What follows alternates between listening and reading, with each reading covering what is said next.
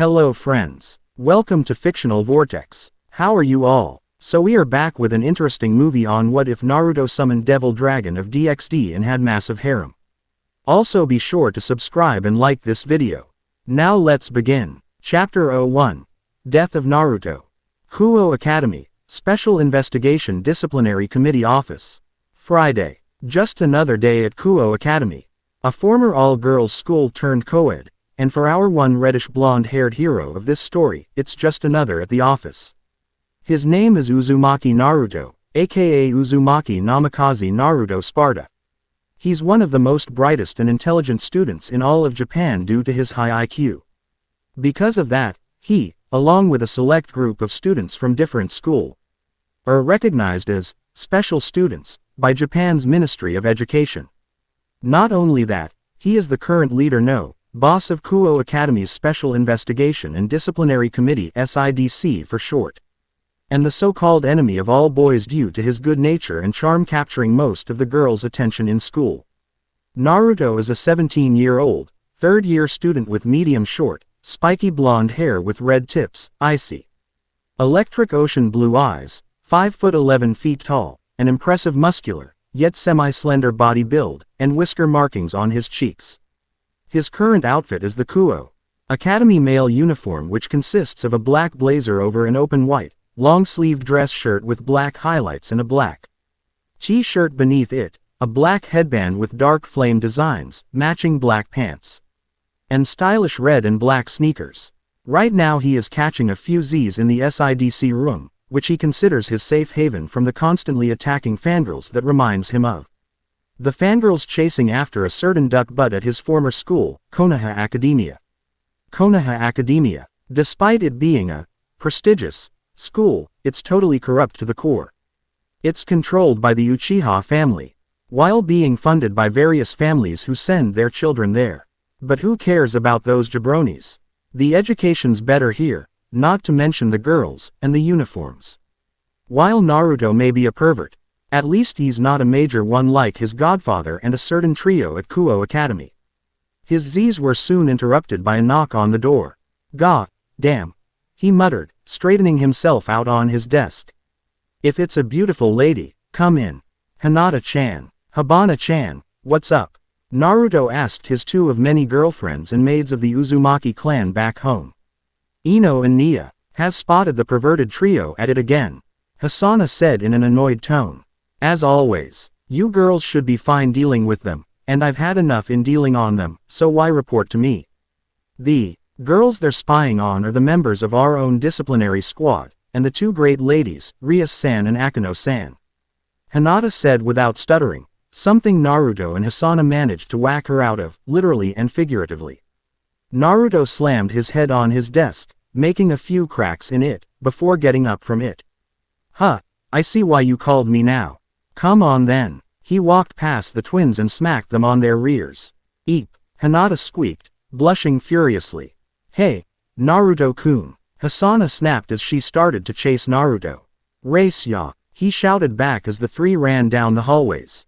Outside the girls' locker room. "Up here, how should you do it, Naruto-kun?" Ino said, smirking and putting a hand on her hips. "I mean, they're spying on your girlfriends, and your sister." "Naughty naughty, they get caught. Good point," Naruto grumbled, rubbing the back of his head and developing several tick marks. "You girls stay here. I'll be right back. Don't beat them up too bad," Nia whispered in her boyfriend, making him smirk. "Hey, it's me," he said with a grin before he jumped off the tree and snuck over to where the perverts are, who were currently praising God for such a beautiful sight. Hyodo Issei, Matsuda, and Motohama, 3 second-year students who make up the Hentai Sanin Gumi, aka the perverted trio, and the most pathetic pieces of craps ever to grace the school. Motohama, another perverted who claims to have the ability to calculate a female's body measurements just by looking. His own nicknames include Perverted Glasses, and the 3 Sizes Scouter. Anyway, these three morons are so focused on the sight of the girls changing that they don't hear Naruto stomping loudly towards them, cracking his knuckles. Noticing that the Windows W air open for air and shows a clear sight of the perverts for the other girls, Naruto took a loud, deep breath and bellowed in a modified voice, holy shit, those tits are ginormous. The shout knocked the perverts out of their happy place and looked around wildly, while Naruto used Hiraishin to rush his rear back to the tree in record time as the wall cracked and broke down, knocking the perverts off the ladder they were standing on. When they looked up, they saw several girls wrapped in towels and staring down on the trio with evil and unforgiving glares. That wasn't us, they protested. The girls were having none of their bullshit as they started to clobber the perverted trio, their screams of pain echoing throughout the school as they were assaulted with fists, kendo sticks, pans, the kitchen sink, etc. Would you lovely girls like to join in with your fellow ladies? Naruto asked the two sets of twins, who all nodded eagerly and jumped down from the tree to join in on the beatdown, making Naruto chuckle. Just another day at Kuo Academy. After the beatdown, the boys, in their chibi forms, were a bloody mess, and bruised from head to toe. The girls were satisfied, as they looked up to see Naruto giving them 2 thumbs up. One for the beatdown, and one for their beautiful towel-wrapped figures. The girls' maids in his harem winked at him and strutted back to the locker room swaying their hips at him. The 2 great ladies on the other hand, the black-haired one waved at Naruto while the redhead looked at him with a small smile before returning to the dressing room with her friend. Anyo, you're Uzumaki Naruto-kun, aren't you? Indeed I am. You're not from this school, judging from your uniform. Naruto noted, jumping down to the ground and smiling at her. But inwardly frowning because her aura was a bit off to him. I actually never seen that uniform before. What are you doing here? Do you need help with something? My school let out early, and well, Uzumaki-kun. Are you seeing anyone at the moment? The girl asked, rubbing her feet together. Naruto shrugged. Depends, considering how many girls are chasing me around, but I'm not dating anyone right now. Why, I'm glad to hear that. My name is Amano Yuma. Would you mind going out with me? She asked shyly, her arms around her back holding her school bag and her heel digging into the ground. Go out with you, Naruto repeated while raising an eyebrow, slightly noticing an unfriendly ulterior motive. You fell for me and something. Hi. Yuma responded, I've always seen you walking across the bridge, and you look so cool and that's when I knew you were my. Unknown to her, Naruto was not buying it. Things like this happened at his old school, Konoha Academia. In all honesty, he, along with his siblings, were the true top students at the school, but the teachers and the administration didn't appreciate the fact that the kids were smarter than their prized student, Uchiha Sasuke, and that those kids were Uzumakis too, despite the fact that they're the children of their alumni member, Namikaze Minato. So they tampered with their grades, making Naruto, and his sisters, look bad. Plus, the minor girls at Konoha did ask to go out with him all the time, only to stab him in the back many times to their own amusement. The movement was spearheaded by the most loyal of Sasuke's fangirls, Haruno Sakura, who had the ridiculous idea that Naruto was crushing on her, when he was actually crushing on her twin sister, Haruno Sakuya, who was nothing like her sister. It was because of Sakuya, his twin sister Naruko, and their sister Narumi, that Naruto has a harem, which consists of both girls, former stalker Hyuga Hinata and her twin Hibana, former Uchiha fangirl Yamanaka Ino and her reserved twin sister Nia, weapons junkie, Higurashi Tenten, dog girl Inuzuka Akira, and surprisingly, Sasuke's twin sister, Uchiha Satsuki. More on that story later, but right now, the girls now working with the Uzumaki family as maids of the Uzumaki mansion, in order to be close to Naruto and prove to his family that they're not like the others from Konoha Academia. So, will you go out with me? Yuma asked with a blush on her face. Shaking his head out of memory lane, Naruto shrugged again, noting that her blush was not genuine. Hinata's a master, and apparently has a spot in the Guinness World Records for most deepest blush ever. Sure, he smiled, who am I to deny a young woman's true feelings? Are you free Sunday? They exchanged their numbers and emails and walked away, with Naruto feeling Yuma's none too discreet sneer at the back of his head as she looked back at him. Sunday, Naruto thought, looking at his watch while walking back to Hinata, Hibana, Ino, and Nia. Better focus on today for now. since I have that chess match against Akano-chan in an hour. Park, Sunday evening. Well, Yuma-chan, it certainly has been an enjoyable day. Yes, it has. We had a lot of fun today. Arigato, Naruto-kun. Yes, it has been an enjoyable day. Both Naruto and Yuma went to a coffee shop where couples frequent, the shopping mall, an amusement park, an arcade, a 5-star restaurant, and finally, a romantic action movie. Well, time for me to go. My mom's gonna have my head if I'm out too late, Naruto said with a nervous laugh. Do you want me to walk you back to your place? Okay, start things first, Naruto-kun. What's up, Yuma-chan? She blushed a bit and asked timidly, in honor of our first date, I'm doing me a favor to commemorate this special moment. Naruto raised an eyebrow and shrugged, smiling. What kind of favor are we talking about? I have a bad feeling about this. Yuma walked up to Naruto, looked him in the eyes, and smiled. Would you mind dying for me right now? She asked with a sudden, eerie smile. Naruto's danger sense went off and he managed to jump out of the way just in time as a spear made of light materialized in the girl's hand, the point pointing where Naruto's heart was. Whoa, a spear of light. Since you tried to stab me, I'm gonna have to guess that you're a fallen angel. Naruto mused as he straightened up. I thought all the devils, angels, and fallen angels have a strictly enforced order not to mess with me or my clan. May I ask why you're trying to kill me, Yuma-chan? Gomen, Naruto-kun, she said, smiling maliciously as her cute voice changed into a lower pitch yet seductive and haughty tone of voice, but you'll never know. Although short-lived, playing lovey-dovey with you was fun. I'll take good care of this gift from you, she said, stroking the silver necklace he gave her. So. Damn, there's no way my luck is that bad. Why did he have to turn from a cute to a hot chick? Naruto grumbled before sighing loudly. Looks like I'll have to apologize in advance for consuming you, fallen angel. Consuming, Yuma repeated as she materialized red energy to create a spear. Are you a cannibal or something, Naruto-kun? Naruto smirked. Nope, it's just an expression for kicking your ass. In this world, the law of the jungle applies on the battlefield. The strong may feed on the weak, but I feed on the strong, and fallen angels like you are on the menu. Rainier sneered at that and threw the light spear at Naruto, who ducked, took off the guitar case that he had on his back, and kicked it open, taking out a massive broadsword with a heavy double-edged blade, notched on both sides near the tip, and the pommel resembles a single spike. The grip is plain, but the guard is skeletal, with a skull face on each side leading to the rib cage from which the blade emerges, and the crosstree folded against the ribs. Meet Rebellion, one of my clan's heirlooms, he said, pointing the blade at her. I have to warn you, if you strike me down, I'll become more powerful than you could ever imagine, but you'll have to work for your kill, Yuma.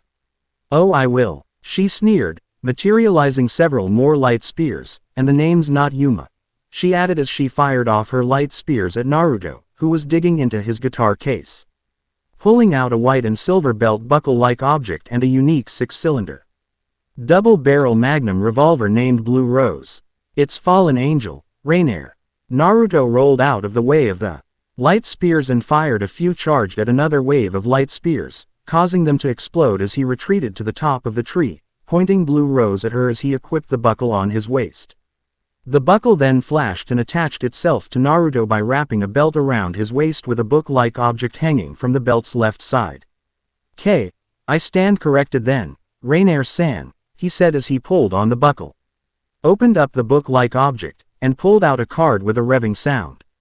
Dodging and rolling away from another light spear that was thrown at him, Naruto raised the card, showing a picture of an armored being, flipped it around, and inserted it into the belt, with it announcing, Kamen Ride.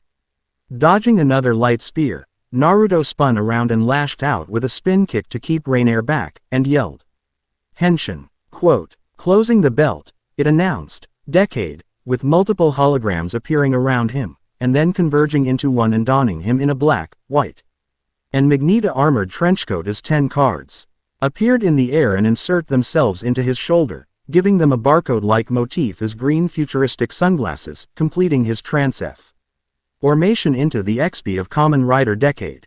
Cracking his neck, Naruto opened up his Deca driver and ride booker and took out a card with another common rider on it, also inserting the card to the Deca driver and closing it. Kamen Ride. Phase. The belt turned into another belt with various gadgets as a cell phone appeared in Naruto's hands. Opening it and punching in 555, it announced, standing by. Henshin. Quote. Inserting the cell phone into the new belt, it emitted photon blood that shaped around Naruto's body via proton streams, forming the Sol foam, the Sol metal, the full metal lung, the power anklet, the energy holster, the global feeler, and the ultimate finder armor pieces on his trenchcoat before a flash of red light consumed him. When the light died down, Naruto's trenchcoat turned black with red lines, and had silver armor on his chest and shoulders, with a bracer on his wrist, the phase driver on his waist, and yellow sunglasses, turning Naruto into a cooler version of Kamen Rider Phase. Saw, Naruto said as he cracked his neck and flicked his wrist, it's time to feast. It's showtime, fallen angel. Wielding his sword Rebellion in the Yagyu Shinkage Ryu stance, Naruto charged at Rainier, who retaliated using her light spears. Naruto weaved through the deadly spears, and swung at Rainier, who parried using a light spear and retreated to the air. Naruto, TCHED, and Hig. H jumped to her to using an aerial combo followed by an aerial rave attack, but she kept dodging and flew higher. So, her weakness is close-range combat. Naruto noted, looking bored as he landed on the ground. She must be scared to fight an opponent face-to-face, such as the way of a coward. All right then, Naruto spun around and executed round trip, throwing Rebellion at Rainier. Rainier ducked and sped towards Naruto, ramming him into a tree. She threw a light spear at his head, but he managed to duck in time, kicking her in the stomach as she got close, making her skid back. Naruto then rushed forward, unleashing a streaming barrage of sword slashes at Rainier, who managed to jump back to avoid the deadly blows, but Naruto saw that coming and quickly set the phase mission memory on Rebellion. Opened the cell phone on his belt, and pressed enter before closing it, with the belt announcing Exceed charge. The energy flowed from the gear along the photon stream before coating Rebellion's blade with red energy. Naruto then fired off 3 drive attacks, hitting Rainier and blasting her back. Time to end this, Naruto said, shooting forward with his sword at the ready. Rainier then gave off an evil smile. You're right, it is time to end this. She suddenly blurred forward, dodging his sword strike and kicking it out of his hand. She then grabbed the phase gear, and ripped it off of him while passing him, dehensioning him back to Naruto, who grunted in pain from the forced transformation as the phase gear turned back into the Deca driver. Crap, he growled, as Rainier appeared in front of him and grabbed him by the throat, materializing light spears all around Naruto. Looks like the one who'll be eaten here is you. Now, please die, she said sweetly, and with a snap of her fingers. He got impaled in his vital areas with blood spurting everywhere. Ow, he said as he threw up blood and collapsed on the ground, feeling himself fading. Naruto-kun, Naruto, cried several voices from inside his mindscape. And for the final touch, Rainier grabbed Naruto up the cuff of his shirt, and threw him up in the air. She then grabbed Rebellion, and impaled him in the heart, just as he came down. The last of the light disappearing from his eyes. I don't know why the higher-ups want us fallen angels to leave you be. Maybe you posed a future threat, or you were possibly the key to the war. I don't know. No matter though, since I took the initiative and moved in for the kill, and you've just been eaten by a fallen angel, she said, sticking Rebellion with Naruto's corpse to a thick tree. You should just blame God for whatever made you special. Thanks for the wonderful memories. Satisfied with her work, she laughed as she walked away, humming a tune to herself as her cell phone went off. Moshi Moshi, she asked cheerfully. Rainier-san, what's going on? I've been unable to get a hold of your sister. Quote, oh leader-sama, I don't know where she is right now. But I just took care of a future problem. Huh, a future problem. Pray tell. Quote, I killed Uzumaki Naruto. He was formidable, but... I'm sorry, but can you repeat that? Uzumaki Naruto. Uzumaki Naru. You fool. Why did you do that? Have you forgotten my orders? Quote, leader-sama, what's wrong? There's a reason why we have strict orders not to bother that boy or his family. I only Wanted you and your sister's group to only run surveillance on him and that other kid. But because of you, you've now unleashed a power greater than the three factions combined. Rainier frowned at that. No, he can't be. There's no possible way he's the one with their bloodlines. I mean, I killed him easily. Just then, an explosion of power flooded the park, crushing Rainier as she fell to her knees from the sheer weight of it. Now horrified, she turned to find a sight that will forever be embedded in her mind forever. The conflict between the three factions is about to receive a new challenger. And he, pissed, saw, it's time for round 2, Fallen Angel. Quote, end of chapter 1, ending theme. Trip innocent of D by larval stage planning. Next time, chapter 02, Ascension Rebirth. Naruto goes through a rebirth and shows Rainier her place. Info and references. Hinata's twin, Hibana, formerly Hisana, is like the alternate Hinata from Road to Ninja in terms of appearance and personality. Ino's twin, Nia, formerly Kyoko, is like the alternate Ino from Road to Ninja in terms of appearance and personality. Rebellion and Blue Rose are weapons from the Devil May Cry series. In the original version, Naruto had the complete Decade and Faiz armor on. Now he had clothing that mimicked the style of their armors. Aerial Rave and Round Trip are attacks from the Devil May Cry series. The way Rainier finished Naruto is similar to Feral Chaos, Ultimate Attack from Dissidia Final Fantasy. Release date: Saturday, August 11, 2012. Revised: Thursday, February 14, 2013. Corrected and revised, hopefully for the last time, Friday, May 17, 2013. Ascension Rebirth Redux. Revisal notes. Not many changes except adding in Kurami in Naruto's mindscape. Author's notes. Glad to see this story's gotten good reception. One guest said that I should add Kaniko's sister, Kuroka, to the harem. Request granted, although she'll be a servant like the two fallen angels. Also, I've added some information about Naruto on my profile page. It pertains to the whole Naru X Unleashed series. Finally, there may be a second season of High School DXD to be confirmed real soon. Revised AN. There is a second season. Woo woo. Review responses. Introverted mind.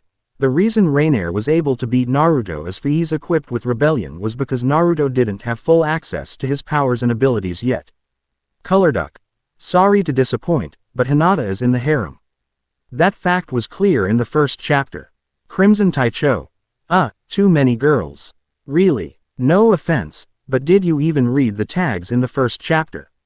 MASS. Harem tilde. Others. Thank you. Thank you all. Disclaimers. I do not own Naruto, High School DXD, or any other crossover that'll appear. Warning. The following beatdown is brought to you by your friends from D Generation X. Then again, considering Rainier's actions in the light novels, manga, and anime, she deserves every last. And if you're not down with that, we've got 2 words for ya: suck it. Last time on Devil Dragon Storm Emperor. Uzumaki Naru. You fool. Why did you do that? Have you forgotten my orders?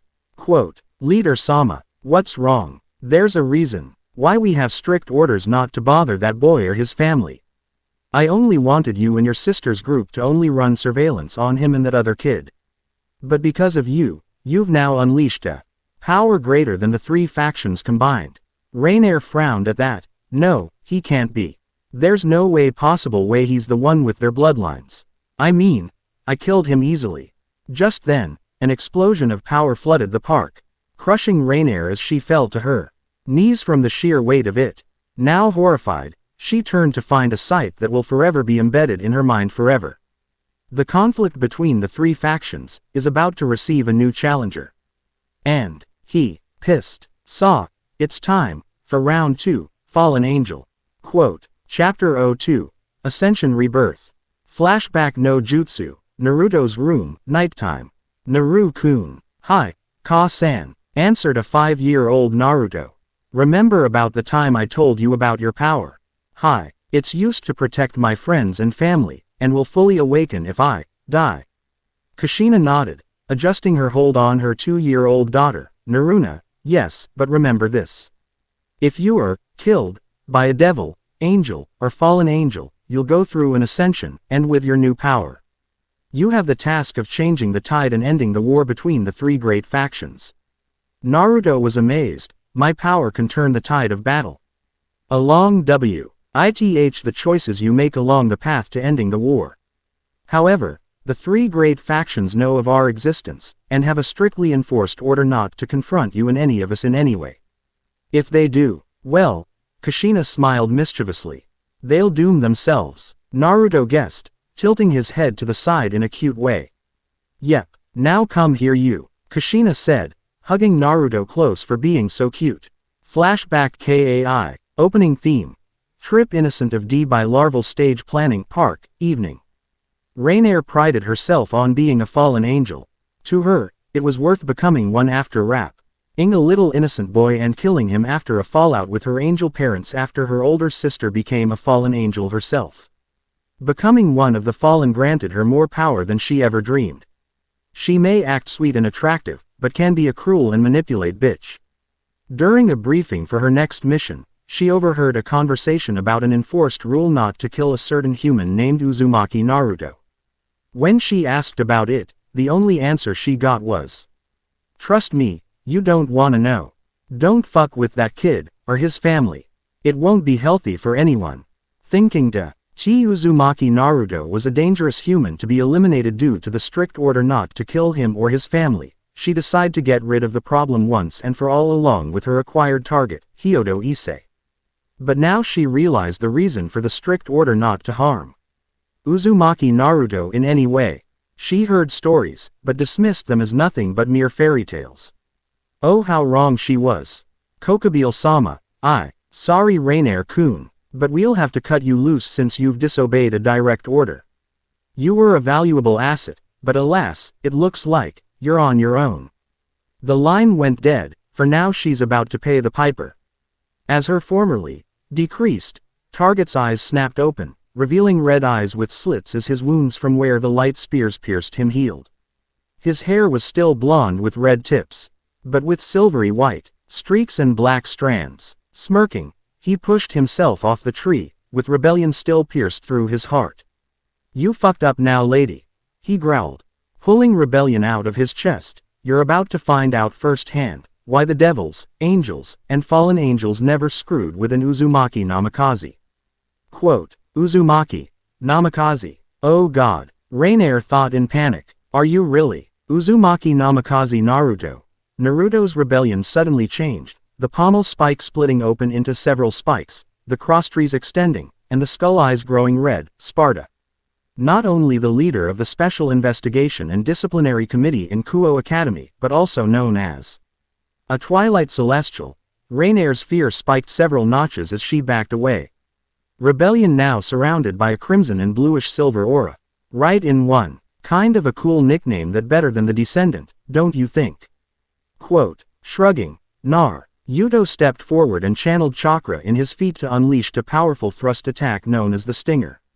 Rainier tried to dodge, but got blasted back into a tree as Naruto prepared his next attack. Strike, he yelled, executing a lightning-quick drive attack, sending a powerful red shockwave, hitting Rainier and sending her through the tree. Rainier cried out in pain and fired off a few light spears in retaliation. But Naruto blocked them all by lazily spinning rebellion in front of himself, yawning as he did it. Stealing herself, a bruised Rainier gripped a light spear and engaged in a short sword fight with Naruto before he parried a stab to his heart and booted her in the head, forcing her back. What's wrong, Rainier? You're not done already, are you? Just throwing light spears isn't the only thing you can do, right? He taunted, letting out more of his power and letting it blanket the area along with his killing intent, making Rainier nearly piss herself. Rainier responded by sending a concentrated light spear at Naruto, but he put his finger out, letting the spear dissipate harmlessly off his finger. For someone of the twilight who dwell between the light and darkness like myself, that tickles.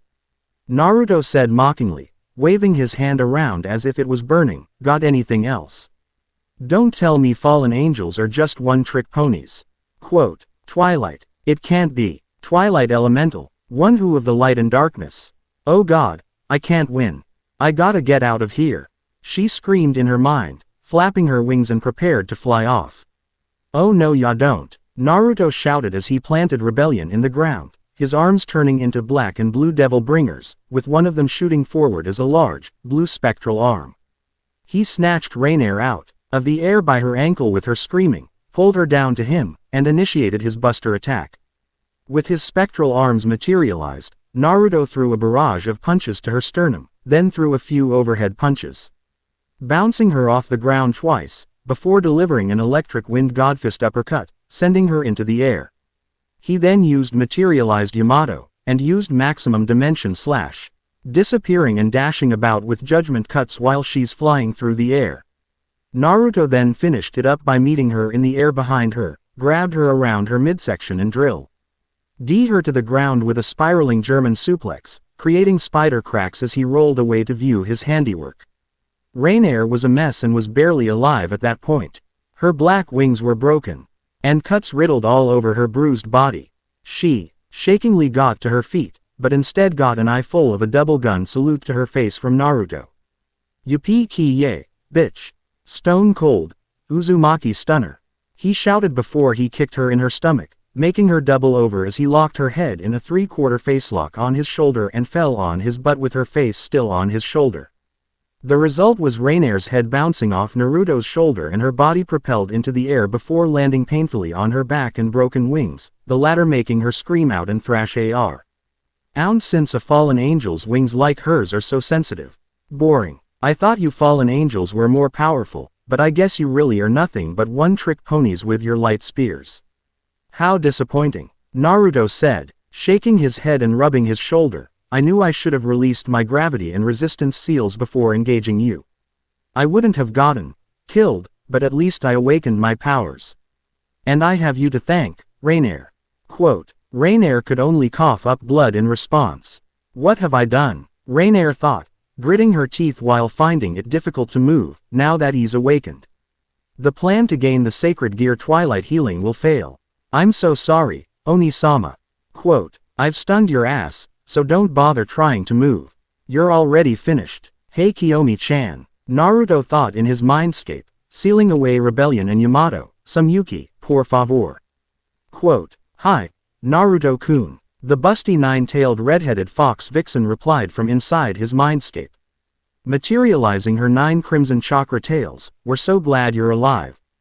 Guess we worried for nothing, huh?" Quote, "I love you guys too," Naruto said as he walked over to the prone Rainier and lifted her up by the neck. "Stop, please, Naruto-kun. I'm so sorry," Rainier pleaded. "Please, I love you so much, have mercy." Naruto glared at her. "Mercy, like you showed your past victims ever since becoming a fallen angel. Sorry, but I'm all out of mercy today, dear Yuma-chan tilde." Quote, focusing chakra and Yuki into his eyes, Naruto activated his unique Sharingan that's shining blue and slit-eyed with red tomo. Making eye contact with the fallen angel, Tsukuyomi, Keisei. Naruto's Tsukuyomi world. Where am I? You're in my world now. What? Too bad. Normally you'll be in here for the next 72 hours. But this is different from the usual Tsukuyomi. For the next month, your ass belongs to me. Quote, no tilde. Hey, Yoko-chan. What is it, Kiyomi-chan? I have an idea giggles. Oh boy tilde pervert Kiyomi. At it again. Can it, Kurumi-chan? Real world. 3 seconds later, Rainier cried out, her body suddenly having a massive, mind-blowing orgasm as she was dropped to the ground. A month in Naruto's Tsukuyomiscape with Kiyomi and Yoko can do that. Honestly Rainier, I really planned on killing you, but it would have been a waste. Naruto admitted, you dying would have been an escape from the torture that is to come from my sisters, especially my mother, Kushina. Ah, Naruto-sama. Rainier moaned in ecstasy, her face now that of lust. Naruto-sama. Naruto raised an eyebrow as he bent down to her level. Are you switching sides or something? I'm sure she would after Kiyomi and Kurumi fucked her senseless in every single way for a month inside your tea. Tsukuyomi world and you continuously denied her climax for hours, Naruto-kun. Said the buxom white-haired 10-tailed beast, Kagura, with cage bunshin to boot. Quote, hey, it was my idea to begin with. Kiyomi protested, waving her arms around. That fallen bitch needed to learn her place after she killed Naruto-kun. Quote. Side point. Kurami grumbled. Both of you, can it before I come in therein. Naruto started to warn them. But all he heard were two spurts that were massive nosebleeds, when a couple of crashes to the ground. Idiots, thought Naruto's fourth tenant, Arwen, the Imperial Queen Dragon Empress in her human form. She has dark silver hair, light silver eyes, a regal yet beautiful face, and a black kimono hugging her shapely figure. Oops, forgot that they can't control their perverted imaginations. That's gonna come back to bite me. Naruto muttered, turning his attention back to Rainier. Fuck, the fallen angels, she panted, before climaxing against her will, still feeling Naruto's power. Good answer. We'll talk later, but for now you'll spend some more quality time Q-chan, Yoko-chan, and Arwen-chan. Sweet dreams. Naruto, lifting her up by the shreds of her remaining clothing. He then used Kamui on her, sending her to an isolated prison area of his pocket dimension, a world between his mindscape and dreamscape. Next, he sent out a pulse, clearing the area of his aura as he picked up his guitar case and Deca driver. She is the girl who suffered from the recent perverted trio incident, the leader of Kuo Academy's occult research club. And one of the two great ladies of Kuo Academy, Rias Grimori. Naruto-kun, she thought, putting a hand to her fast-beating heart, you really were the descendant, the Twilight Celestial, all this time. Quote. Yes. Rias Grimori has fallen for the leader of the Special Investigation and Disciplinary Committee, Uzumaki Naruto, the feeling in her heart returning ever since she saw him hang out with her best friend Akino one day. Back during the incident at school with the perverted trio, she was relived that Naruto, along with the girls in his harem, defended and protected her and her friend from those lustful perverts.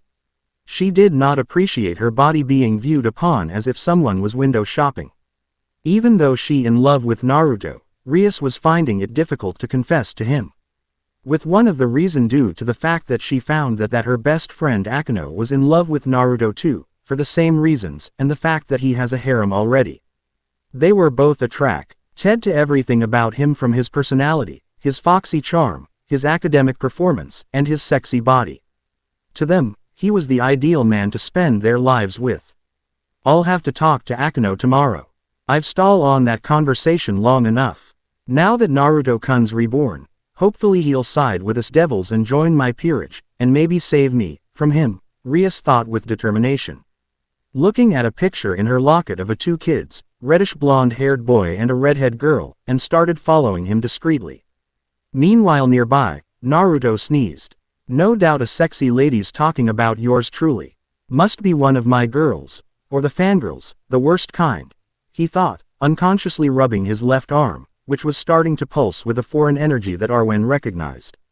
What the D-Drake? What the hell? How did you get into Naruto-sama's body? Quote. Me, I've always been here, hibernating, until the kid's ascension woke me up. Looks like things are going to get real interesting. Indeed. Quote. End of chapter 2. Ending theme. Study X Study by Styleup S. Next time. Chapter 03. Invitation from a Devil. Will Naruto join Rias' peerage in the Occult Research Club? Info and references. Stinger and Drive are attacks from the Devil May Cry series. The Electric Wind Godfist is a signature attack of Kazuya Mishina from the Tekken series. The Maximum Dimension Slash, with Judgment Cuts, is one of Virgil's special in Ultimate Marvel vs. Capcom 3. The spiraling German suplex is a move Nero used in his fight against Credo in Devil May Cry 4. The Stone Cold Uzumaki Stunner is basically the Stone Cold Stunner that Stone Cold Steve Austin uses in the WWE WWF. Tsukuyomi Keisei is an advanced Tsukuyomi from one of my favorite stories, Naruto Chaos Mage. Released Thursday, August 23, 2012. Edit August 23, 2012, fixed a few mistakes. Edited Thursday, February 14, 2013. Edit February 18, 2013, fixed an error, and Naruto's hair returns to its normal color. Corrected and revised, hopefully for the last time, Friday, May 17, 2013. Invitation from a Devil Redux. Revisal notes. A new touch-ups here and there. Nothing major. Warning. I've fixed up the first 2 chapters a bit. So check them out first before starting on this chapter. Author's notes. I'm back, and I found something really interesting where surfing fanfiction stories. Apparently there's a writer named Increed who recently released a Madoka box high school DXD stories using the same title as this one, Devil Dragon Emperor. Not a bad story, but hardy har har. I don't know if he intentionally did it or not, but I really don't care. Since in that case, it's time for a slight change in title for this story that'll suit the Naruto X Unleashed universe, so other readers won't get confused, and the title is Devil Dragon Storm Emperor. It's fitting since I've revised the first 2 chapters a bit and now coming out with a new one. Oh yeah, I'll have you all know that there is no sinister, interior motive for Rias crushing on Naruto. None. It's just puppy love, similar to Hinata crushing on Naruto in canon. That, and Naruto and Rias have a forgotten childhood past, and Rias, Devil Instincts recognized Naruto as an alpha. Review responses. Gratur. How would Naruto joining Rias peerage suck? Introverted mind bows. Guest August 23, 2012. I just might add a bit more to the beatdown in the future. Naruto will have the boosted gear, while Issei will have something similar to it. Rasen Shuriken 92. There will be enemies that'll give Naruto a hard time, but it'll only work once. Code RR. He'll have a gear, demon and a gun. Thank you. And I will continue both stories in the future. Chirumi Calamity. I'll take that suggestion under advisement. Enko. Shugo Chara. Never heard of it. As for the harem, let me worry about that. Ken Lim. There will be devil arms, and there'll be a time when the boosted gear and devil bringer merge. And the flame eye, I gotta see it in action first. J Price 410. There will be lemons. Roan Steel. I'm in college too, you know. Dark Vizard 447. You see what dragon Issei will have soon enough. It's an OC. Hint. A dragon he can relate to. Oblatus Umbri. Naruto. His own peerage. Not happening until much later, since I already have something planned. To the others. Thank you, smiley face. Disclaimers. I do not own Naruto, High School DXD, or any other crossovers that'll appear. Last time on Devil Dragon Storm Emperor. I'll have to talk to Akeno tomorrow. I've stalled on that conversation long enough. Rias thought with determination as she started following him discreetly, now that Naruto-kun's reborn. Hopefully he'll side with us devils and join my peerage, and maybe save me from him. Meanwhile nearby, Naruto sneezed. No doubt a sexy lady's talking about yours truly. Must be one of my girls, or the fangirls, the worst kind, he thought, unconsciously rubbing his left arm, which was starting to pulse with a foreign energy that Arwen recognized. What the, D-Drake, what the hell, how did you get into Naruto-sama's body? Quote, me, I've always been here, hibernating, until the kid's ascension woke me up. Looks like things are going to get real interesting. Indeed. Quote, Chapter 03. Invitation from a Devil. Opening theme. Trip innocent of D by larval stage planning. Uzumaki Mansion. Think Lara Croft's manor from the first Tomb Raider movie. Uzumaki Naruto is a fearless individual. He can stare into the face of death and give it the double gun salute, like he did in his battle against Rainier. Hell, he'll do even the DX chop. That and the 3 Japanese gods, Kami, Yami, and Shinigami won't let him or his clan die due to their blessings. But when it comes to facing his mother's wrath, Naruto tilde. Yeah tilde. Currently, our hero is being chased around the mansion by his pissed-off mother, Uzumaki Namikaze Kushina. She has long bright, you gotten yourself killed by a mere fallen angel. Pay the price, she shrieked as she threw a horde of kunai with Naruto dodging. No disrespect mom, but I prefer not to get killed again, thank you very much. Naruto countered, dodging his mother's water dragon bullet and activating his biotic ability and shot some black webbing from the bottom of his wrist to stick to the ceiling to swing across the huge living room to the other side, the water dragon completely missing him and crashing through a wall. Meanwhile, Naruto's little redhead sister by a year, Uzumaki Namikaze Narumi, shook her head. She highly doubted that Kushina would kill Naruto, considering his now awakened bloodline. He'll be fine, she assured herself as she went to the kitchen to have some of the maids make her a snack. Back to the chase, Naruto took refuge in a chandelier, but Kushina, using impressive reflexes. Bounded off the glass roof and tackled him, making both of them crash through the expensive lighting and onto the soft sofa in the living room with Kushina not letting him go. Naruto struggled for a bit before feeling his shirt dampening. Naruto's eyes widened when he realized that his mother was crying into his shirt. I feared the worst when I couldn't feel your presence anymore. I was worried sick until you came back. Please be more careful next time, Naru-kun. She whispered, tightening the grip on his shirt. Naruto sighed, now understanding his mother's plight as he rubbed her back and kissed her forehead. I'm sorry, Ka-chan. I let my guard down for a second, but I'm fine now, see? He said, waking his arms around. Are you sure? Kushina asked while wiping her tears. I mean, now you're involved in that damn war. And my extension, all of us in the clan. Naruto shrugged. I think it's for the best now that I think about it. The fallen angel targeted me because she thought I was a future threat. Who's to say that the other fallen angels will target the other people in the city, as well as rest of our friends and family, because they think that they're a threat? I'm not gonna let them do what they want. Kushina scratched her head. I never thought about that possibility, but you're right now that I do think about it. Even me and the other girls might be targeted.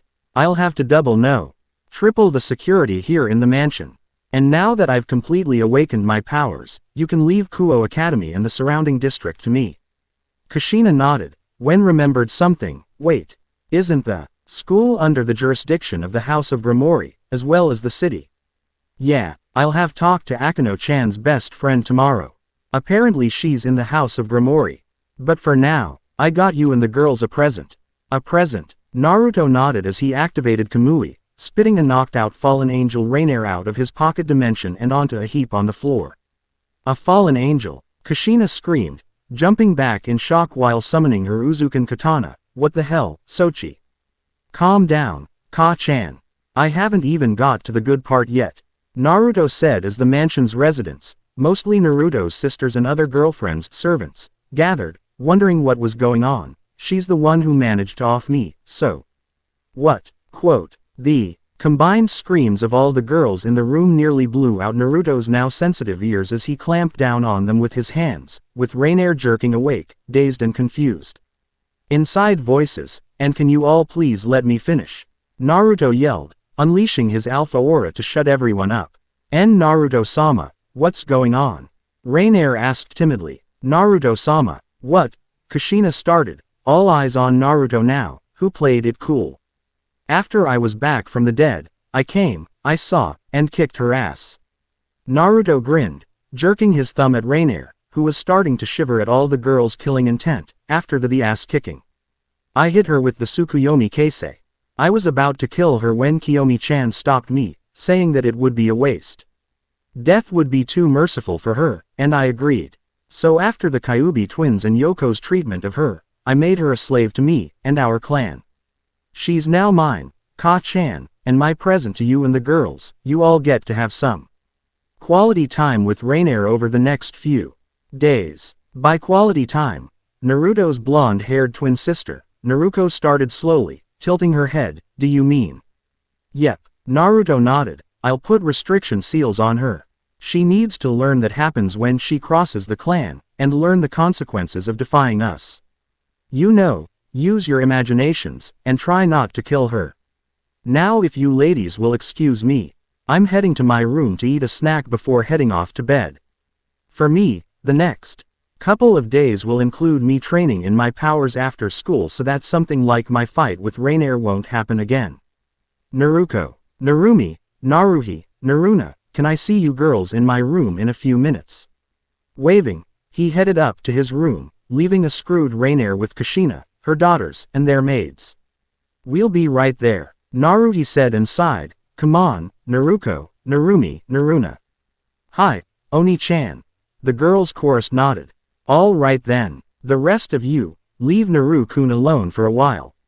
Kushina ordered. Now that his bloodlines awaken, most of the undesirable in the three factions are sure to come after him, and all of us included. Understand? Hi, Kushina-sama. They LL chorused as Kushina looked down on Rainier. Good, now what to do with you, Rainier-chan? Rainier was figuratively pissing herself as Kushina's eyes turned red with slits, and gave Rainier an evil smile while cracking her knuckles. Mercy, Rainier squeaked, as the pressure from the killing intent kept her glued to the floor.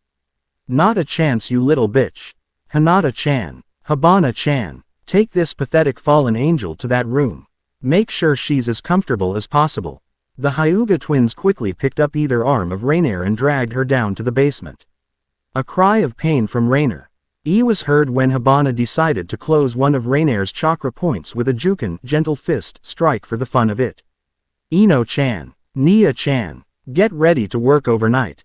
Hi, Kushina-sama, the twins blondes chorused as they went to get their things for torture and interrogation. Kushina-sensei, what about me?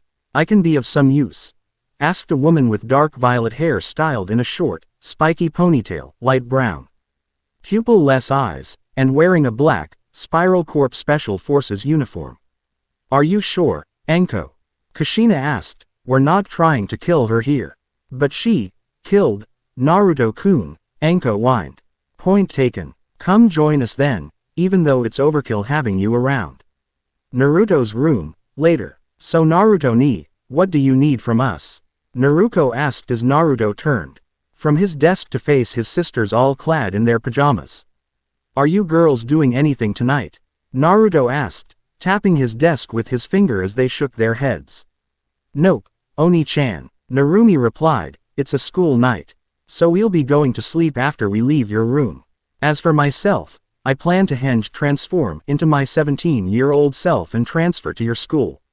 Naruto said, due to the fact you can't stay out trouble. It was just one time. Naruto grumbled, scratching his head, it won't happen again. But are you sure? Well, you don't need to change into a younger form. Believe it or not, Kuo Academy actually has a college as well on the school ground, so you can easily enroll there. There's also talks about adding a grade school and junior high school as well. Naruto pointed out. Huh, sounds good, Naruto said, nodding. I'll enroll in the college, and Naruna can be temporary enrolled in the first-year classes.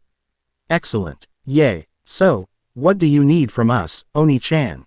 Naruna asked, bouncing up and down. Naruto held out his hand, and materialized 4 balls of white light with dark electricity arcing across them and rainbow-colored energy flowing out of them.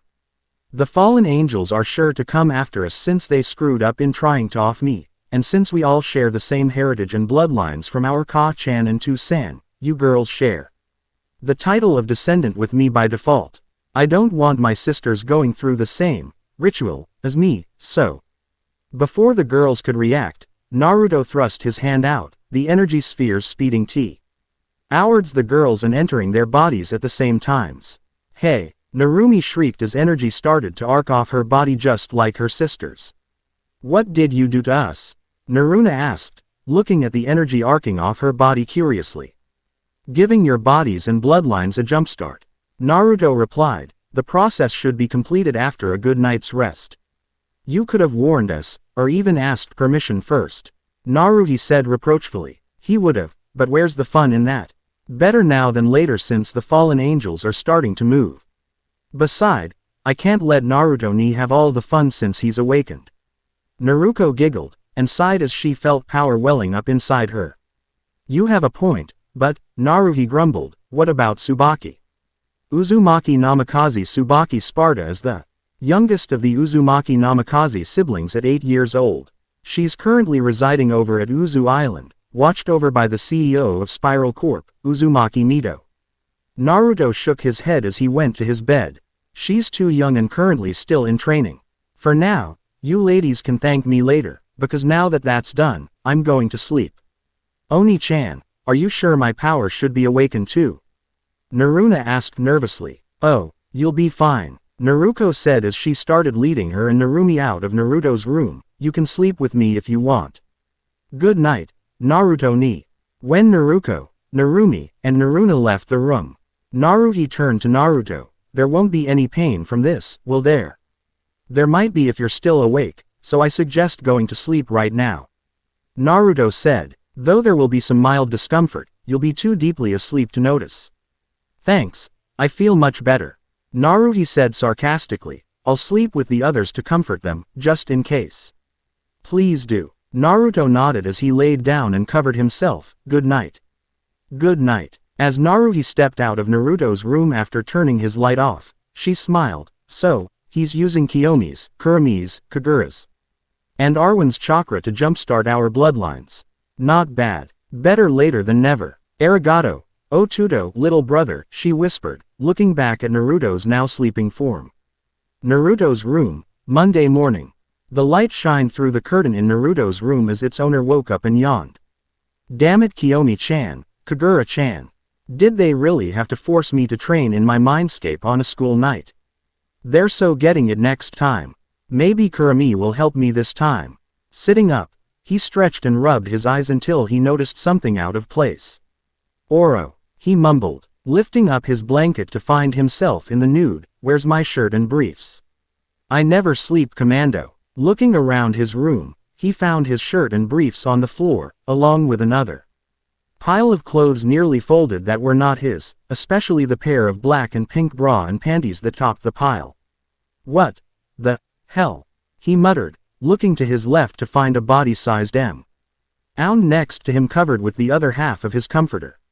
He pulled it back to find his redhead schoolmate, Rias Gramori, sleeping next to him, just as naked as he was in all her glory. One of the two great ladies of Kuo Academy. Rias Gramori, how the hell did you get in the mansion and in my room, huh? He started sniffing, the scent of her making him facepalm. Wait, minute, of course, Gramori. You're, Rias. Eyes then locked onto a less than amused Naruto and smiled. Oh. Ohio, good morning, Naruto-kun. Yeah, Ohio, my foot. Naruto snapped. What are you doing sleeping with me in my bed? Not that there's anything wrong with that, he added, smiling slightly with a tick mark on his head. Well, Rias playfully adopted a mock-thinking pose. I was stalking you, but then a stray cat got in my way, getting me lost on the road of life.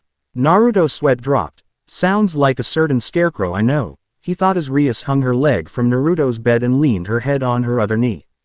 Apologies for the late introduction since this is the first time we're speaking to each other, she said as bat-like wings suddenly emerged from her lower back. I am Rias Gramori, a devil. Nice to finally meet you face to face, Uzumaki Naruto-kun. Huh, likewise, Rias Gramori-san, Naru-kun. Naruto paled when he heard his mother's voice coming from the hallway. Uh-oh. Naru-kun, wake up. You're supposed to be down for breakfast by now. Kushina called out, her voice getting closer. Hinata-chan, Habana-chan, Ino-chan, and Nia-chan already went ahead. Of all the day, she decides to come wake me up. I'll be right down. Just hurry up, your sisters are already eating. Just because you're a special student who has the backing of the Ministry of Education, doesn't mean you should abuse your privileges.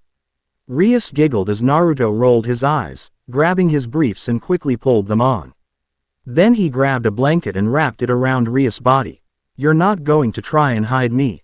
Rias asked, cocked her head to the side. Ka-san would detect you anyway. Naruto explained, might as well get it over with. Naru-kun. The door opened and Kushina ed her head through the door to find Naruto pulling his shirt on, and Rias, looking at her in curiosity. Ohio, ma'am, she greeted cheerfully. Tilda. Kushina blinked, her brain currently trying to OCESS why a foreign young woman is in Naruto's bed while he's getting dressed. Ohio, Ka-chan, you know you're gonna catch flies if your mouth continues to hang open like that. Naruto said wryly as he rummaged through his closet for a clean uniform. We'll be right down. Hi, we'll be waiting. Kushina said slowly as she backed out and closed the door. Your mother's really beautiful, as commented as she hopped out of Naruto's bed. Are you sure you're her son? I checked my own birth certificate myself, Naruto said, quickly putting on his uniform, so I'm 100% positive.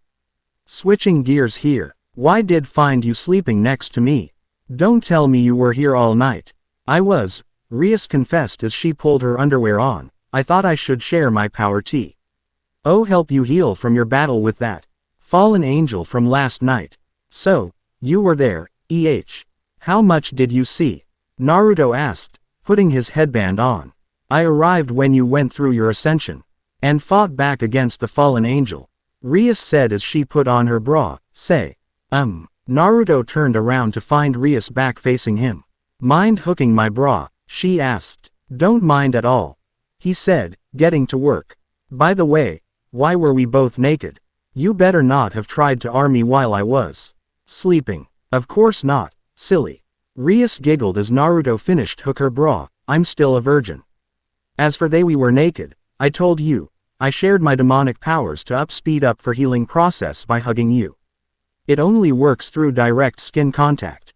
I was worried about you after all. Thanks, but you didn't need to. Naruto explained to her as he started getting dressed. The many inherited DNA in my bloodline involved regenerative and accelerated healing, and instant recovery overnight. But I guess I should thank you for not letting my powers work overtime just as they awakened. You're welcome, Naruto-kun, Rias said happily. May I call you Naruto-kun more often? As long as I can call you Rias-chan. Deal. Say what? The mansion shook the mansion as several shouts echoes throughout it. Naruto looked over his door and sighed. Sounds like Ka-chan. Told my sisters and maids about you being here. How did you get in anyways with all the security we have? I just used a magic circle, Rias replied as she started putting on her uniform, using the flyer you got from my familiar during your date with the fallen angel. Oh, Naruto suddenly received a flyer from a bat-like girl in town during his date with Rainier. I'm guessing it was no coincidence. Rias just hummed to herself in response, with Naruto shaking his head. Hey, Rias-chan, have we met before? Rias smiled. Who knows, you really don't remember me, but this is a start, Naruto-kun. Uzumaki Mansion, dining room, a while later. Ohio, my precious mother and sisters. For those who don't know her, allow me to introduce one of the two great ladies of Kuo Academy, Rias Gramori. Leader of the occult research club at our school, Kuo Academy. I'm Rias Gramori. Nice to meet all of you. Naruko grunted while finishing her last bit of toast. Narumi and Naruna smiled and waved at her.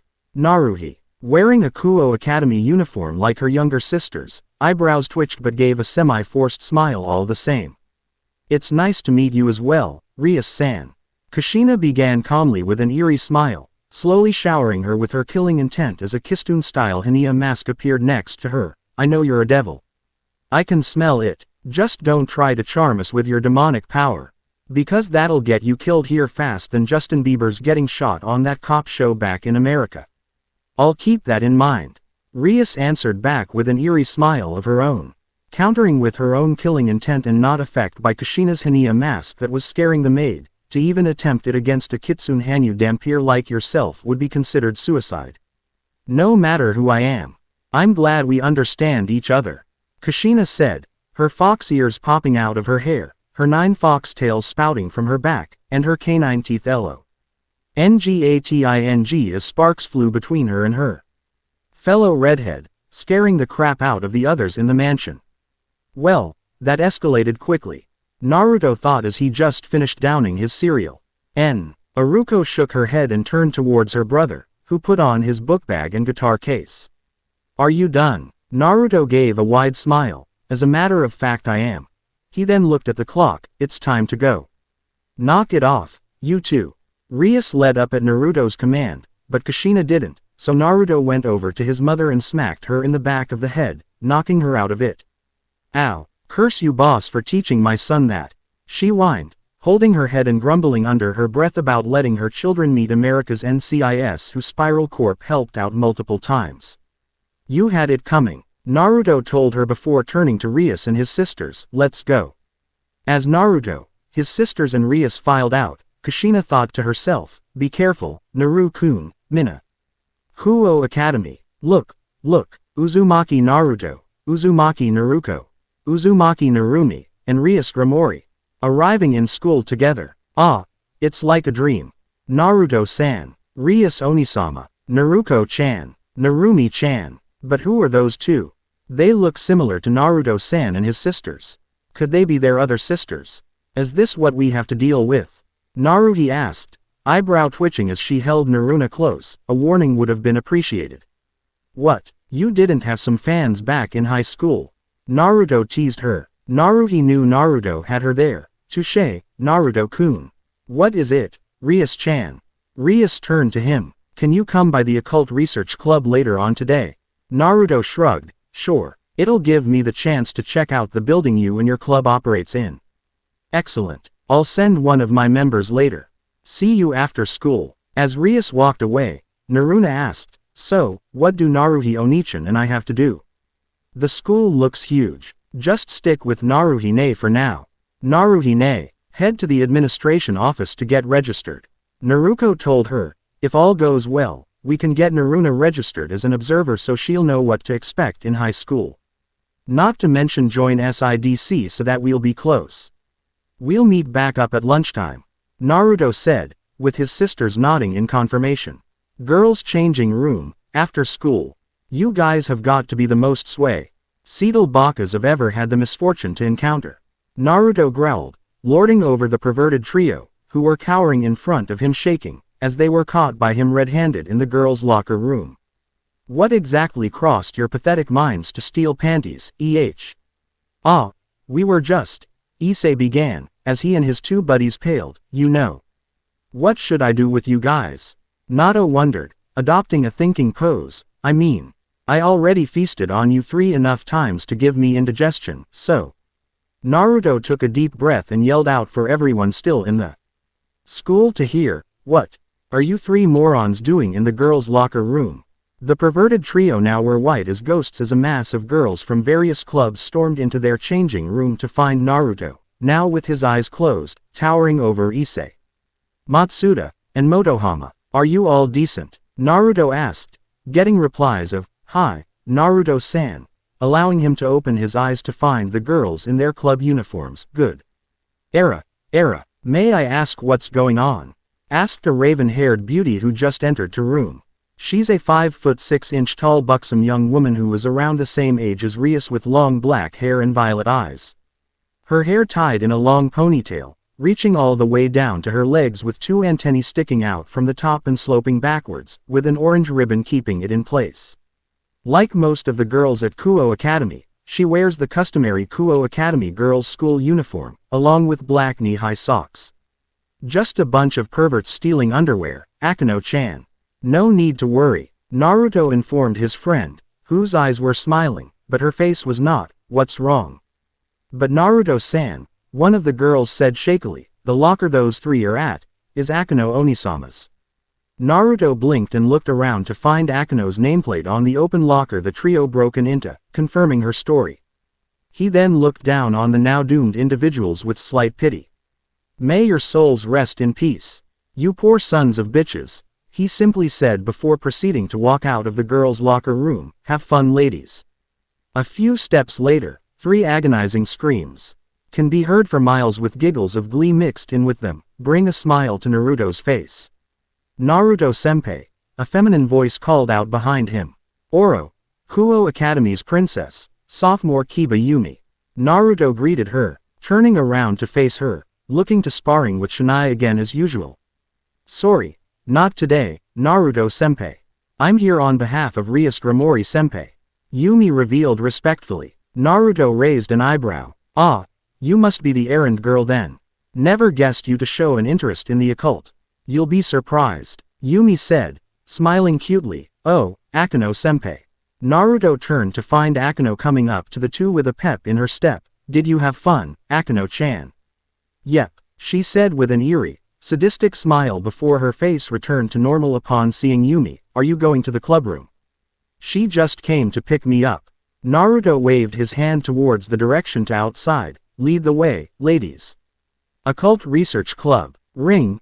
Mochi Mochi. Naruhi. What's up? Yes, okay. I understand. Just be careful, alright. Good. Okay. Yane. Naruto closed his Spiral Corp manufactured smartphone. Naruhi and Naruko is taking the others back home. Naruko will be coming back for me soon, he explained, answering Yumi and Akano's questioning looks. I see, Yumi said as she opened the mahogany-colored doors. We're here. This is the Occult Research Room's meeting room. This is your first time here, right, Naruto-kun?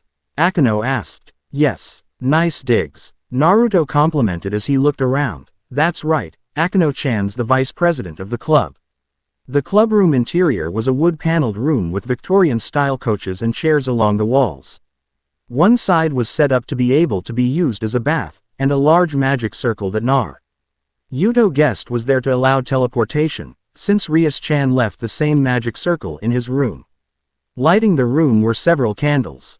Sitting on one of the couches in the middle of the room was a petite girl around 15 years of age with white hair with an hazel eyes and cup size ranging between mostly B and slightly C. At the front, her hair has 2 long bangs going past her shoulders and several loose bangs hanging over her forehead, while the back has a short bob cut. She also wears a black cat-shaped hair clip on both sides of her hair. She wears the Kuo Academy girls' school uniform, albeit without the shoulder cape. Right now, she's eating a snack, not noticing the others. To think the cold fish freshman Kaneko-chan would be in the club as well. Naruto mused as he sat next to her. Naruna said the school was big. The school's actually a small place. Quote, "Oh, Uzumaki-senpai," Kaneko said, finally noticing Naruto. "Hey, Kaneko-chan." Naruto greeted her, ruffling her hair. "How life?" Kaneko shrugged and continued to eat her snack, ignoring her upperclassman's attempt to get her to open up. Naruto then turned to his side to find the shower was on, and Akeno going in with a pile of fresh clothes. "Bucho President, I brought you a change of clothes," she said. "Rias-chan must live here," Naruto guessed, looking at the outline of Rias' body. "Geez, she could install a door or something. Is this really a clubroom like Yumi claims? Thanks for waiting." Rias stepped out of shower, fully dressed and drying her red hair with a towel. "Sorry, I spent the night at your place, so I had to." Naruto shook his head. "It's all right." Rias nodded her head, then proceeded to start the meeting. "Well, everyone's here now. Welcome to the Occult Research Club, Naruto-kun. Happy to be here. But occult research. Now that I look closely at the room, I don't see any skulls, potions, or weird markings on the wall aside from that magic circle. What's the story?" Naruto asked, since the room looked anything but a place to study the occult. "The Occult Research Club is a mere facade. Nothing more than a hobby," Rias explained. "I'll be frank with you, Naruto-kun. Everyone in this club are devils." Naruto blinked twice, then eyed Akeno, Kaneko, and Kiba with calculating eyes, unconsciously summoning his devil bringer on his right arm. "Seriously." But when everyone's wings spouted from their backs, Naruto sighed. "Okay, I'm convinced. A school club that's actually a front for devils. What else don't I know here? So, what do you guys actually do? Considering what I just learned, I highly doubt you guys really study the occult." Rias nodded as she sat on the table, guilty as charged. "It serves as a cover for us devils and in order to get out of school activates in case of an emergencies. Such as hunting down a stray devil or to take out a fallen angel. I'm sure you know the history of the war between the angels, fallen angels, and us devils, right? They were under the guise of bedtime stories Ka-san told me.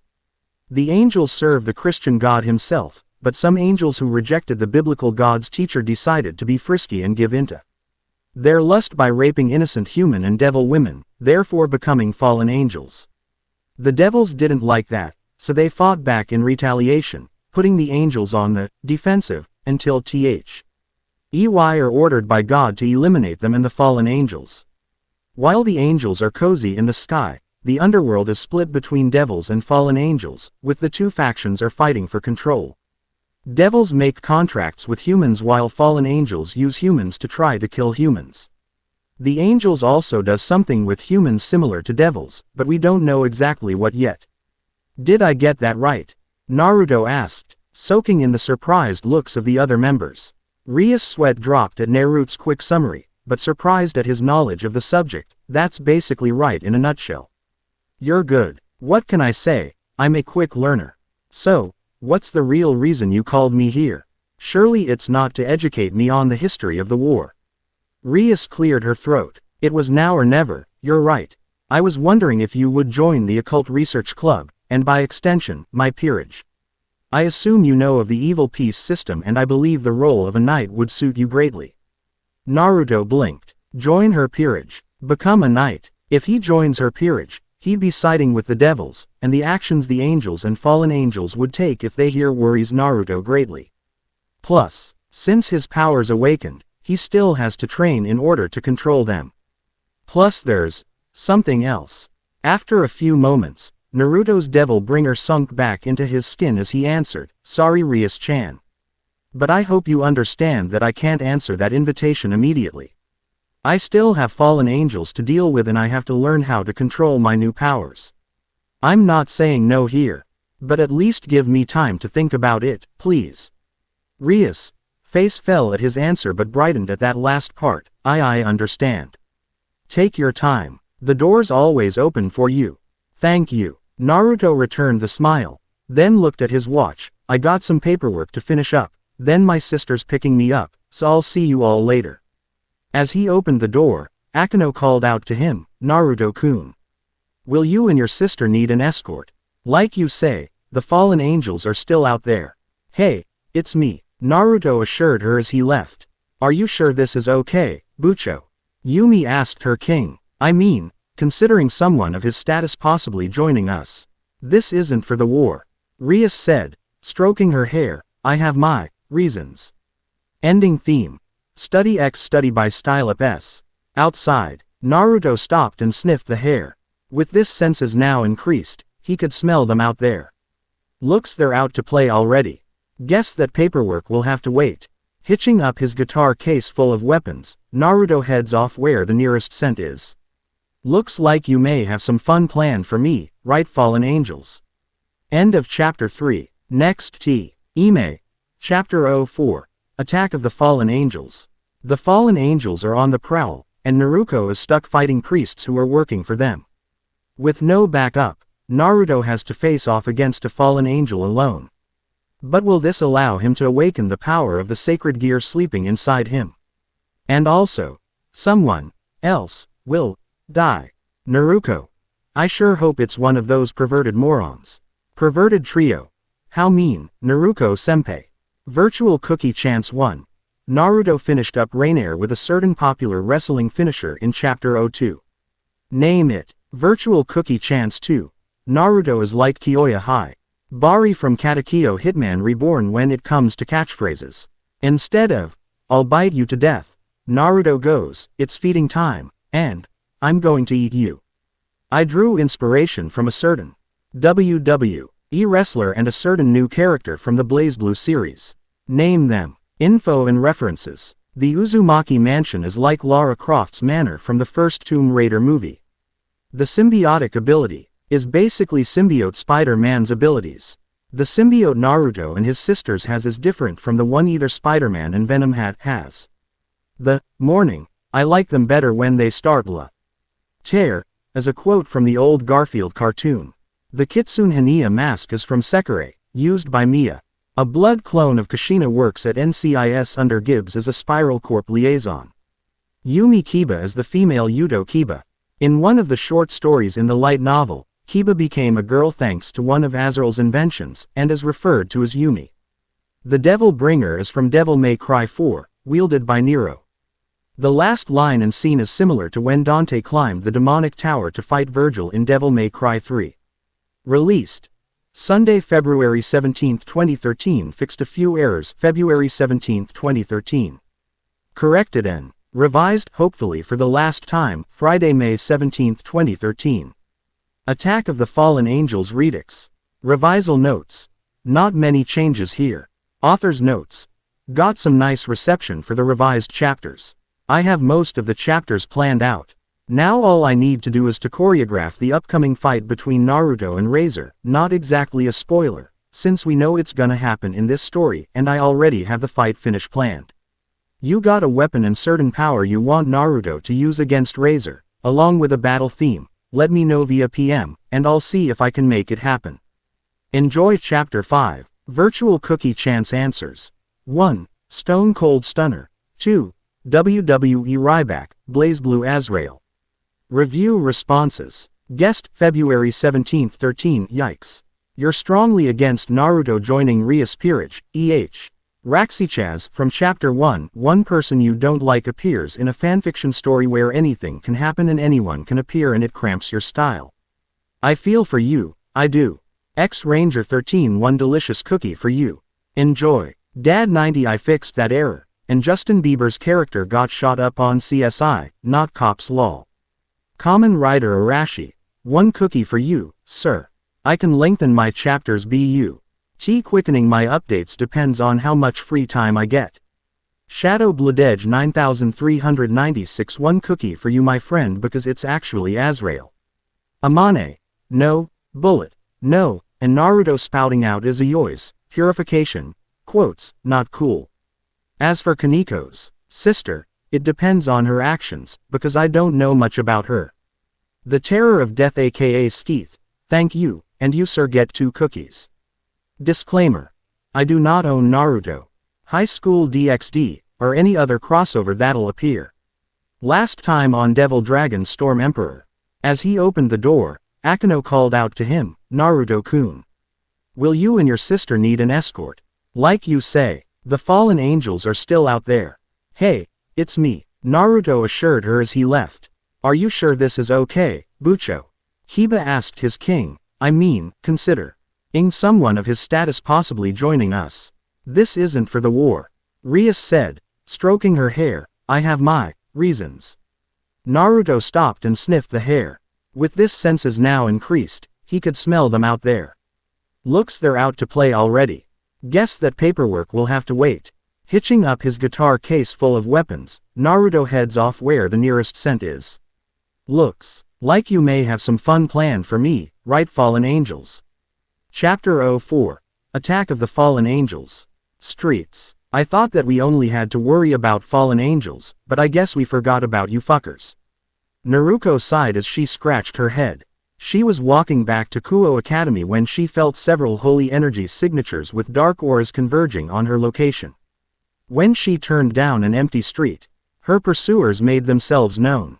That's far enough, you unholy halfling, shouted a dark brown-robed individual with his subordinates nodding. You don't allow you to get in our master's way. What are you talking about, you Baka priest? Naruko snarled. I'm only going to pick up my twin, and you're the one who's picking a fight, not me. Now I suggest you go away before you get hurt. Naruko was about to storm away when a sharp object grazed her cheek, causing it to bleed and stopped her in her tracks. She put a finger to her cheek and saw her blood, her eyes turning to red slits as her wound healed. You may have holy blood, but it's tainted with demonic power. The priest shouted, you and your family are too dangerous to leave alone. You fuckers can't leave well enough alone, can you? Naruko screamed, I tried letting you walk away, but now. She shot her right hand out with rings materializing on her fingers, a red ring with the gem in the shape of a heart on her index finger. A white ring with the gem in the shape of a diamond on her middle ring, a black ring with the gem in the shape of a spade on her ring finger, and a yellow ring with He gem in the shape of a club on her pinky finger. My power is still trying to mature and stabilize, Naruko thought as the gem on her red ring starting shining with a red card with a large, styli. ZR and heart designs appearing in front of her. In that case, it's time to test that out. Releasing restriction 7929, activating HVSS, code red. Quote, the card shattered in front of her, leaving a bright red orb with the force of the release making the wind blow about. Be careful, my comrades. The priest cried as he and other priests tried to stick to the ground, show no fear in the face of her sorcery. Naruko brought her hand to the orb and grabbed it, the orb forming into a large, red gun. Smirking, she channeled energy into the gun, causing it to transform a large scythe as tall as herself. Shikai, initial release. Crescent rose, she announced, twirling the scythe around before point the deadly weapon at her opponents, blasting killing intent at them. Naughty kids deserve to be punished. Come get some, you ugly sons of bitches. Despite soiling themselves from Naruko's killing intent, they nevertheless let out frightened battle cries as they charged at Naruko, who smiled a fanged smile and licked her lips. Opening theme. Trip innocent of D by larval stage planning. Empty lot, should be right around here somewhere, Naruto muttered as he arrived at an abandoned low Where he sensed a fallen angel lurking around, an empty lot, No one here either. Looks I've been lured here. Cue battle theme. Devil May Cry 3 battle theme. Taste the blood. Naruto drop. Ed his bag and kicked his guitar case opened with Rebellion shooting out of it and into his hand just in time for him to duck a blue light spear aiming for the back of his head. Whipping around, he looked up to see a 6'3" tall middle-aged looking gentleman with short black hair, dark blue eyes, and his outfit consisted of a pale violet trenchcoat over a white dress shirt with a matching ascot tie, black pants and shoes, and a black fedora. Behind him were his black angel wings, identifying him as a fallen angel. Looks like I missed. How unfortunate. The fallen angel said, N.D. Here I was hoping to end your miserable existence. Worry not however, fallen angel Danesik, will put you to rest soon. Sorry buddy, but it ain't my nap time yet. Naruto said, getting into his sword stance. I think I'll eat you to death instead. Bring it. Dansik threw his light spear at Naruto, who deflected it with a lazy flick of rebellion, with the light spear returning to Danesik. Naruto then charged forward with a stinger, the blow connecting with Danesik's light spear, sending him back. Daneseeker righted himself with his wings and charged at Naruto, engaging him with a flurry of sword strikes. Are all you fallen angels one-trick ponies? Naruto asked as they deadlocked. I mean, come on. Don't tell me you're holding out on me. Naruto broke the deadlock and swung Rebellion in a wide horizontal arc, aiming for Danesik's neck. Danesik managed to dodge the decapitating blow and lunged forward with a stab. Naruto shot his foot forward and kicked the light spear out of Danesik's hand, and booted him in the face, sending him into a tree. Naruto rushed forward, putting Rebellion on his back, and summoned Devil Arm, Agni and Rudra, a pair of unique orange and light blue-colored scimitars with serrated edges. When Naruto got in close, he executed Jet Stream, twirling Agni and Rudra around to alternate slashes. Daneseeker resummoned his light spear to defend, but the force of the slashes were too strong for the fallen angel to handle. What's with this kid? Danesik thought, panicking, the force of these blows are monstrous. Quote, when the attack was done, Naruto quickly put away Agni and Rudra, and summoned tripartite Nunchaku Devil Arm, Cerberus. He flipped forward, using an attack called Crystal, swinging Cerberus as he went, hitting Dane's EK multiple times with the final blow encasing him in ice. How about a little tune? Naruto declared, putting away Cerberus and summoning Devil Arm, Nevin, a curious-looking guitar that acts like a scythe. First, a tune-up, Naruto said, strumming the guitar for a bit, before running a sliding forward on the ground, creating a violet electrical storm, lightning pillar covered with electrical bats, and now a little jam session, baby. Quote, Naruto's attack broke the ice and electrocuted Danesik, blasting him into the sky. And for the final touch, Naruto said as he put away Nevin and grabbed Rebellion off his back. Some frequent round-trip flyer miles, just for you.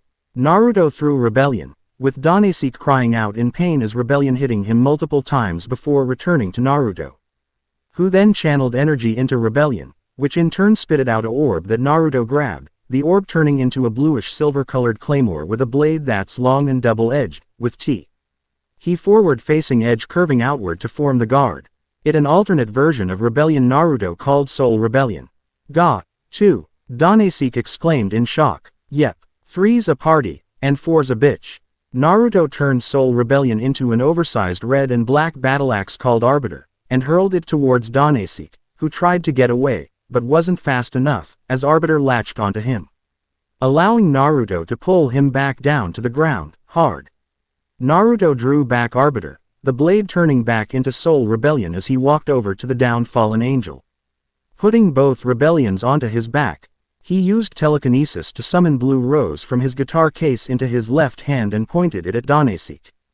Damn you! The fedora-wearing fallen angel seethed, finding it difficult to get back up due to the pain. Yuppie-ki-yay, motherfucker, Naruto said smirking, pointing the gun at Danesik. Battle music fade out. Naruto-san, watch out.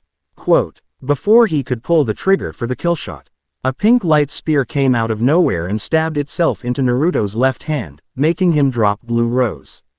Son of a bitch. Naruto swore as the light spear dissipated with blood flowing out of the hole in his hand. Could you be a little more specific, KOSMOS? He growled as his implanted AI, KOSMOS, appeared right to his head in holographic form with long light blue hair, shining blue eyes, and wearing a visor, a pair of gloves, a choker, a belt, boots, and a special Type 10 bodysuit.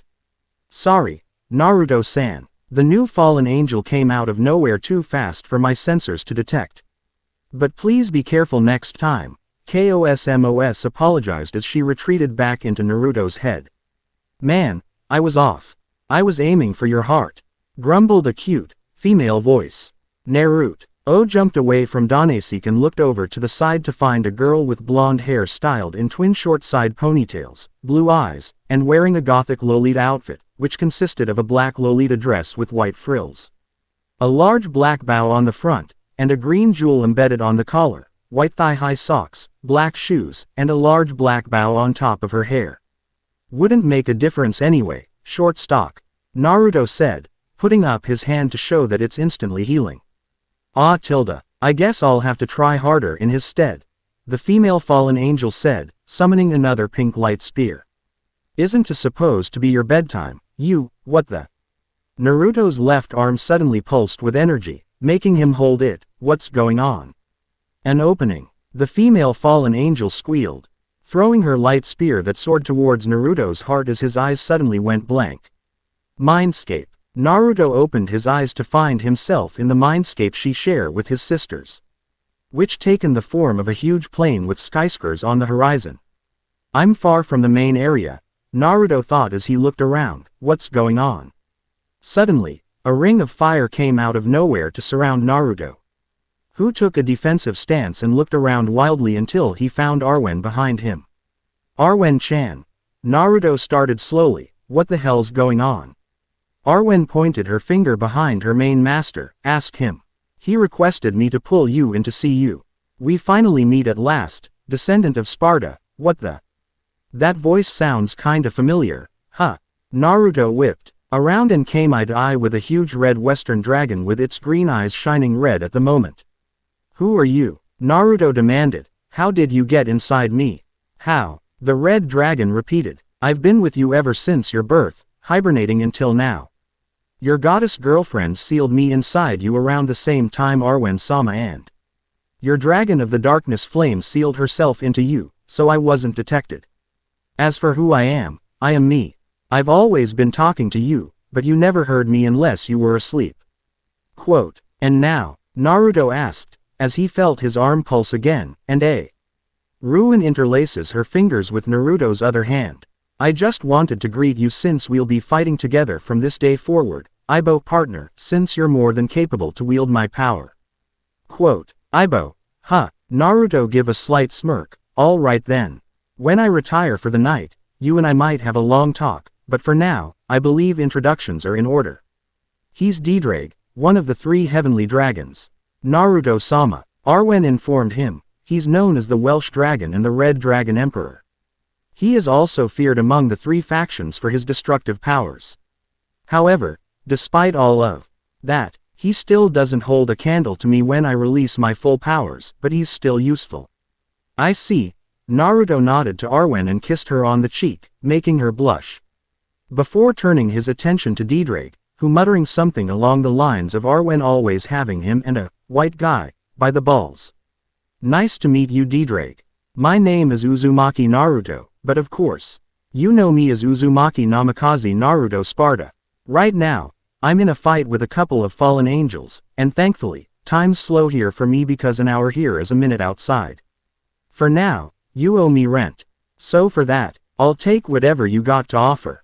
Didrag looked surprised for a moment before laughing out loud. You didn't need to go that far, but you got balls Gaki, I'll give you that. Very well then, Naruto Ibo, take the scared gear that is my power and go forth. You have my blessing. Didrag roared and spat a stream at Naruto, who shot out his pulsing left arm to grab the flame. At the same time, Arwen channeled her power through Naruto, the result being a crimson and silver light engulfing Naruto and his mindscape. Go get him, Naruto Ibo. Quote, Show them the power of the dragons, Naruto-sama. Quote, empty lot. Naruto blinked, and saw a pink light spear heading straight for his heart.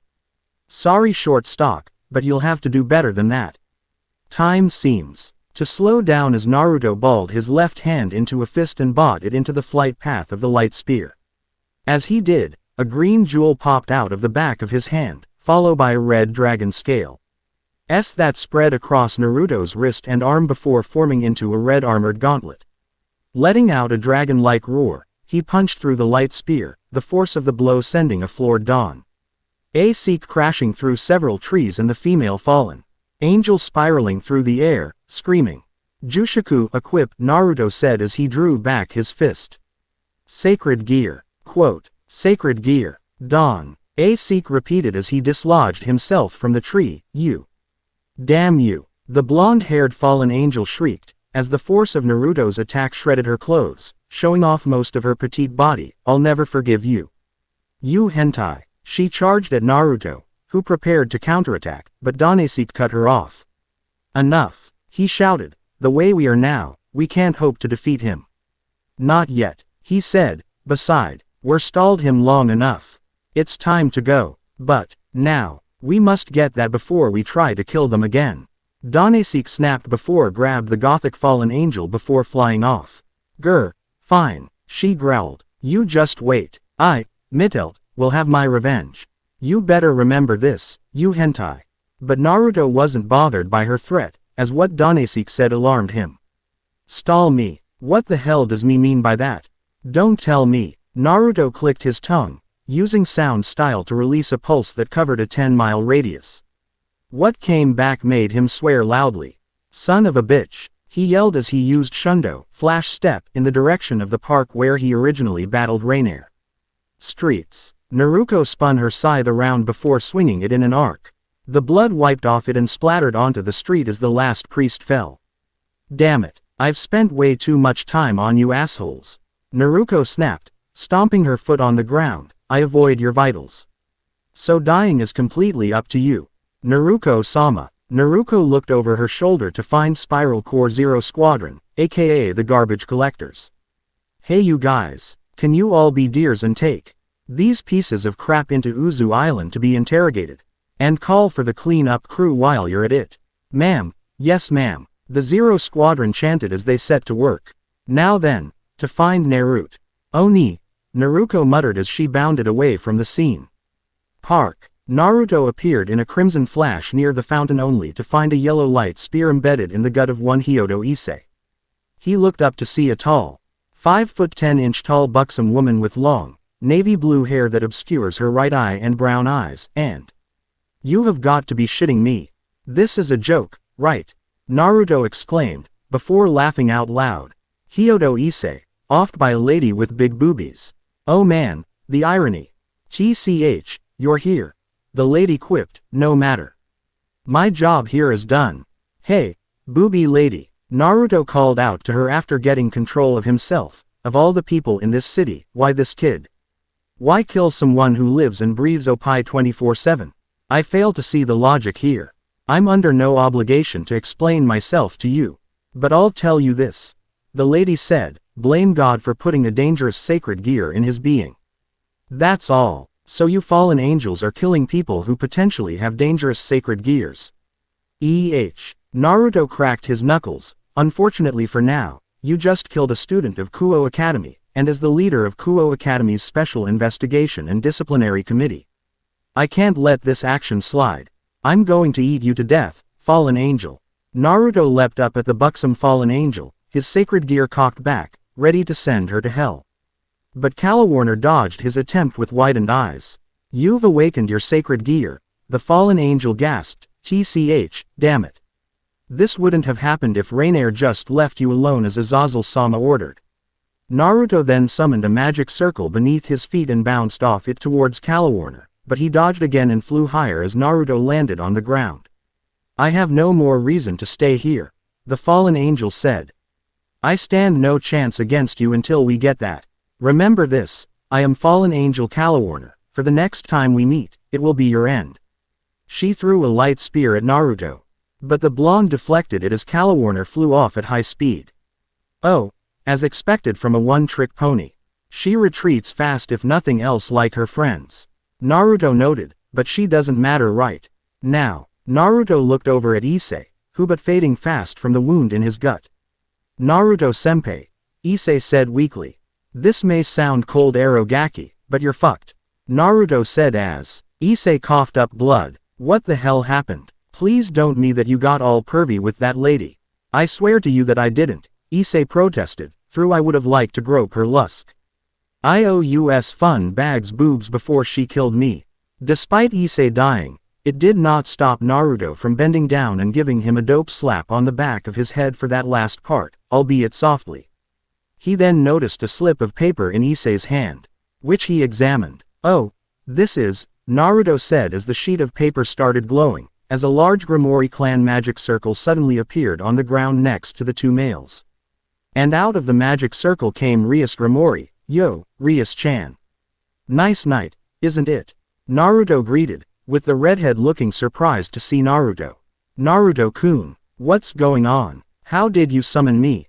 She asked, confused. Naruto put his hands up. I didn't, but I think he did, mentally. He was holding one of those flyers bearing the magic circle. Is this how you get clients and create contracts with them? I take it. That right. Rias confirmed, then noticed Issei. What happened to him? How did he? He was targeted by a fallen angel for having a sacred gear and was F.A. Tally injured by her by the time I arrived from fighting another fallen angel. He now has only seconds to live. He shouldn't died like this, and there's nothing I do since I'm training my powers. It's too bad. I'm sure he would have made a good pawn. Rias frowned, wondering what he meant, until she finally understood. While they both disliked Issei for his major perverted tendencies, no one like him should die like that. And Naruto just discreetly requested her to resurrect him. If I do his, he'll be reborn as a devil. Rias said, as a pawn piece appeared in her hand. Are you sure about this? He just better hope that whatever sacred gear he has, it's useful. Naruto shrugged before adopting an evil grin. If not, you could always take back your evil piece, and use him as cannon fodder. Oh. Good point. Very well. I command thee, Hyodo Issei, on my name Rias Grimoire, become my servant and lead a new life as my pawn. Quote, there was a bright flash of red light as a Grimoire clan magic circle appeared beneath Issei. With the evil piece floating from Rias' hand, over Issei's body before sinking into him. I hope I don't regret this, Rias muttered, looking over at her crush and final. Lee noticing the gauntlet on Naruto's left arm. Naruto-kun, that gauntlet. Oh this. Naruto waved him arm around. It's my sacred gear. Cool, huh, it hasn't awakened completely yet. Naruto flicked his arm down. His sacred gear disappearing in flames, just as yellow flash appeared near Naruto, revealing it to be Naruto, wielding her crescent rose. Naruto, are you all right? She asked before looking around and noticed Rias. Hey. Rias-chan, what are you doing here? I was summoned by him. Rias answered, nudging her head towards Issei, who lost conscious after being turned into a devil. Damn, Naruto exclaimed, what the hell happened to the pervert? 2 words my lovely twin, fallen angel tilde, Naruto deadpanned, making Naruto jaw drop. Are you serious? Naruto grounded out, is he? He's now a devil, a pawn in her peerage now. Naruto explained, with the hope that his sacred gear is valuable to her group in exchange for reviving his dumbass. Rias-chan, are you okay with this? Naruto asked the female devil. Now you have a pervert in your peerage. It's okay. Rias assured her. Besides, I have Akeno and Kaneko to keep him in line, and my heart's already taken. Nah. Ruko smiled at the blush on Rias' cheeks. Know who she meant as Naruto lifted Issei onto his shoulder. The last thing you need to do is to sleep naked with this pervert to heal him. I'll take him to his room at his house and heal him with a few spells. Naruto said, see you tomorrow Rias-chan. Come on Naruto. Naruto winked at Rias and walked away with Issei on his shoulder as Naruto dismissed. Crescent rose and walked in stride with him. I hope things work out. Rias thought to herself, looking at Naruto and Naruto's retreating backs before teleporting out of the area via magic circle. Ending theme. Study X study by Style Up S. The next day, Naruto grumbled to himself as he headed to school. After arriving back home with Naruto, they were smothered in hugs from their mother Kushina and their sisters. Happy to see them return home safely, Naruto suspected that despite him awakening his powers and bloodline, his family couldn't help but be worried sick. Then again, can't blame them. Especially Ka-san after her sensing multiple fallen angels outside, Naruto thought, closing his eyes and rubbing the back of his head, just what are those damn fallen angels up to? Some of them said that they wouldn't challenge me. Until they get that, just what exactly are they trying to get? They have been after humans with sacred gears like Hyodo. And what's with those damn priests who attacked Naruto? Could they be oof? What the? His train of thought was interrupted when someone ran into him, bounced off his body, and crashed onto the ground, yelping.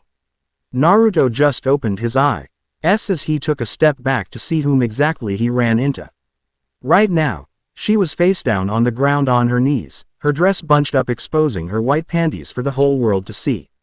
Wah, she whined as she rolled over on her rear, shaking the cobwebs out of her head. Why did I trip again? I'm such a klutz. Huh. She opened her pure and innocent green eyes to find Naruto standing there, with an amused look on his face as he stuck his hand out. Oh, I'm sorry, she squeaked. Don't worry about me, I'm fine.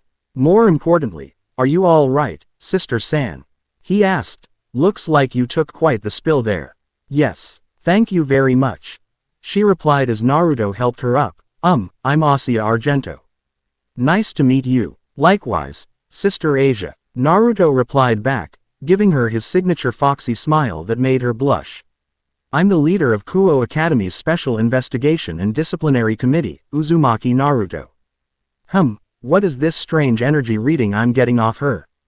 Naruto though as they looked deep into each other's eyes, does she possess a sacred gear? Quote, end of chapter 4. Next time, chapter 05, a nun and an exorcist. For someone in Naruto's situation, he just can't catch a break. From escorting a nun to church, to dealing with advances from his best friend Akeno, and hunting down stray devils, one can say that Naruto's schedule is full up. Now he has to deal with a murder near the church Asia resides, and who he finds there makes Naruto questions how far certain factions would go to stick it to the devils. And what strange anomaly did the Uzumakis find in Rainier while breaking her? Naruto. Looks like dear Rainier-chan's got something interesting in her brain. Virtual Cookie Chance. In the Naru X Unleashed series, the Uzumaki Namikaze Sib Lings will have a unique power based on their favorite show that they replicated for themselves using Spiral Corp technology. As you saw in the first chapter, Naruto has the power of the Kamen Rider, turning into Kamen Rider Decade. What is Naruto's favorite show, considering what weapon she summoned when she battled the priests? Info and references. Naruto can wield weapons from RWBY. Her siblings can too, but she mainly does it. Agni and Rudra are devil arms from Devil May Cry 3, and Jetstream is one of their attacks. The same for Cerebus, with Crystal being one of its attacks, and Nevin, with Tune-Up and Jam Session being its attacks as well. Soul Rebellion is the DMC version of Rebellion from DMC, Devil May Cry, capable of transforming into weapons like Arbiter. KOSMOS is from Xenosaga, and is the implanted AI of Naruto. This version of KOSMOS has her original personality, with the personality of FRIDAY, Iron Man's new AI from Age of Ultron, meshed in. She can appear in Naruto's vision sight in Halo and outside in Red vs. Blue. Jushiku is sometimes translated to Equip, from Space Sheriff Gavan from the Metal Heroes series. The Spiral Core Zero Squadron is based off of the NOL's Zero Squadron from the BlazBlue series. Released Saturday, February 23, 2013. Added last time, Monday, February 25, 2013. Corrected and revised, hopefully for the last time, Friday, May 17, 2013. A Nun and an Exorcist Redux. Revisal notes. Corrections and slight additions, the latter mostly with the fight between Naruto and Freed. Author's notes. Naruto and his sisters may be uber godlike and overpowered, but they have limiters installed on themselves, like Azrael from BlazBlue does. In Naruto's case, he's like a blood knight, someone who enjoys fighting. This will be calm. On for all stories in the Naruto X Unleashed series. That's all I'm going to say. For now, because there's other reason that's exclusive to this story's plot. Also, the disciplinary committees in other stories in the series will now be known as School Names Special Investigation and Disciplinary Committee, aka SIDC. Next week is spring break for me, so there's a 50-50 chance of a new chapter coming out during that time. Since I'm going to start revising my Dark Angel story and start the first part of Bonds of an Uzumaki. Virtual Cookie answer. Bleach. No. Soul Eater. No. Gundam. No. The card symbols and Shikai were added elements.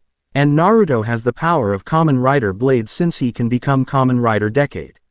Naruto actually likes RWBY red, white, black, and yellow, which is devel. Oped by Monty Ohm of Haloid and Dead Fantasy fame, and Roosterteeth of Red vs. Blue fame. There are 2 trailers out, which the first episode coming out in July.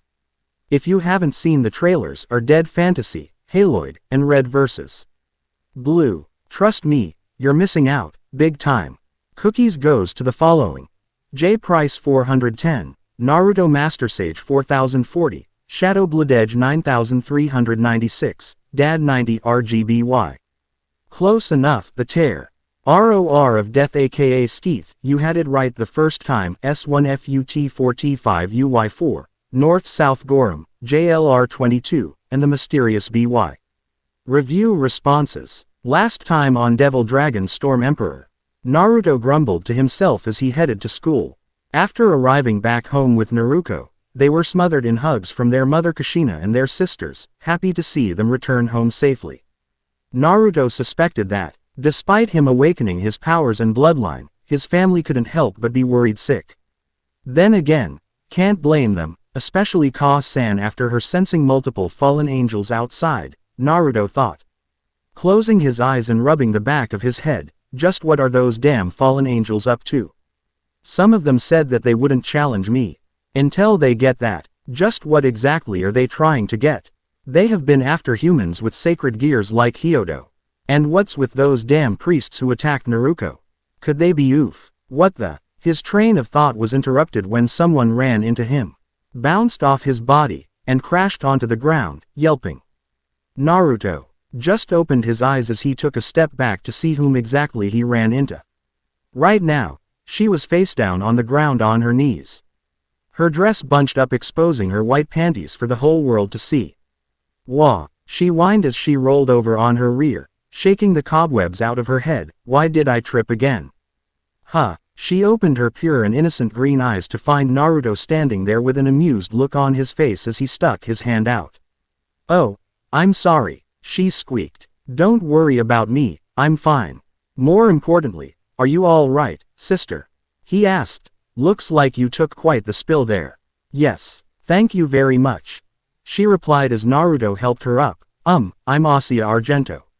Nice to meet you. Likewise, Sister Asia. Naruto replied back, giving her his signature foxy smile that made her blush. I'm the leader of Kuo Academy's Special Investigation and Disciplinary Committee, Uzumaki Naruto.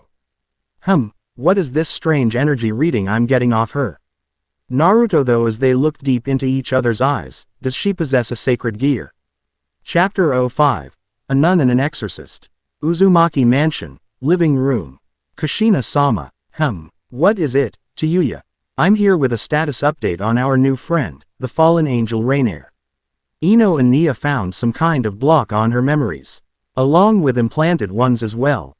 Implanted memories. Kushina repeated, sitting up, interested. Can you tell what they are?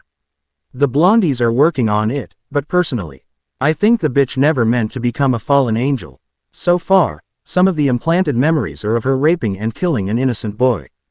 Tayuya reported while grimacing, we should wait until Naruto gets back so that she can tell him what she's told us about the fallen angel's plans, and then we can remove the block. All right, for now, keep her under observation. I'll be down in a bit to question her myself. Kushina said, getting up and stretching. Yes, ma'am, for now, me and Kin will continue to play some sweet tunes for our prisoner, Tayuya said, bowing before heading back to where Rainier is being held. Blocked and implanted memories on a fallen angel. What the hell's going on? Kushina thought, scratching her head before her. I widened. Don't tell me, was she only used to take down Naru-kun as an unwilling participant? If so, who's the real culprit? Quote, streets. Meanwhile, Naruto was escorting Asia to her destination after repacking her suitcase that fell over when Asia ran into Naruto. If you're lost, then this must be your first time in Japan. Are you on a trip?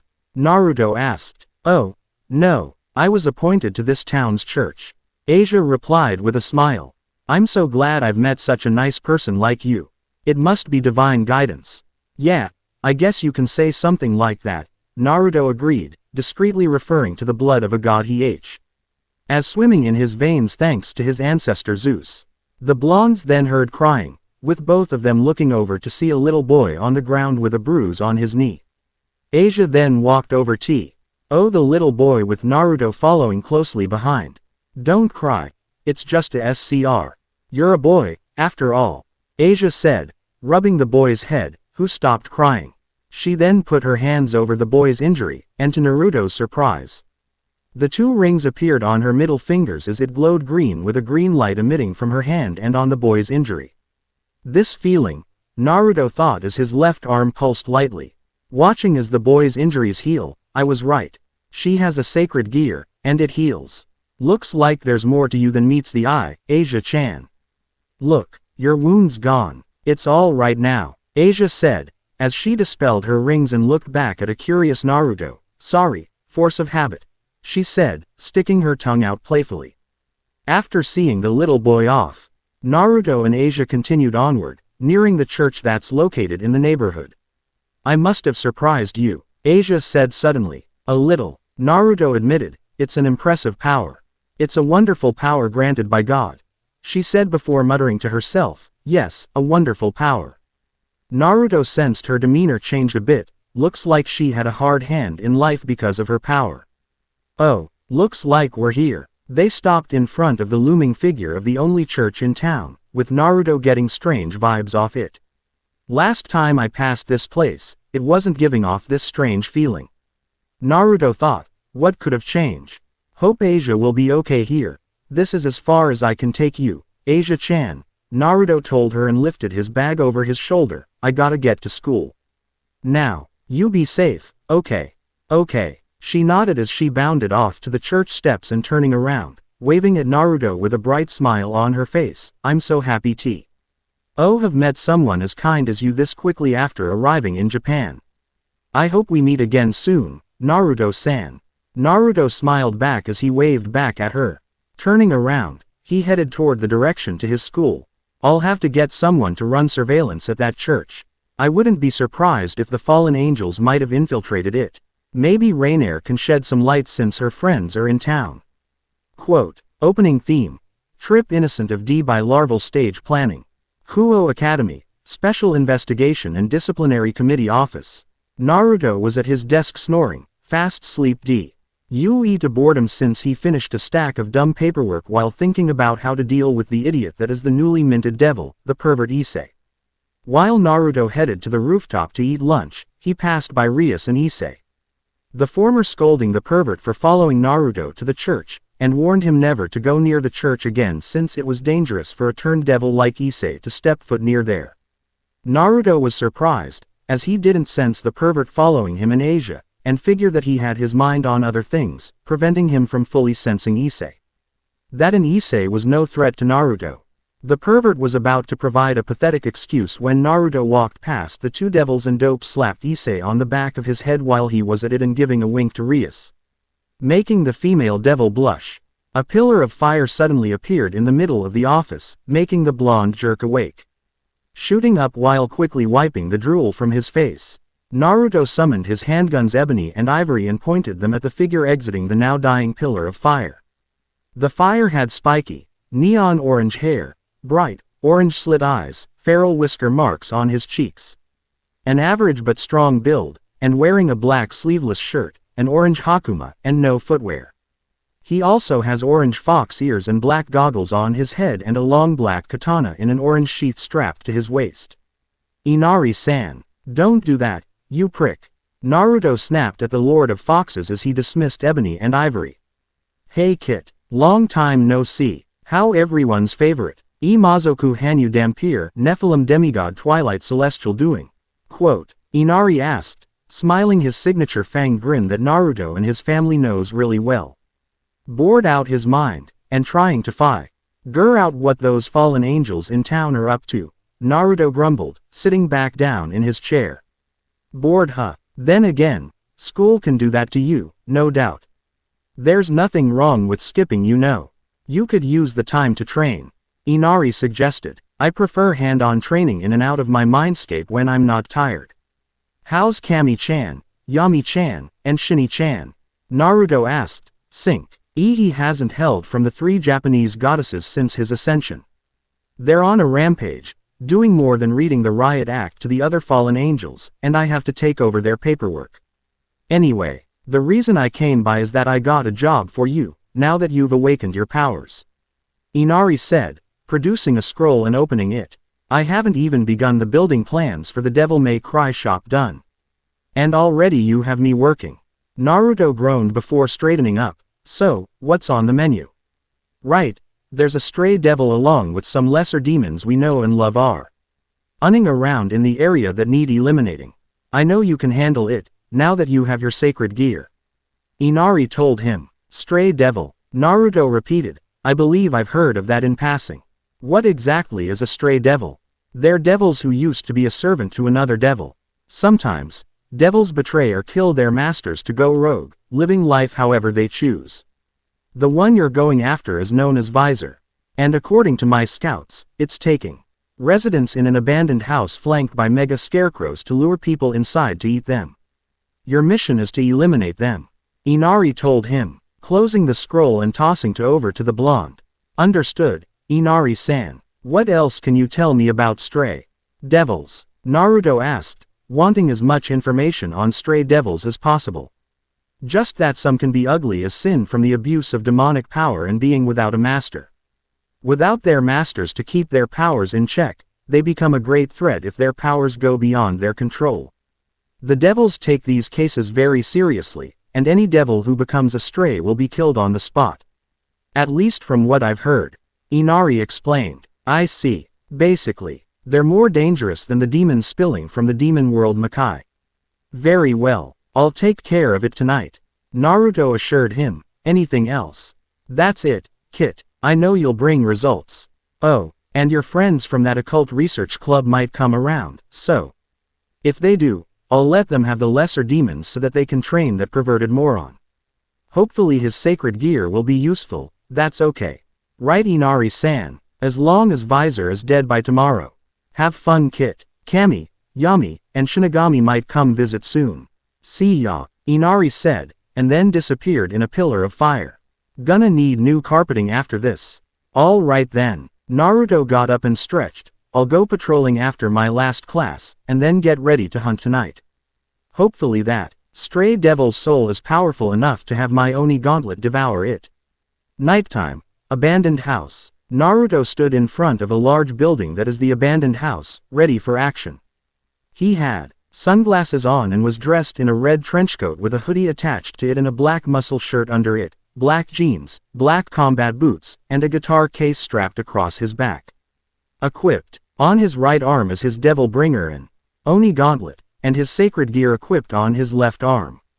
In his right hand slung over his shoulder was the ancient, mythical known as the Minato sword, currently in its sealed state. It's here, Naruto-san. It's somewhere in the shadows, she said. I advise that you wait until it makes the first move. Duly noted, Naruto answered as the sound of an eerie, seductive moan filled the room. I smell something bad. At the same time, I also smell something delicious. Will it be sweet? Will it be bad? Or will it be bitter? Quote, what an exhibitionist. Good thing that stupid perv's not here. Come then, stray devil Visor, Naruto said, giving a bloodthirsty grin as he readied Minato and unleashed its unsealed state, with the kanji for darkness appearing in the hilt. I'll eat you to death. Visor stepped forward, revealing the rest of her body to be an altered centaur-like appearance with her front legs featuring monstrous humanoid hands with red claws. And her stomach featuring a cavity with teeth that appears to devour her opponents, just as a bunch of lesser demons known as Mega Scarecrows appeared around her in a formation. Damn, if this was an ugly contest. You'd take first place, lady. Naruto taunted and gagged a bit. Man, you had such nice boobs too. Talk about a waste. Naruto can admit that he's a pervert like the other boys in the school. But on a lesser level and not on a massive scale like the perverted trio and his godfather Jiraiya. But honesty, it was no thanks to the teasing and flirting from his mother Kushina wearing erotic outfits. Later mimicked by Naruhi and Naruko, that Naruto became somewhat of a pervert, but he's able to quell those impulses completely.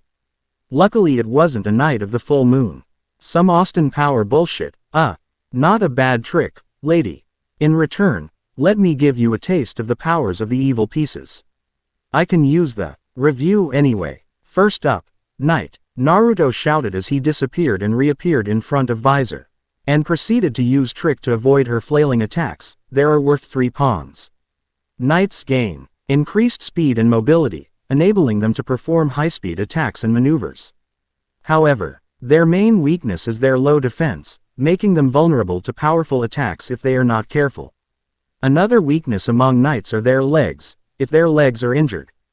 Their mobility is greatly reduced. Yagayu Shinkage Ryu. Ni no Tachi, Genjutsu, the second blade, Phantom Moon. Quote, Naruto spun around with his blade out at high speed, slashing away at Visor with omnidirectional slashes. Visor screamed in pain as Naruto's final 2-hit cut off both her monstrous humanoid hands. Naruto attacked also caught more Mega Scarecrow in the crossfire. Dead Spike, Naruto shouted, swinging his blade upward to materialize a black head with massive teeth that ate Visor's cut-off arms before disappearing along with them and a couple more Mega Scarecrows. What's your next trick? Visor roared with rage in response as her beautiful features changed, bearing piranha-like teeth, pointed ears, and black sclera. Die, she roared, opening her second mouth on her torso, displaying long rows of teeth. She lunged at the blonde, who put his sword on his back and turned his back to her as she clamped her jaws hard. At first she was happy that she thought she killed the blonde. But the feeling was replaced by horror when Naruto forced her second mouth open with no effort at all. Second up, Rooks. Think of them like Superman back in Metropolis in the States. Without the weakness for kryptonite. They're worth 5 pawns. Rooks gain superhuman strength, leading to high offense and defense. However, they are not very quick, and can get beaten easily by a high-speed opponent. By the way, your mouth down here needs some extra strength tic-tacs, seriously. But rest assured, I can fix that. From his position, he threw powerful haymakers at Visor's second set of teeth, painfully knocking the teeth out literally with the final punch being and leaping uppercut to Visor's face, sending her flying in the air. Next up, we have the good old bishops. They're worth 3 pawns. Bishops gain enhanced magical abilities, which they can use to conjure up a multitude of spells like offensive, healing, etc. However, more powerful spells consume most of their magical power, which takes a long time to regain, forcing them to use their power carefully or risk becoming vulnerable to physical attacks. Prepare yourself, Naruto said when a light blue dome rounded Visor as unique spell circle and pillars of light appeared above her. I, who stand in the full light of the heavens, command thee, who opens the gates of the underworld. Come forth from the land of the dead, divine lightning. The end is near. Indignation. Quote, multiple lightning bolts crashed through the abandoned house and hit their target, putting hole through the stray devil, paralyzing her whole body, preventing her from screaming out in pain again. Naruto twirled his swords around before swinging them at an incoming Mega Scarecrow that was rolling right at him. Batting it away, it flew straight through Visor's chest, causing a fountain of blood to pour out as she screamed in pain. Then, Naruto raised his right index finger up, and with a grin, created a plain mini Rasenshuriken. With 5 smaller Rasengan orbs each representing fire, water, wind, earth, and lightning circling around it, dinner is served. I call this little number the mini planetary Rasenshuriken. Any last words, Visor? Kill me. She moaned out weakly, surprising Naruto a bit, but grinned all the same. Really now? Well then, don't mind if I do. Yippee-ki-yay, motherfucker. Naruto fired the Mini planetary Rasengan into Visor's chest, the little orbs, burning, drowning, shocking, crushing, and slicing through the stray devil with ease as the orbs grew and consumed her body until there is nothing left except a bright orb, in which Naruto absorbed with his Oni gauntlet on his right arm. Well, that's checkmate, is what I would like to say. Too bad I couldn't teach you about the king piece. All the king is the leader of their peerage, and pawn pieces. They're awesome if you know how to use them. Naruto yawned, noticing that there were 10 mega scarecrows left, just as he sensed a familiar magic signature, followed by 5 energy signatures. This is, well, looks like they're finally here. They can make use of these scarecrows. I'm outta here. Dismissing his scared gear, Devil Bringer, and Oni Gauntlet, Naruto turned around and exited the roofless abandoned house to see Rias, Akeno, Kaneko, Yumi, and Issei, who were all surprised to see him. "Era, Naruto-kun," Akeno said, happy to see her friend but wondering what he was doing here. "Naruto-kun, what are you doing here? What happened to the stray devil?" Rias asked, not sensing the stray devil. I kicked her candy ass. You can use those mega scarecrows to train the pervert. Have fun," Naruto answered as he walked past her and her peerage. As he was about to use Hiraishin to leave, a scent caught his nose. Stopping in his tracks, he sniffed the air and caught the scent of blood. Human blood. The hell? Naruto muttered just as his cell phone rang. "Yeah, Naruto," he asked as he started to run. "Naruto, you need to get back to the mansion. We may have caught a break on what the fallen angels are up to thanks to Rainier," Naruto said, "and there's also something else, but I'll leave that until you arrive."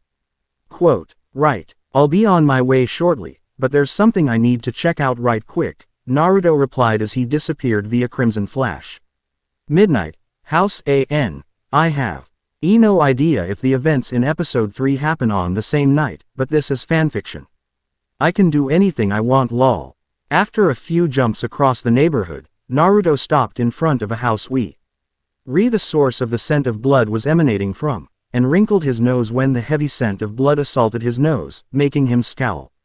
"Damn, it reeks. Someone better invest in some Febreze when I'm done here," he muttered, taking out the blue rose double revolver, closing the door behind him while entering the house, seeing that it was dark and that there were films of dust on the furniture in the hallway.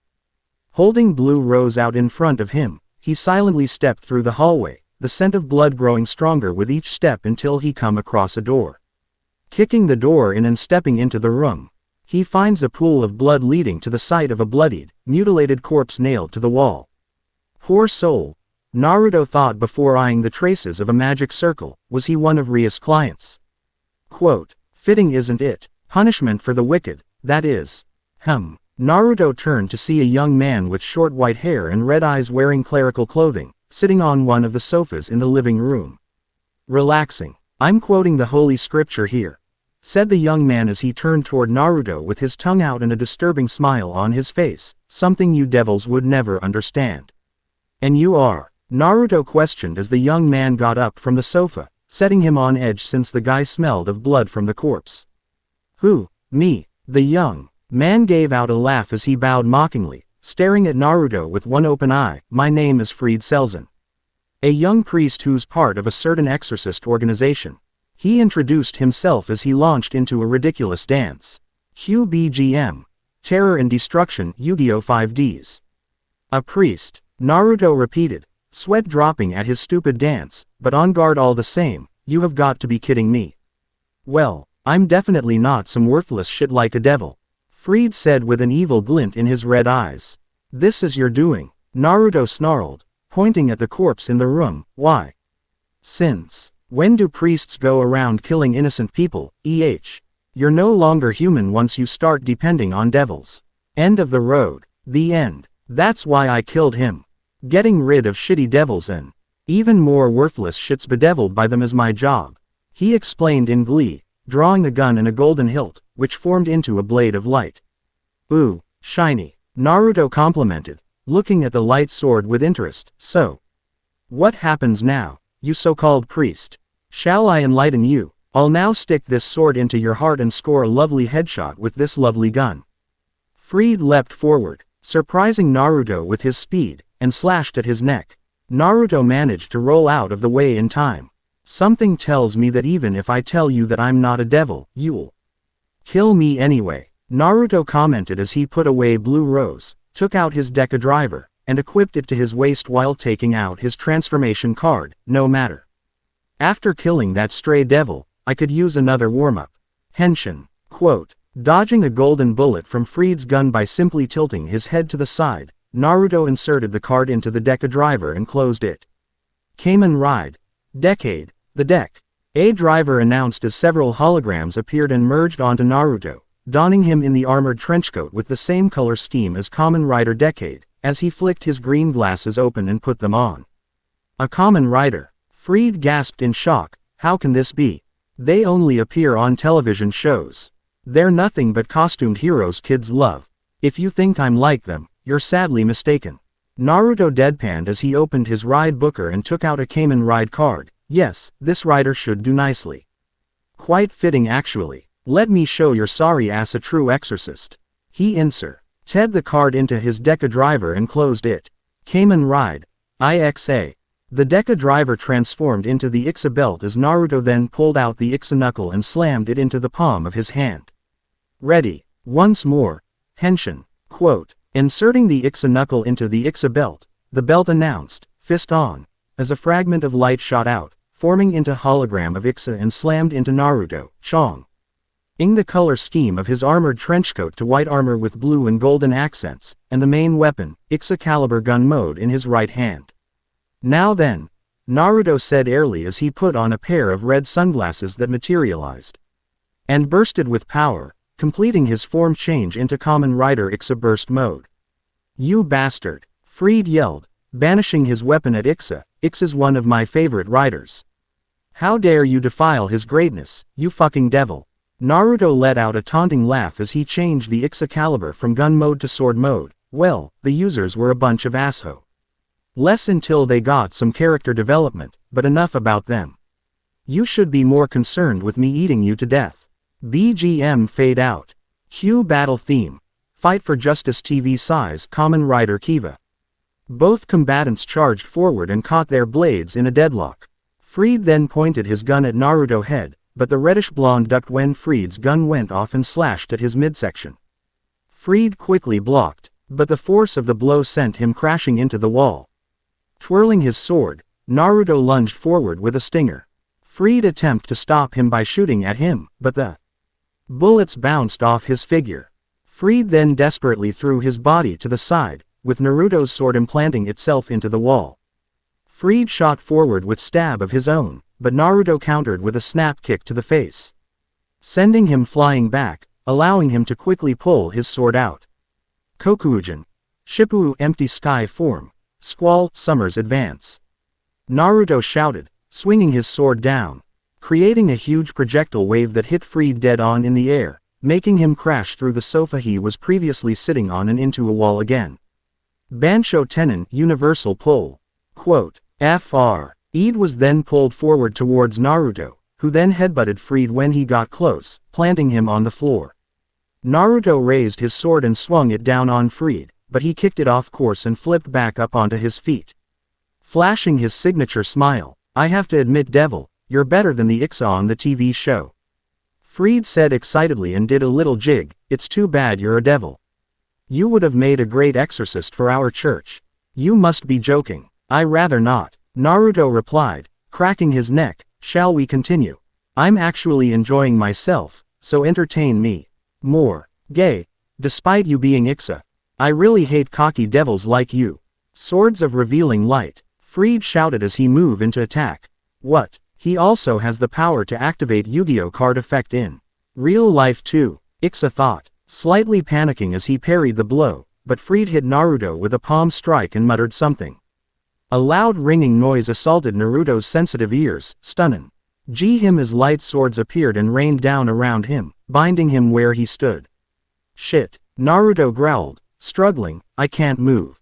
Quote, you're mine now, you stinking devil. Fried screamed in delight as he was about to bring his sword down, but a scream of horror stopping the priest in his tracks, making him and Naruto looked over to the door. Battle music fade out. It was a young woman in a nun outfit with her hand over her mouth and a look of horror on her face, staring at the mutilated corpse on the wall, a young woman that Naruto recognized all too well. Asia-chan, Naruto thought, confused. What the hell is she doing here? Quote, "Oh, Asia-chan, my assistant," Fried said in surprise, his words making Naruto's eyes widen behind his glasses. "Are you done setting up the magical barrier? Asia-chan is this nutjob's assistant. You have got to kidding me, again. Just what the hell is going on around here?" Naruto thought fanatically before muttering, "KOSMOS, you there?" KOSMOS appeared behind Naruto's glasses on his Iron Man-like HUD, Naruto-san. Quote, "I need you to contact the mansion and get someone over here to my location now, on the double," Naruto ordered her, as he continued to struggle against the light sword binding him. "I'm having a gut feeling that things are about to get real ugly." "Right away, Naruto-san," KOSMOS said as she proceeded to her task. This is," Asia took a step back, sick to her stomach. "Oh, right, you're a beginner," Fried said. "This is our job. We kill worthless people enchanted by devils, you see." "And no way," Asia cried in disbelief, and then noticed Ixa for the first time. Who is? "You keep some weird company there, sister. If I were you, I'd turn in my resignation papers," Naruto said, who was trying to act the binding swords by discreetly raising his power level. "Huh, that voice," Asia gasped as she recognized it. "Naruto-san, is that you?" Naruto blinked under his helmet. "Wow. Good ears, Asia-chan. I'm impressed," he muttered. What, you know each other?" Fried asked, surprised. "Why are you?" "I was going home after exterminating a stray devil when I caught the scent of blood coming from this location, after what I saw here. There's no way I was gonna let an asshole like this get away with killing an innocent humans just because they rely on devils," Naruto explained angrily. "Devils like you, right?" Fried interjected, with Naruto countering with a death glare. "Naruto-san, is a devil?" Asia asked, looking at Naruto with horrified eyes. "I'm not like most devils. I won't deny I'm one, somewhat. But I wasn't trying to fool you, because I'm so much more than that," Naruto countered, muttering the part to himself. "Naruto-san, Naruhi will be here soon," KOSMOS informed her master on his HUD. "She'll be here in a few minutes, but she can get here quicker if you destroy the magical barrier. It's tampering with her own senses. The barrier must be blocking out the smell of blood. Damn it. Okay KOSMOS. I'll be sure to get right on that," Naruto muttered to his AI sarcastically. "Man, Ka-chan was right that blocking most of my power was going to bite me in the ass. Unfortunately, Asia-chan, devils and humans are incompatible," Fried said as he creepy leaned close to her ear. "Not to mention we can't live without the protection of the fallen angels." "Can she live without the protection of the fallen angels?" Naruto thought in confusion. "Wait, he's in the league with them." Quote, "Well, let's get this done now," Fried said as he placed his own light sword close to Naruto's neck. "Are you ready?" Quote, "Okay, that's it. KOSMOS, get ready to activate burst mode again on my mark so I can get these damn binding swords off me," Naruto quickly whispered to his blue-haired AI as cracking appeared on the binding light swords thanks to his struggling, and focus the point of the blast on our dear priest-san. "Roger that, Naruto-san," KOSMOS confirmed, siphon-ing your gathered energy for maximum burst effect. Quote, "Just make sure it doesn't hurt Asia-chan, and hurry up. The asshole's light sword's edge near my neck isn't exactly comfortable here," Naruto growled as Fried raised his sword. "Even if you aren't, here it comes." Fried brought his sword down on Naruto, but stopped when Asia ran in front of Naruto with tears in her eyes, putting her arms out. "Asia-chan, damn it, can't activate burst mode like this if she's in front of me." KOSMOS, stand by, Naruto ordered before shouting, "Asia-chan, what the hell are you doing?" Fried was shocked at his assistant's action, but didn't show it. "Come on, are you serious? Father Fried, I beg you. Please forgive this one. Let him go, please," Asia cried. Oi, do you know what you're saying? He may be a devil, but Naruto-san is a truly wonderful person.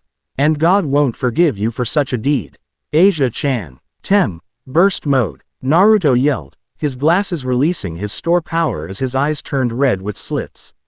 Concentrating the energy in a sphere around himself, with the heat from the activation destroying the binding light swords as he got up and crouched down, holding Excalibur Dao N in his left hand and steadying it with his right like a pool stick. Gato Tsu. Naruto roared, charging forward while thrusting Excalibur towards Fried's heart, but the insane priest sidestepped the attack with surprising speed. Naruto was about to follow up with a side slash, but Fried grabbed Asia and held her in front of himself, forcing Naruto to cancel the attack, giving Fried the time he need to counterattack by pushing Asia aside, held his sword like a baseball bat, and swung, hitting Naruto with all his might causing sparks to fly off his armor, the result being Naruto crashing in to the wall on the opposite side of the room. Worse, his Ixa belt came off, with Naruto's Kamen Rider Ixa form disappearing as the Ixa belt reverted back to the Deca driver. Naruto-san, Asia cried, about to run over to him. But Fried held her back as Naruto fell face-first onto the floor. You fucking bitch, have you lost your mind? Fried snarled, shaking Asia roughly before holding her chin.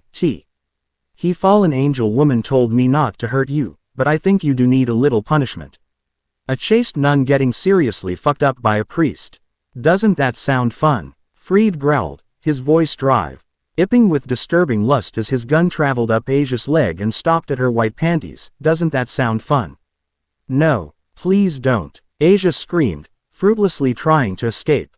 Battle theme. Baroque and beats Bianco Angelo battle from Devil May Cry 4. Before Fried could do more, he felt a tapping on his shoulder. Snarling, he whipped around, only for fear to grip his heart as the room was suddenly flooded with killing intent, with most of it being aimed directly at Fried. What? Fried stuttered, frozen in place as he looked into the eyes of the source, a young man with blonde hair and red tips gaining slivery white streaks and black strands, his whisker marks becoming more feral, the fangs on his teeth lengthening, and his blue eyes turning blood red with slits. It was Naruto in his Devil Trigger Grade 1 state. Fucking stray exorcist. Naruto growled in a demonic voice as he summoned his scared gear on his left arm and his Devil Bringer on his right arm. Eating you to death is too good for you. I'm going to crush your very bones instead. He roared, forming a Rasengan in his right hand and slamming it into Fried's gut, sending him spiraling through the wall. Now taking off his red trenchcoat, he wrapped it around a stunned Asia. Stay here, he told her before jumping away from her and shot his right hand forward, a spectral arm coming out of it and going through the human-shaped hole Fried went through. Naruto then pulled, snatching a dazed Fried out of the hole. Why you bastard, it can't be, Fried growled out, with his words laced with fear. Those swords, that right arm, you're a descendant of that damn legendary Dark Knight Sparta. Thanks for the update, stray exorcist. Naruto then proceeded to beat the holy hell out of Fried. He delivered several brutal body shots to Fried's sternum, then added a couple kick strikes to his midsection before lashing out with his Devil Bringer, scratching Fried across his face. Fried wasn't able to display his anger. Naruto used Buster, lifting Fried up with the spectral arm of his Devil Bringer. He violently smashed Fried on the ground multiple times before moving on to bouncing him off the walls of the room, relishing in the priest's swearing and cries of pain. Slamming him back down on the ground, Naruto bent down, grabbed his head, and rained down blow after blow with his Devil Bringer, unknowingly switching in and out of a higher-level Devil Trigger form while he was at it. After the 15th blow, Naruto uppercutted Fried Mortal Kombat style through the ceiling, with the priest crashing back through the other part of the ceiling away from Naruto as he summoned Rebellion and Soul Rebellion. Playtime's over, Naruto declared, pointing his swords towards the ground. While closing his eyes to focus as several black and white angel wings fell around him. When he opened his eyes, a field of dark energy surrounded him, granting him a large burst of strength. He made a mad dash at Fried, who was woozily getting up, and struck at him with a cross slash with his swords before performing a combo of several slashes, riddling him with cuts. At the end of the combo, he jumped past him with another slash before using air hike to bound back towards the priest shouting, "This is the final strike." and slams the ground with both rebellions, yelling, Mao Gokuinha, Devil's Hellfire, causing pillars of fire to rise from the ground to incinerate Priest. Fried screamed out in pain again, making Naruto laugh out loud in a mock-evil manner, holding Rebellion in a backwards grip. Gathering a 8:2 ratio of dark and light energy into the blade. Saw, be devoured by darkness, and return to oblivion. Ain, so far, he roared, sending the energy in the form of a slash flying at Fried, who attempted to block with his light sword. It was useless, as the attack broke his sword and left a huge gash on his chest as he was sent sailing, crashing back on the floor, and skidding into the wall, gritting his teeth in pain and clutching at his wounds. Naruto-san. Asia was horrified by Naruto's display of brutality, but the only reason she didn't run away was because unknown to her. Somewhere deep in her heart, she was glad Naruto defended her from Fried, and she couldn't take her eyes off the action. Battle music fade out. Bastard, who are you? Fried asked as Naruto reverted out of his Devil Trigger level 1 state and dispelled both rebellion swords. You finally want to know who I am. Took you long enough, buddy. Naruto gave a smirk as he equipped Blue Rose and pointed it at Fried. I'm a third year at Kuo Academy and leader of its Special Investigation and Disciplinary Committee, or SIDC for short, Uzumaki Naruto, aka Uzumaki Namikaze Naruto Sparta. Uzumaki Namikaze, Fried repeated, now officially horrified. It can't be. You mean you're one of the 6 siblings, who has the blood of humans, demons, devils, angels, vampire, and gods within you. The ones whose blood bonded perfectly with those species, classifying them as Mazoku Hanyu Dampier Nephilim demigods, the Uzumaki Namikaze siblings. Asia was shocked by this revelation. Naruto-kun, I see you're well informed. Too bad you didn't get the memo that a fallen angel killed me, granting me full access to my powers and abilities. Now normally I don't enjoy killing humans, but with you killing an innocent human followed by the attempted R of my friend Asia-chan, I'm making an exception. You went too far. Yippee-ki-yay, motherfucker. Before Naruto could pull the trigger, Fried suddenly raised his gun and shot at Naruto, who moved his head to the side to avoid the bullet. What the hell? Naruto thought, his eyes widening as he saw steam coming out of Fried's wounds as they closed up. You've been holding out on me. This is pretty bad. I know I'm crazy, but I'm not fucking crazy enough to continue fighting you since you activated my trump card, Fried said. Using the wall to climb back to his feet, looks like messing around is no longer an option. Father Fried, is that a regenerator? That means you. How could you? That's forbidden, Asia cried, but Fried pointed his gun at her and shot at her. Thinking fast, Naruto bought his arm out and yelled, Bansho Tenon, drawing Asia over to him, making her dodge the bullet. Eep, Asia SQ. You ached as Naruto caught her and blushed when he held her close. Before another word was spoken, a starry, multicolor portal opened up above them. Now what? Naruto snapped, pointing his gun at the portal as Fried started to laugh. Looks like my backup's here, he said. Despite your blood, there's no way even you can take on a swarm of fallen angels, you fucking abomination. Me and my friends will make sure you disappear in the light. For a being of the twilight like myself, don't count on it, Naruto said, kicking a sofa at Fried. That hurt, he wailed as the sofa landed on him, pinning him to the wall. Asia-chan, hold on tight, Naruto warned her as he prepared to use Shunpo. But Naruto-san, Asia protested, but Naruto cut her off. If you think I'm leaving you with this asshole, you got another thing coming, Naruto said, grabbing a smoke bomb and threw it on the ground, filling the room with smoke. As for you stray exorcist, sleep with one eye open, because next time, I'm going to fucking annihilate you. He yelled as he used Shunpo to escape with his new friend in his arms, making Fried swear loudly as multiple fallen angels stormed the room as the smoke cleared. Outside, Naruto reappeared a few blocks outside the house on a random roof, with Asia over his shoulders facing the other way, his arm around her waist.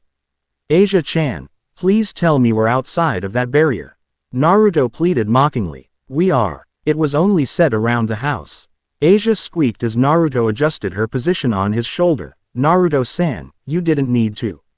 Asia-chan, he was going to RU. Naruto cut her off. You really want to work with a douchebag like that? Stop being naive. Oh.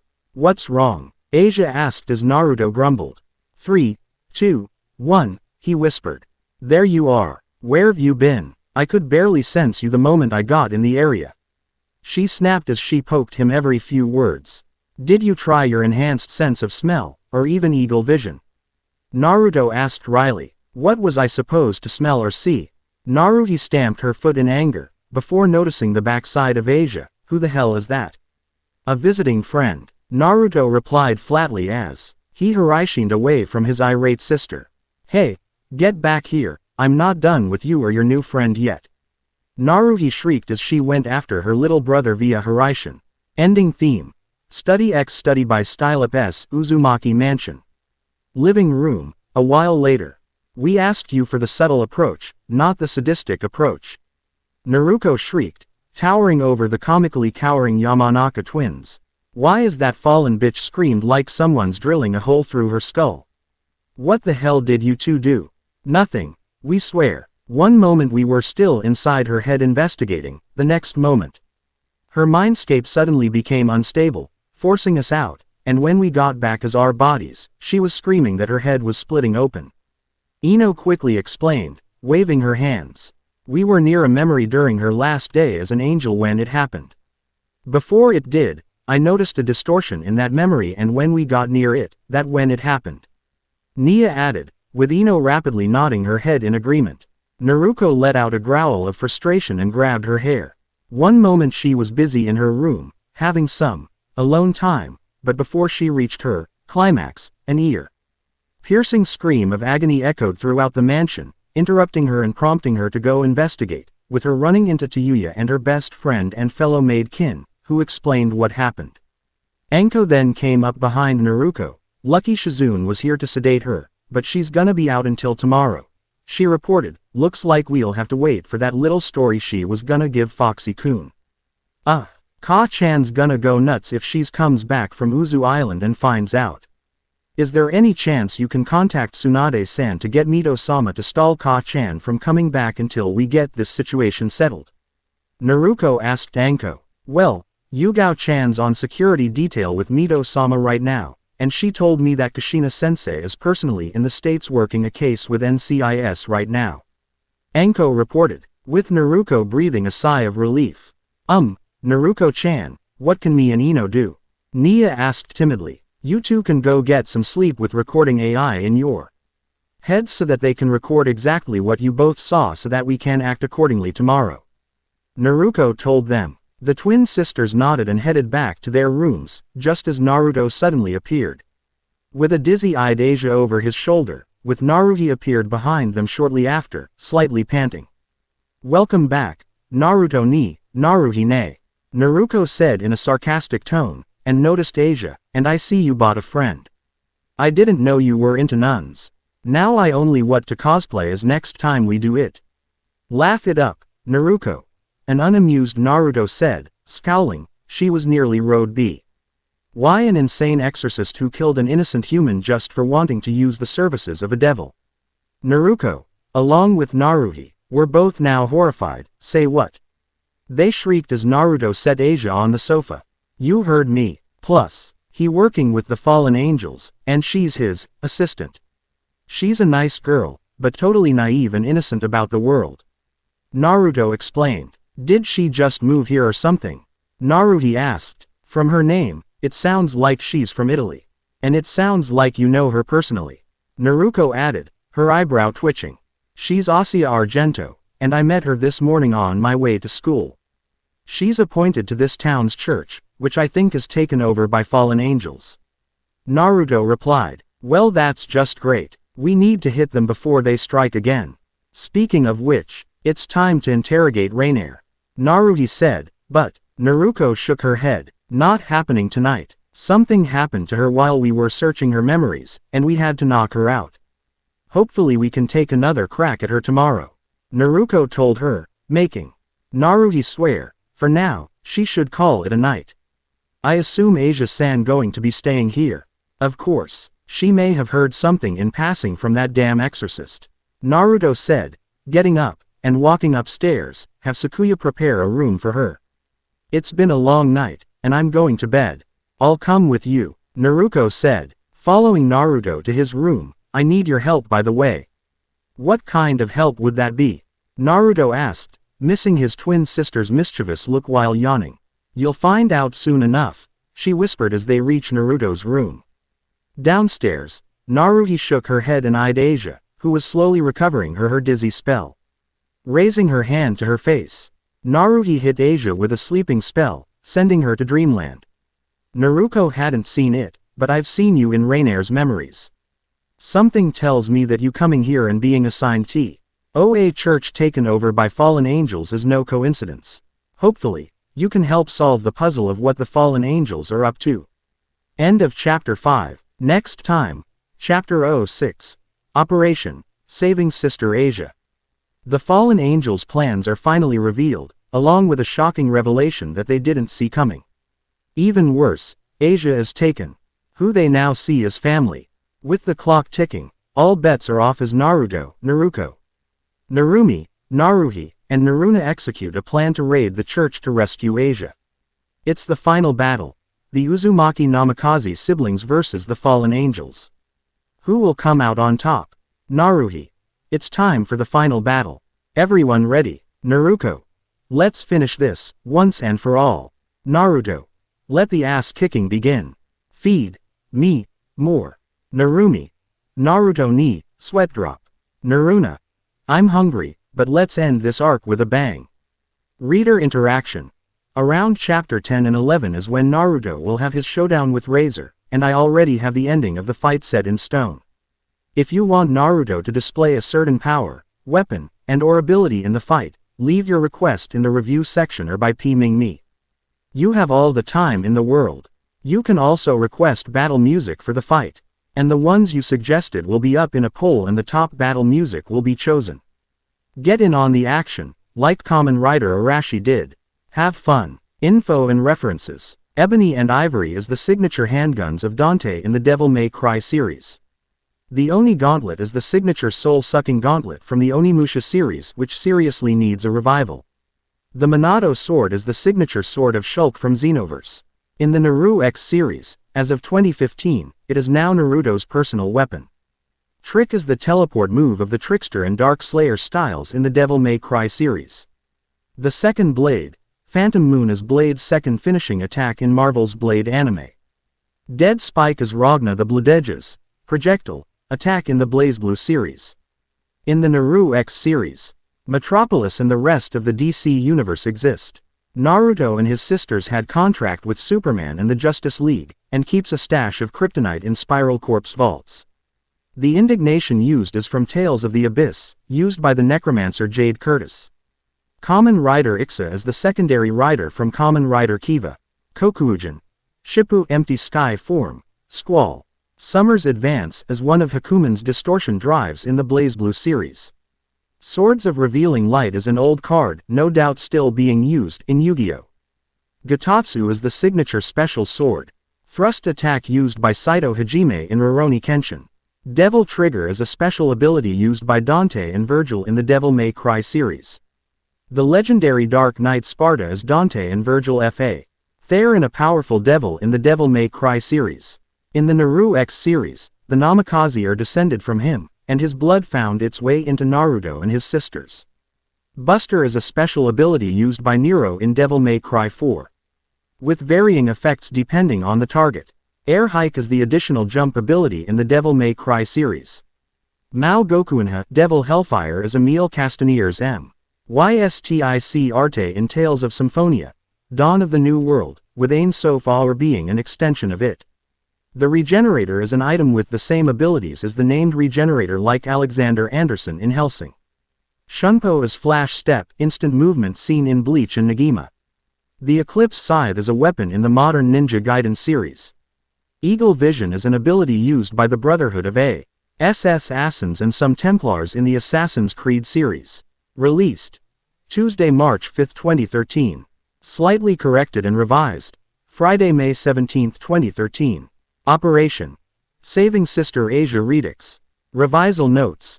M. Ainly some dialogue changes and more corrections. Author's notes. This may be the longest chapter of the whole story, but finally, the end is in sight for the Fallen Angel arc. The quality of this chapter may be bad, but who cares? It's time to get these damn fallen angels out of my our hair once and for all. Remember to review, and enjoy the final chapter of the Fallen Angel arc. Review responses. Common Writer Arashi, you make an excellent point. I still have to watch Fairy Tail lol. Shadow Bloodedge 9396 BlazBlue is not a game in the world of Naruto X Unleashed, sorry. And yeah, the Regenerator is from Hellsing. I wasn't planning on putting it on Freed, it just happened. Raiden Tensho. I listened to Indestructible, it's a badass song. Disturbed does it again. The Mercenary with Black Wings, yeah. As well as other spells from the Tales series. Skalo. I'm planning on an anti-regenerator weapon, but the Jackal won't be making an appearance. Dregus. Hell yeah. Dad 90 Fallen Freaks of Despair. I gotta use that insult. Thanks. The Terror of Death aka Skeeth. Okay dude, calm down, take a chill pill. If you don't have a chill pill, take one of those chill strips. You put it on your tongue, it dissolves, chill tilde. Vic. Red vs. Blue. Chrono Diver. Have you played DMC4? The Spectral Arm is the Buster and Snatch ability used by Nero using his Devilbringer Gauntlet. Guessed the 7th of March 2013, you mean Bloodbending. I'll have to think about that. Disclaimer. I do not own Naruto, High School DXD, or any other crossover that'll appear. Credit goes to Reaper 7 for letting me use his jutsu from his Shadow of the Fox story. Last time on Devil Dragon Storm Emperor. Welcome back, Naruto ni, Naruhi ne. Naruto said in a sarcastic tone, and noticed Asia, and I see you bought a friend. I didn't know you were into nuns. Now I only what to cosplay as next time we do it. Laugh it up, Naruto. An unamused Naruto said, scowling, she was nearly rode by an insane exorcist who killed an innocent human just for wanting to use the services of a devil. Naruto, along with Naruhi, were both now horrified. Say what? They shrieked as Naruto set Asia on the sofa. You heard me. Plus, he working with the fallen angels. And she's his assistant. She's a nice girl, but totally naive and innocent about the world. Naruto explained. Did she just move here or something? Naruhi asked. From her name. It sounds like she's from Italy. And it sounds like you know her personally. Naruto added, her eyebrow twitching. She's Asia Argento, and I met her this morning on my way to school. Naruto replied, she's appointed to this town's church, which I think is taken over by fallen angels. Well, that's just great. We need to hit them before they strike again. Speaking of which, it's time to interrogate Rainier. Naruhi said, but Naruto shook her head. Not happening tonight. Something happened to her while we were searching her memories, and we had to knock her out. Hopefully, we can take another crack at her tomorrow. Naruto told her, making Naruhi swear, for now, she should call it a night. I assume Asia-san going to be staying here. Of course, she may have heard some thing in passing from that damn exorcist. Naruto said, getting up, and walking upstairs, have Sakuya prepare a room for her. It's been a long night, and I'm going to bed. I'll come with you, Naruto said, following Naruto to his room. I need your help by the way. What kind of help would that be? Naruto asked, missing his twin sister's mischievous look while yawning. You'll find out soon. Nah, she whispered as they reached Naruto's room. Downstairs, Naruhi shook her head and eyed Asia, who was slowly recovering her dizzy spell. Raising her hand to her face, Naruhi hit Asia with a sleeping spell, sending her to dreamland. Naruto hadn't seen it, but I've seen you in Rainier's memories. Something tells me that you coming here and being assigned to a church taken over by fallen angels is no coincidence. Hopefully, you can help solve the puzzle of what the fallen angels are up to. Chapter 06. Operation Saving Sister Asia. Special Investigation and Disciplinary Committee Office, lunchtime, the next day. Naruto slurped her ramen as the sound of Narumi sipping her drink through a straw echoed throughout the room. Naruhi was reading an ancient-looking book while Naruna wolfed down her lunch. From what Naruto said, that stray exorcist was able to wield strong powers of light. Narumi noted, taking a break from her drink. Then, it's not just devils who become strays. Naruna asked. According to this, there are many who get expelled from the church and end up serving under a fallen angel. So, does that mean our dear guest Asia is one of those stray exorcists? Naruhi wondered as he flipped a page, considering what nearly happened to her. No, besides, she just arrived in this country, and I sensed a pure and gentle soul within her. She's far from twisted to be a stray exorcist. Naruko deadpanned. Wait a tick, why the hell are we talking about Asia of all people being a stray exorcist? The real question is why she was suddenly assigned to that church. The fallen angels flying around lately, the timings of her arrival is no coincidence. Plus, Naruto heard that asshole mention before he tried to her that the fallen angel woman told him not to hurt her. Narumi exclaimed. Plus, he has a regenerator, which is also known as an illegal artificial sacred gear. And this book says that it can only be obtained by Naruhi's eyes widened what she read and suddenly looked green in the face, before running into the private bathroom in the office. You know, I don't even want to know what you just read. Naruko said dryly as the sounds of puking could be heard from the bathroom. So, you think Naruni will find Asia-chan? He better. Asia's an idiot for leaving the protection of the mansion after what nearly happened to her. He could be those priests you encountered running around town for all we know. Narumi replied, returning to her drink, as Naruko nodded. Then, Naruna gave a loud, comedic belch, making the others sweat drop. Oni-chan will find her. Naruna said simply, and then we can continue to protect her from the fallen angels. Naruko and Narumi just looked at her before giggling as Naruhi came out of the bathroom, dizzy-eyed. Neighborhood streets. Naruto was walking down the street, sniffing the air. He was looking for Asia, who suddenly had the brightest idea of leaving the mansion for some crazy reason right under Satsuki and Sakuya's noses. Right now he was closing in on her possible location. Is it so hard to watch someone these days? And why the hell did she leave anyway? It's not like we're gonna keep her there forever, damn it. Satsuki-chan and Sakuya-chan are so getting it tonight, and so is Asia.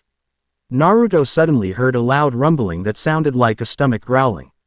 He turned to see a nearby playground where a young woman was swinging on the swing set with an embarrassed look on her face. Shaking his head, Naruto strided over to Asia. Opening theme. Trip innocent of D by larval stage planning. Uzumaki Mansion. Basement. Interrogation room. Geez, are you two blondes done or what? Look to Yuya-san, if you want some results, you can't keep asking me and my sister, every 2 seconds, are you done yet? Are you done yet? I'll tell you when we're finished, so pipe down a notch. Ino snapped, nearly losing her concentration as she and Nia continued to swim around Rainer's memories. Trying to remove the block. Why don't you join Tenten-san and Kin-san in watching the church? You know, get some fresh air. Nia suggested. I would, but remember, I'm fucking protection detail. Just in case our guest here decides to go batshit crazy. You two aren't very much fighters, you know. Yuya said, take you for example Ino. For your current so-called ultimate move, you launch the poor son of a bitch up into the air, then you jump and spin around like a ballerina, and then kick the poor bastard. Well, excuse me for being bad at taijutsu. Ino snapped, a tick mark appearing on her head. What about you? All you're good at is support, staying back to hit others with those phantom leech thingies. At least I've been working on my taijutsu on my breaks in the danger room. You two should. Oh, I don't fucking know, join me sometime. Yuya suggested innocently. Yeah, I think we will. Nia nodded, elbowing her twin to keep her from retorting. Ino grumbled as she and her sister closed their eyes to concentrate, as Yuya started to play a low tune on her flute. Downtown, McDonald's, yes, that Mickey D's lol. Quote ellipsis quote. Quote ellipsis quote. Something about your food you don't like, Asia-chan? Naruto asked, after watching Asia stare at her food consisting of a burger and some fries for about 5 minutes. Are there any forks and knives around? She asked timidly. Nope. Here's now you eat them, sister. Naruto said, picking up his burger and eating it. See. I never would have guessed they could be eaten like that. Asia asked, looking amazed. Sugoi. Then I better wash my hands. Naruto's sweat dropped when Asia took out a bottle of holy water. While Naruto is of course immune to holy water, he thought that her washing her hands with it to eat some McDonald's food was a little bit extreme and over the top. If you want to clean your hands, there's something humans invented called disinfectant wipes that kills germs. Here, he said, handing her a pack of wipes, which she accepted and used them to wipe every inch of her hands. Very clean, Naruto noted, with more sweat drops to appear on his head when she held her shining hands up with a proud look on her face. Asia then put her hands together. Now then, I should pray before the meal. Lord, after 30 seconds of praying done, time to eat. Was she praying to Kami-sama, or the biblical god the angels answer to? Quote, I have no idea, Kurumi-chan, and I don't care. Naruto answered the foxy nine-tailed yin vixen in his mindscape as Asia took a bite of her burger. It's delicious, she exclaimed as she took another bite. I never had anything like this before. I guess you never got out that much at your previous church. By the way, why did you leave the mansion? After what happened last night, you were much safer there. Well, I thought I was free to leave at any time, so I decided to take a stroll around town. When I was resting at the playground, you came along, so. Naruto facepalmed, remembering that Naruhi told Asia to stay in the mansion until they got back from school, and as for her answer, Naruto was not buying it. Asia had looked away when answering his question, but looked back at him with a smile. It was obvious that something was going on, and she was hiding something. Asia-chan, what's really going on? Don't tell me you were planning on heading back to that church. Naruto-san, what's that place? Asia suddenly asked, pointing to the place called the game station across the street. That's an arcade center and you didn't answer my psi asterisk. Naruto scratched the back of his head. Looks like he won't be getting an answer from the innocent nun anytime soon. Do you want to go check it out? There's more to life than being faithful to your biblical god. Naruto told her as he started to pack their food into a bag. Come on. Uzumaki Mansion, basement, interrogation room. What the hell did you dumb blondies do this time? Chiyuya reeked with her hands clamped down on her ears. Ino and Nia finally managed to destroy the last block on Rainer's true memories, getting rid of the false memories in the process. Before they could investigate them further, Rainer's mindscape suddenly started to rain a heavy downpour, a sign of overwhelming sadness and regret. It was so strong that it started to flood the mindscape, forcing in and Nia to retreat back to the real world to find Chiyuya flat on her rear end covering her ears and Rainer breaking down, loudly crying up a storm while apologizing profusely. We destroyed the last block on her mind. That's all. It also caused her false memories to be destroyed as well. Whatever she remembered, it caused her mindscape to flood. Ino explained loudly and quickly. Which means, Chiyuya shouted with several tick marks appearing on her head. We're seeing her real feelings. If she was faking it, it wouldn't have rained in her mindscape, causing it to flood. Nia stated calmly, if's that the case, then she'll have no problem spilling her fucking guts out. Chiyuya said, going up to Rainer, grabbing a fistful of her hair, and forced her head up, revealing her tear-strained face. Now you fallen bitch, you're going to tell us what we want to know, or else. I'll do it. What? Ino and Nia mouths dropped. Chiyuya's eyebrow twitched. Pardon. I'll tell everything I know. Why the fallen angels are in this town and targeting sacred gear users, Rainer whispered, scared out of her mind. Don't you mean yourself as well? Ino asked in an annoyed tone. But I never wanted to become a fallen angel. Rainer cried as she started bawling again. Ino, Nia, and Chiyuya looked at each other and then gaped at her. Quote, local park, late afternoon. Did you have fun today? Hi. I've never had so much fun in my life, Naruto-san. Now I know you're exaggerating. Naruto and Asia were walking through the park, on their way back to the Uzumaki mansion. They spent the last couple of hours downtown in the arcade center playing video games, trying out different outfits in Asia's case and taking pictures inside a photo booth. All in all, it ended up as a date. A date Naruto did not plan on having, but no matter. Then again, who cares? Naruto thought, smiling at Asia, who had a stuffed animal named Rachu in her arms. So, What's your story, Asia-chan? How'd you came to possess the power you have? It's a long story, Asia said, looking away. Naruto shrugged. I've got nothing but time. You know part of my story thanks to that insane exorcist, so what's yours?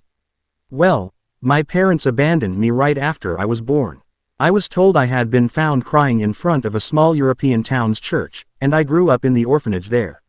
When I was 8, a wounded dog, close to death, wandered into the church. By myself, I prayed as hard as I could. That's when a miracle occurred. After the church found out about my power, the church treated me as a saint and I was worshipped. Soon afterward, I was taken to a big church where I was ordered to heal illnesses and wounds of Christians, and many were indeed cured because of this. The rumors started to spread everywhere, so people kept coming to the church seeking aid. The church guarded me heavily and treated me well. I was so happy that my power could help people, and was very grateful to the Almighty God who blessed me with this power that could help others. My heart was filled with appreciation. But since I was called a saint, normal people would look at me differently, and I started to feel lonely. I'm guessing that your days as a saint didn't last very long. Hi. One day, I encountered a man collapsed on the floor, heavily injured, and I used my power to save him. But the man I came across was, let me guess, a devil, huh? Naruto guessed, grimacing as Asia nodded. Hi. An exorcist was hunting him, and after I healed him, he killed the exorcist and fled.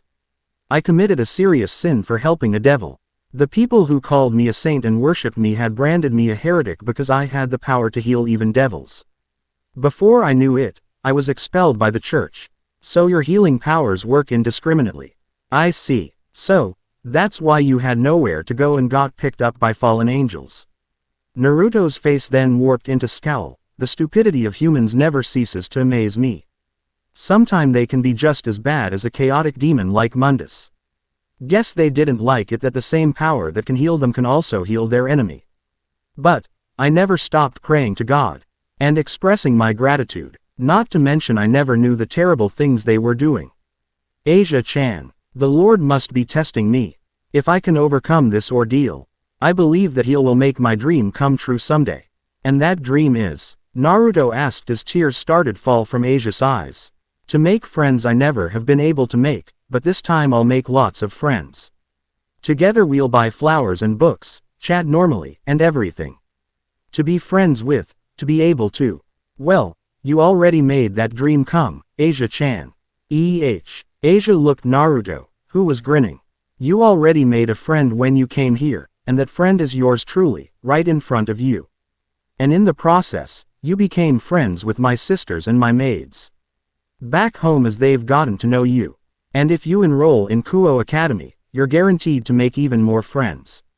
Really, Naruto-san, I mean, won't that cause trouble? Why are we still talking about this? So what if I'm a being of light and darkness and in between? So what if you're a nun? We're friends. We chatted and just had fun together, after all. That's all that matters. Naruto-san, thank you. Asia cried, hugging Naruto close. Anything for my precious friend, Naruto said, smiling. Then, Naruto's cell went off, making Asia jump back and blush when she realized how close she was to Naruto. Yeah, Naruto-kun, where are you? Have you found Asia? Ino yelled through the other line.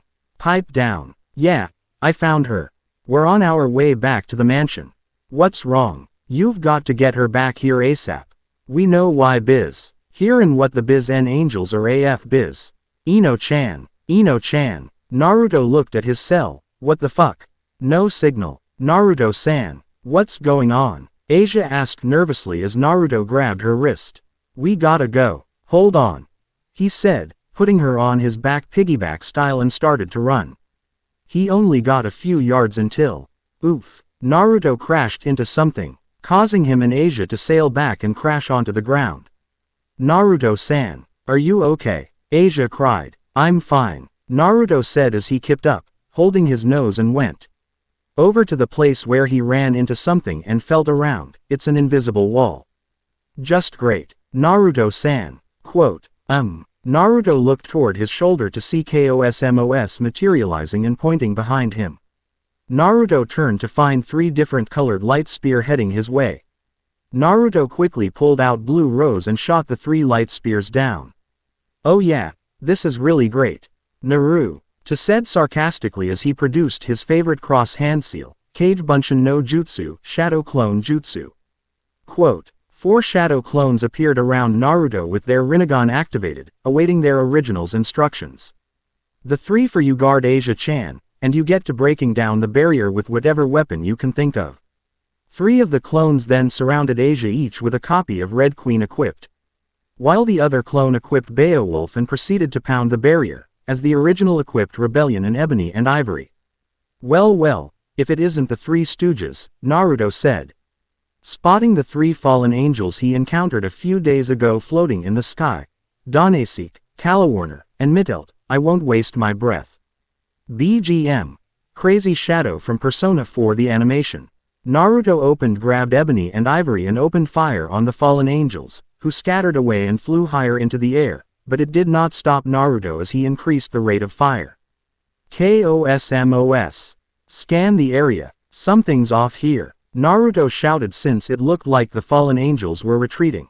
Roger. Running scan. Quote, KOSMOS closed her eyes and focused on her sensors as Naruto swore and summoned the rocket launcher Kalina An. Eat this. Hysteric. Quote, Naruto fired off scattering homing rocket at the 3 fallen angels, who flew around to avoid them. Naruto-san. Above you. KOSMOS cried, pointing upwards, causing Naruto to look up to see an oversized blood-red light spear speeding towards him. Crap. Naruto rolled out of the way as the light spear suddenly exploded where Naruto was. What the hell?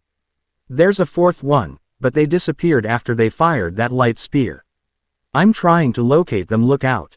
Quote, son of a bitch, Naruto yelled as the other fallen angels rained light spear after light spear at Naruto, forcing him to put away Kalina An and take out Rebellion. I've had enough. Isen Getsuga. Quote, a huge crescent-shaped wave cancelled out the light spears, giving Naruto time for his next move. Getsuga. Tensho. Naruto roared, sending a huge wave in shape of a crescent moon like this last attack. This time, it continued on towards the fallen angel, who were not fast enough to completely avoid the blast, and damaged their wings, causing them to drop like flies into the nearly fountain. Take that, whoa. Naruto ducked as another blood-red light spear nearly hit him. But several more followed right behind it. Naruto destroyed them with a swing of Rebellion, and clicked his tongue, letting the sound bounce off the trees. Found ya. Naruto found the mystery attacker lurking behind a tree and used round trip towards them. The tree was cut on half, but the mystery attacker managed to escape, allowing Asia to recognize her. Naruto-san, that's. Naruto re-equipped Kalina An and fired a rocket at the attack, but the attack flew through the air and landed on the water of the fountain. BGM fade out. BGM. Dark tuning from Yu-Gi-Oh! 5Ds. Ha. A squalid hybrid like you shouldn't address me so frivolously. The new female fallen angel said with a shrill giggle, if you're going to stand to my way, I'll finish what my dear little sister started. And annihilate you completely. Sister. Naruto repeated, hey, Asia-chan. Do you know who this chick is? Hi, she's Rainella, the older sister of the fallen angel who disappeared. And I'm under their protection. Asia replied and was frightened at Rainella's appearance. Well, this is just perfect. I can sense that she's more powerful than her sister Rainier. In that case, Jushiku, sacred gear. Naruto shouted, his sacred gear gauntlet materializing on his left arm. Rainella blinked twice before roaring with laughter, are you serious? You cannot be serious. Ah ha ha ha ha ha ha ha. What's so funny? Naruto snarled, glaring at the new female fallen angel. After seeing what you have, how could I not laugh? She replied, looks like we have nothing to fear since it's just a twice critical. We were completely off the mark. Twice critical. Naruto repeated, there's no way my awesome looking gauntlet has a name that sounds like something as childish as that. I mean, come on. Rainella ignored him. Also known as Dragon's Hand, it's an ordinary item that doubles your power temporarily. Double my power. Oi. D-Drake, please tell me she's joking. Sorry Ibo. But she isn't. Quote, if that's truth, why the hell didn't you tell me? I could have used that information earlier. Quote, all Naruto received was some whistling from his dragon partner, followed by a girlish cry of pain. Baka, Arwen shrieked as she proceeded to pound her fellow dragon in the ground inside her master's mindscape, causing Naruto to grumble as he cut off the connection just in time to hear Rainella speaking. Don't fuck with that kid or his family. Plus, it's possible that he has a potentially dangerous sacred gear. That's what my little sister heard, so she decided to go rogue and attempt to eliminate you under the guise of Yuma-chan. Did you know, she chose that name because she was gonna kill you and that pervert at dusk. Really cool, right? Naruto's eyebrow twitched in annoyance as she continued her tirade. I love you. Please go out with me. Remember, are you done, lady? Naruto asked, holding up his sacred gear revealed as twice critical, if so. It doesn't matter what your blood contains. You won't stand a chance against me with that. Just hand over little Asia and walk away, Rainella demanded, showing her fangs in an evil smile. Well, here's my answer, bitch. Naruto retorted, throwing up 2 middle fingers in response. Naruto-san, Asia cried, worried for the blonde. Don't worry about me, just stay near my clones. I don't like making promises like a naive knucklehead, but I promise that I will protect you to the very end. Naruto told her with a wink. Asia gasped, a feeling of happiness and attraction rushing through her at the blonde's declaration. Hey bitch, if you're right about my sacred gear that it doubles my power, then you're the one who's screwed. Come on, twice critical. If you're going to double my power, then don't fail me now. Sacred gear, twice critical, activate. In response, the jewel on the twice critical shined brightly with glyphs appeared on the gauntlet as it announced, boost. Quote, whoa, Naruto held his gauntlet steady as a rush of energy flowed through his body. What power? I'm gonna have to train harder to handle this rush of energy, but this'll do for now.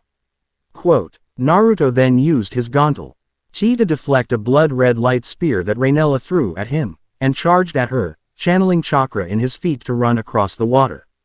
Rainella quickly drew another light spear to block Naruto's enhanced punch. Get it now, twice nothing to still nothing.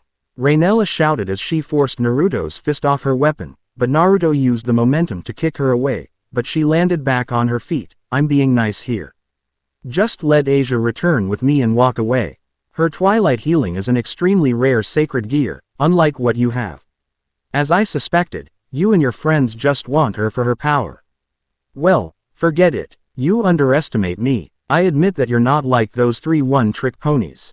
Naruto said, pointing at the other 3 fallen angels who were still down. So, why don't you entertain me more?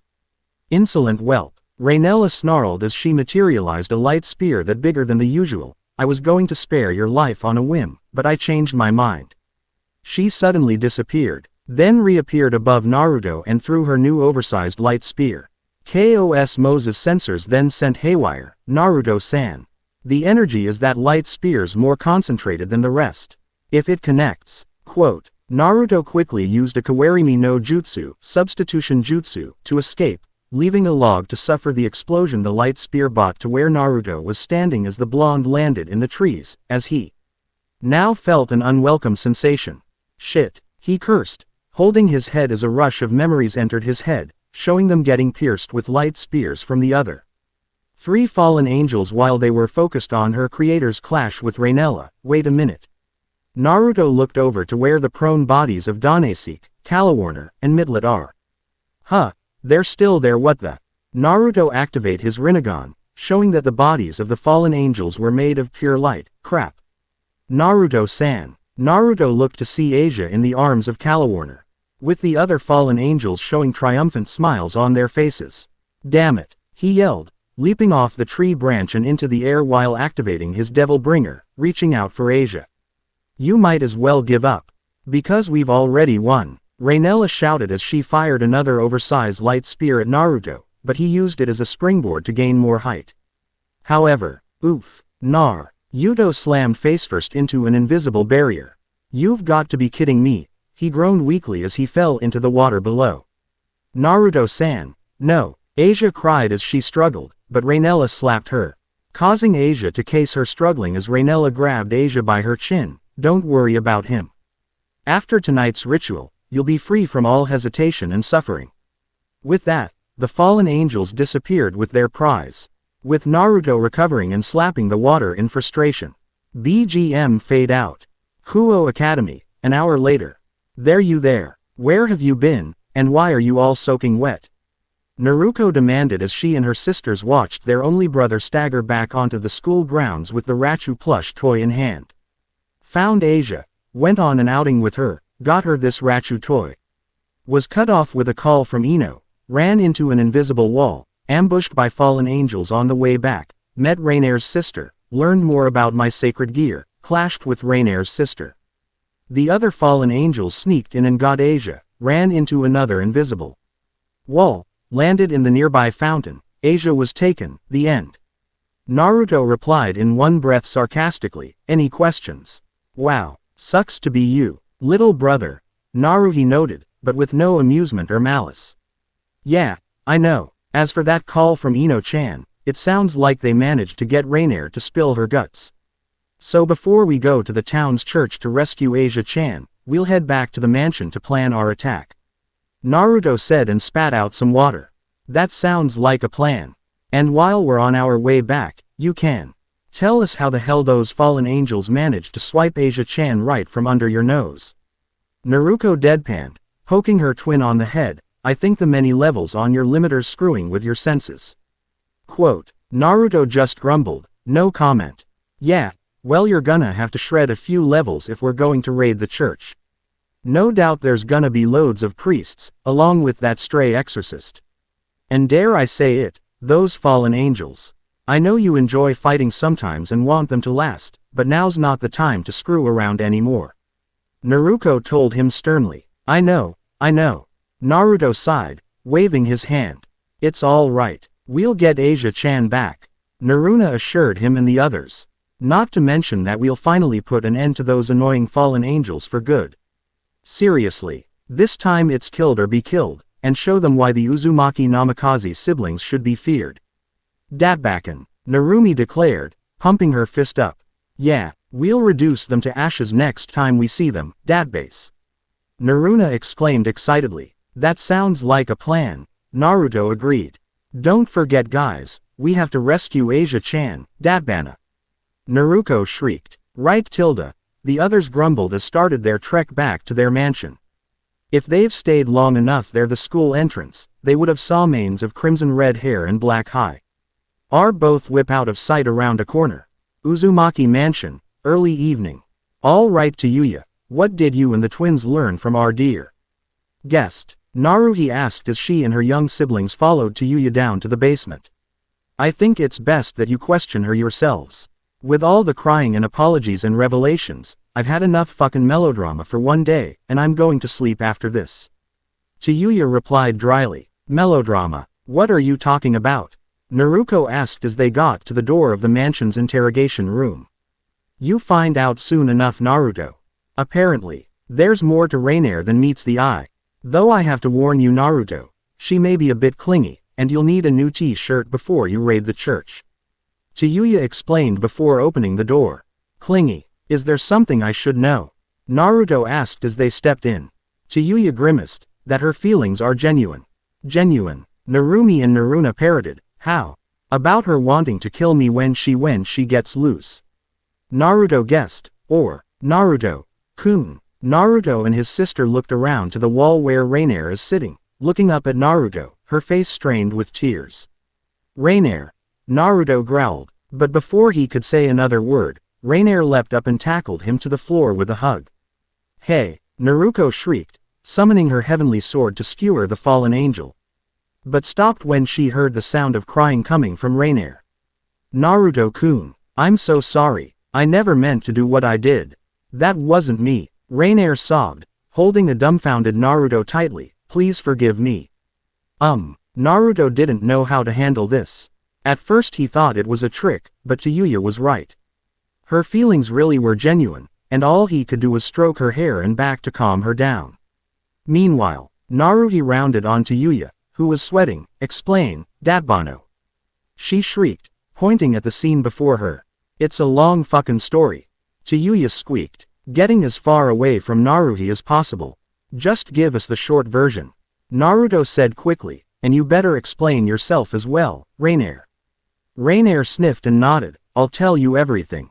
The next 15 minutes consisted of loud gasps, extreme swearing, and death threats. Meanwhile, at the church that was to be raided, everything in it except Asia sneezed and shivered. Church, nighttime, Operation Rescue Asia. I'm pissed off. Naruto growled as he and his sisters eyed the church where Asia is being held from the roof of a house right around from it. Trust me Oni-chan, we know, and you're not the only one. Narumi growled back, no, I take that back, I'm really pissed off. Naruto reiterated, pound his fist in his hand, when I see Rainella again, I'm gonna drop that bitch before I proceed to tear her sorry ass to pieces so bad that death will be a mercy. Screw that, she's not gonna live to see the end of this night. Naruto agreed, sharpening her heavenly sword, her fucking life is forfeit. Easy my little brother and sisters. Naruto chided them, our time will come, but first we must secure Asia. That right, we have to stay focused on the mission. Naruna added, which means first we rescue Asia, then after we rescued her, then we gotta save her. Naruna, both those objectives are the same thing. Narumi deadpanned. Really? Naruna asked with a cute, confused look. Of course, Narumi said. Oh my god, who the hell cares? Naruto snapped, we go in, get Asia, raise hell, kill those fallen angels, and leave. Simple. Naruto nodded, then what are we waiting for? Let's go save Asia-chan. Besides, I have a fallen bitch's ass to whip. All 5 Uzumaki Namikaze siblings, clad in dark clothing, then jumped off the roof of the house and sneaked their way across the street to the dark and foreboding church. A.N. Naruto is wearing the black version of Dante's Devil May Cry anime outfit. Naruto is wearing a black version of Kairi's Kingdom Hearts 2 outfit. Narumi is wearing the black version of Ayane's Ninja Gaiden Sigma 2 outfit. Naruto is wearing a black version of Milia Maxwell's Tales of Xillia outfit, and Naruna is wearing a black version of Yuna's Final Fantasy X-2 outfit. Hold on, Naruto whispered, pointing to the side of the church, I hear something over there. All 5 activated their eagle eyes to find a usurper. Icing scene. 5 devils in combat against several priests who the siblings thought were guarding the front entrance. Isn't that the Occult Research Club? What are they doing here? Did they hear about what happened? Naruna wondered, her mind thinking of different possibilities. If so, then they've helped us out by leading the cannon fodder priests away. Remind me to thank Rias-chan. Shall we? Naruto said as they moved on. Putting their assassin skills to use, they silently strided through the trees, reaching the front doors to the church, where Naruto kicked them wide open. No one's here. Naruna noted, surveying the empty chapel, the fallen angels have definitely taken this place. Narumi added, pointing at a sliced-off cross in the front of the room as well as the demolished statues, and someone's here. Show yourself. A figure stepped out from behind a ruined pillar, an individual Naruto knows all too well. Hey, we meet again, shitty Twilight One. I'm getting sentimental, and I see you bought friends too. Oh, it's you, Freed. Naruto growled, baring his fangs. So, this is Freed. I'm not impressed, Naruto said with distaste. You're not alone on that front. Naruto added with equal distaste. I never thought I'd meet the same devil twice. You know, I'm super strong, so once I meet one of your kind, he get this treatment. Freed said with a throat-cut gesture. You do know that I'm more than a devil, right? And so are my sisters here. Naruto snarled. Sorry, bud, but despite what in your blood, if there's devil's blood within it, then you're classified as a devil in my book. That's why I'm pissed. Freed retorted as he took out his gun and light sword, about you devil trash hurting my pride and ruining my policy. The girls made loud retch-ing noise as Freed licked his gun as he finished his sentence. Enough babbling, you filth. Where's Asia-chan? Naruto demanded. Oh, the slut who fell for that devil. She's at the underground ritual site. You can reach through the hidden staircase in that altar. Naruna frowned. You're pretty straightforward. Why not, since you all are going to die anyway? Freed declared, pointing his gun at the siblings. Like hell, Jushiku, sacred gear, twice critical. Naruto yelled, summoning his red gauntlet. Let's do this. No, you and Naruto go on ahead. Me, Narumi, and Naruna can take care of this. Naruhi told him while equipping the Overture Gunblade, with Narumi equipping Blood Sword Scythe, and Naruna equipped her favorite weapon, the Arma Rebor, Muchorin Magical Staff. Naruhi opened fire while Naruna fired off several missiles on Fried, who started dodging like a madman. Oni-chan, Oni-chan, go, Sweden. Taju Suiryuden water style, multiple water dragon bullets. Narumi cried, firing off water dragon after water dragon at Fried as well. No fair. Fried as he ran around, dodging the bullets, missiles, and water dragon aimed towards him.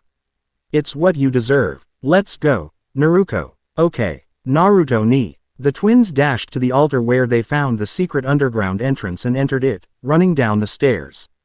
I can smell Asia-chan. And her as well. Naruto growled out. Let's hurry, Naruto said. They finally reached the bottom and smashed their way through the reinforced door. Welcome, descendants of Sparta. The bottom of the ritual room was packed with priests, in the way of the pyramid structure where an unconscious Asia is, chained to a cross. And right next to her is Rainella, with a twisted smile. Asia-chan, Naruto shouted before looking at the fallen angel. She looks just like Rainier. Naruto, is that? Yeah, it's Rainella, Rainier's sister. Naruto confirmed, making Naruto growl demonically. So, you're that fucking twisted bitch, huh? She snarled. I may be a twisted bitch, but that doesn't mean I have feelings you. No. However, I prefer that you don't say my name so casually from your unworthy lips. Rainella saw it in a teasing tone with a mock-hurt look on her face as Asia opened her eyes, hearing Naruto and Naruko's voices. Naruto-san, Naruko-san, hold on Asia-chan, we'll get you out of here in about a minute geez. Naruto and Naruko jumped back as Rainella threw an explosive light spear at them. Sorry to ruin the dramatic reunion, but the ritual's almost over. Say what? This early? It's not even midnight, Naruko shouted, panicking. Plans change, Rainella said in a sing-song voice. Damn it, Naruto shouted as he and Naruko charged forward, barreling their way through the priests, but there were too many. As green lightning surrounded Asia's form, causing her to cry out in pain. Out of my way, Naruto roared, snapping as he summoned Minato with a malevolent blood-red aura surround. Ing it and proceeding to slice through the priests, steel-on-bone style, Ninja Gaiden 3 razor-edge steel-on-bone system, with Naruto following his lead with her heavenly sword. Too late. Rainella laughed as a green light containing rings came out of Asia as the light died from her eyes. Your twilight healing, the power that I've been craving for so many years, is finally in my grasp. With this power, I can conquer even love.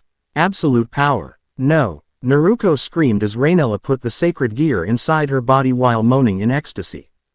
Damn you, Naruto roared in rage. He and Naruko Entei. Red Devil trigger grade 1 and flew through multiple hand seals. Oh my, what wrong? Rainella asked playfully, as the twins hit the final seal. Could you be angry? Kageten. Kurobochi Supaiku no Ju. Su, Shadow Style. Black Graveyard Spike Jutsu. The twins roared, slamming their hands to the ground, spreading their shadow on the floor. Instantly, the whole floor was covered in black spikes where the shadows were. Each about 10 feet long and 3 feet thick. The only places that had no spikes were the walls and the pyramid structure where Rainella and Asia are. Of course, the spikes didn't do anything to Naruto and Naruko. They passed through the twins like mist. But most of the priests were not so lucky, as the spike pierced them in their vital areas, instantly killing them. The Uzumaki Namikaze siblings don't enjoy killing humans, but in some of the professions they trained in, i.e. ninja, it's part of the job description, and unfortunately for the priests, they were getting way too annoying and should have ran when they had the chance as soon as Naruto and Naruko's rage skyrocketed to dangerous levels at being unable to save Asia's life. They're monsters, cried one of the priests who managed to survive along with some of the others. My, what brutality. I thought you don't kill worthless humans. No matter, because with this, I can now become the supreme fallen angel, Rainella declared as glowed with a green aura. I can now make those who made fun of me eat their words. They're the least of your problems. Naruko snarled as she and Naruto made a beeline for the female fallen angel. Stop them, shouted a priest as they charged towards the twins. Don't let them near Rainella-sama. Your funeral, Naruto shouted as he summoned Yamato to use Dimension Slash. Dashing around the crowd of priests, cutting them up. Crescent rose. Naruko summoned her oversized gun scythe in scythe mode and loaded in the cross-shot ammo to also dash around. Dual-wielding it with her heavenly sword to cut up the rest of the priests into ribbons as Naruto sheathed Yamato, causing the ones he cut to fall into bloody pieces. It's just you and us now. Quote, Naruto said as Naruko shot Crescent Rose to the ground to propel herself from the ground into Rainella. Aiming for her neck, Naruko took a swing with her heavenly sword, but the fallen angels used speed to escape and reappeared near the entrance to the room as Naruto ran up to the altar and went to unchain Asia from the cross. When the chains wouldn't give, Naruto used Yamato to cut the chain to pieces, causing Asia to fall into his arms. She's not dead, Naruto said, surprised as he checked her pulse. Really? Naruko asked as her brother gently shook Asia. Asia-chan. Asia-chan. Quote, Asia eyes slowly opened. Finding a familiar face, Naruto-san. Yeah, and it's not just me. Naruko's here too, as well as Narumi, Naruhi, and Naruna. We're here for you, so just hang in here, okay? Naruto told her, with Asia nodding weakly. Rainella laughed cruelly. Ah, isn't that sweet? You can have her since I'm done with her. Besides, those who have their sacred gear taken, die. Why you? Give her sacred gear back, ya bitch. Naruko shouted at her, pointing her weapon at the fallen angel. And why should I do that? Do you realize how much planning was put into this endeavor? I even lied to my superiors. Even my foolish leader Sama, to carry out this plan ahead of schedule. Rainella confessed as she took to the air, materializing her oversized light spear, and unfortunately, you guys are witnesses to that, so I'll destroy you all now, and leave no traces of proof. But don't worry. Dying together with her isn't so bad, isn't it? Fuck you, There was a loud bang, and the oversized light spear suddenly exploded in Rainella's hand, sending her crashing to the floor. What the hell? She snarled as she used Asia's sacred gear to heal herself. Playtime is officially over for you. Rainella-san. The Shinigami calls for your head. Naruto said, firing several more shots from Blue Rose. I told you to don't say my name so casually, you shitty brat. You're defiling it, Rainella snarled. Speeding toward Naruto was a new light spear in hand, dodging the shots from Blue Rose, but her eyes widened as a rocket came at her, forcing her to dodge. She looked to see Naruko, with Kalina Ann in hand.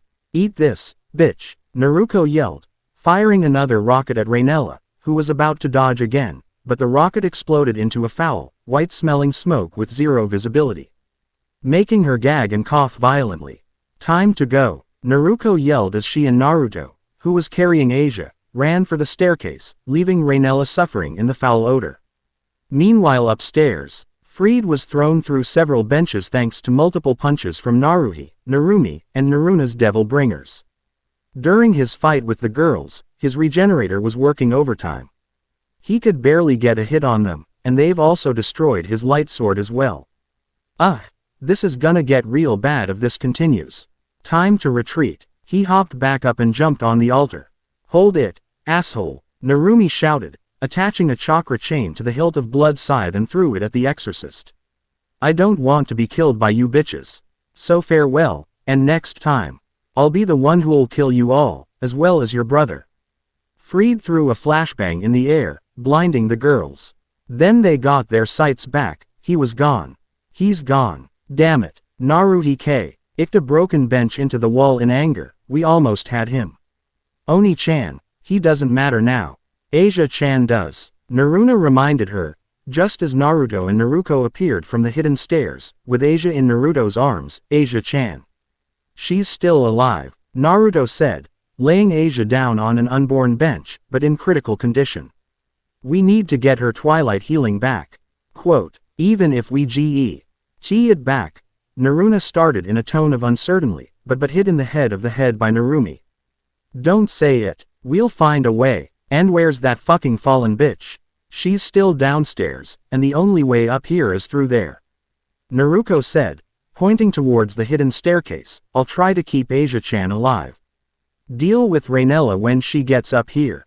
Healing jutsu. Quote, Naruto's hands turned green when she placed her hands over Asia's chest. Hey, where's Freed? Naruto asked. Naruhi shook her head. He managed to get away, and I don't think we saw the last of him. And Naruto saw San, Mina, everyone. Asia-chan. Naruto went over to his fellow blonde and held her hands. Save your strength. We'll get you out of here soon. Quote, just hang in there. Once this is all over, we'll get you into our school. And hell, you can live with us. Naruto added brightly, trying to be positive. It wasn't for long, but I'm so happy I was able to make friends. Asia whispered, don't say things like that, Asia-chan. Naruna cried with tears threatening to fall from her eyes. We're getting you out of here alive. Then we can all go to karaoke bars, amusement parks, bowling alleys. And get lots and lots of Rachu-kuns, and have a huge party too, datbase. Narumi nodded in agreement. You have yet to meet our mother, as well as the rest of our friends who are your friends now, so don't give up. Asia smiled. If I had been born here and had gone to school with you all, it would have been wonderful. You are coming back with us. I did promise that I'd protect you after all. Naruto said as droplets fell on his and her hands. You're crying, Asia said, putting a hand on Naruto's face, but he gently glided it away. It's only the rain, he muttered, looking away slightly. We're indoors, Baka, Naruto whispered as tears of her own started to fall from her eyes when she felt Asia's heart rate starting to decrease. It's all right, I couldn't ask for more, Asia said as she started to cry herself. While never losing her smile, thank you. No, no, no, no, no, no. Naruto cried in horror as she tried to add more power to her healing jutsu, but Asia Argento's and slipped from Naruto's grasp as she passed away peacefully. No, Asia-chan, don't die. Narumi cried as Naruto's jutsu deactivated.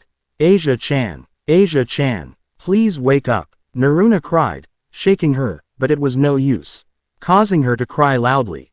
You were a kind girl that'd cure anyone who was injured, even devils. Naruhi whispered, kneeling down on one knee. This is part where I chant, Rikiemskat in pace, but I won't. We're not giving up on you that easily. You don't deserve this fate. You're right, Naruto said as he hugged Asia's body close. We're not letting you resign to your death that easily. If your God won't save you because of your sin, then we will. We'll drag your soul back from the afterlife if we have to. Quote, if I was still a worthless human, I'd pay money to see that. The sibling looked up to see fallen angel Rainella, casually sitting on an unbroken bench, spraying that looks like perfume on herself. Huh, isn't that? Narumi said, pointing at Rainella. Yeah, Rainella. Naruto growled as Naruto set Asia back down on the bench and set a barrier around her body. Naruhi blinked as she stood up. So this is Rainella. Is her boobs compensating for something? Rainella laughed. Cheap jokes won't get you anywhere, especially since you'll be following after that now useless nun. Battle theme. Plastic Knight 2 from BlazBlue, Chronophantasma. Now that's funny, considering how we all plan on making this church you love oh so much your grave, so enjoy Twilight healing while you can. Naruto snarled, let's go girls. Quote, right, when Naruhi, Narumi, and Naruna all entered their Devil Trigger Grade 1 states, they joined Naruto and Naruko in flooding the church with their power. So, this is the power of the Descendant and his sisters, Rainella muttered. As she took out 2 blood-red light swords and activated them, beautiful. Twilight Celestial, thank you very much, but irrelevant at this point, because you're dead already, bitch.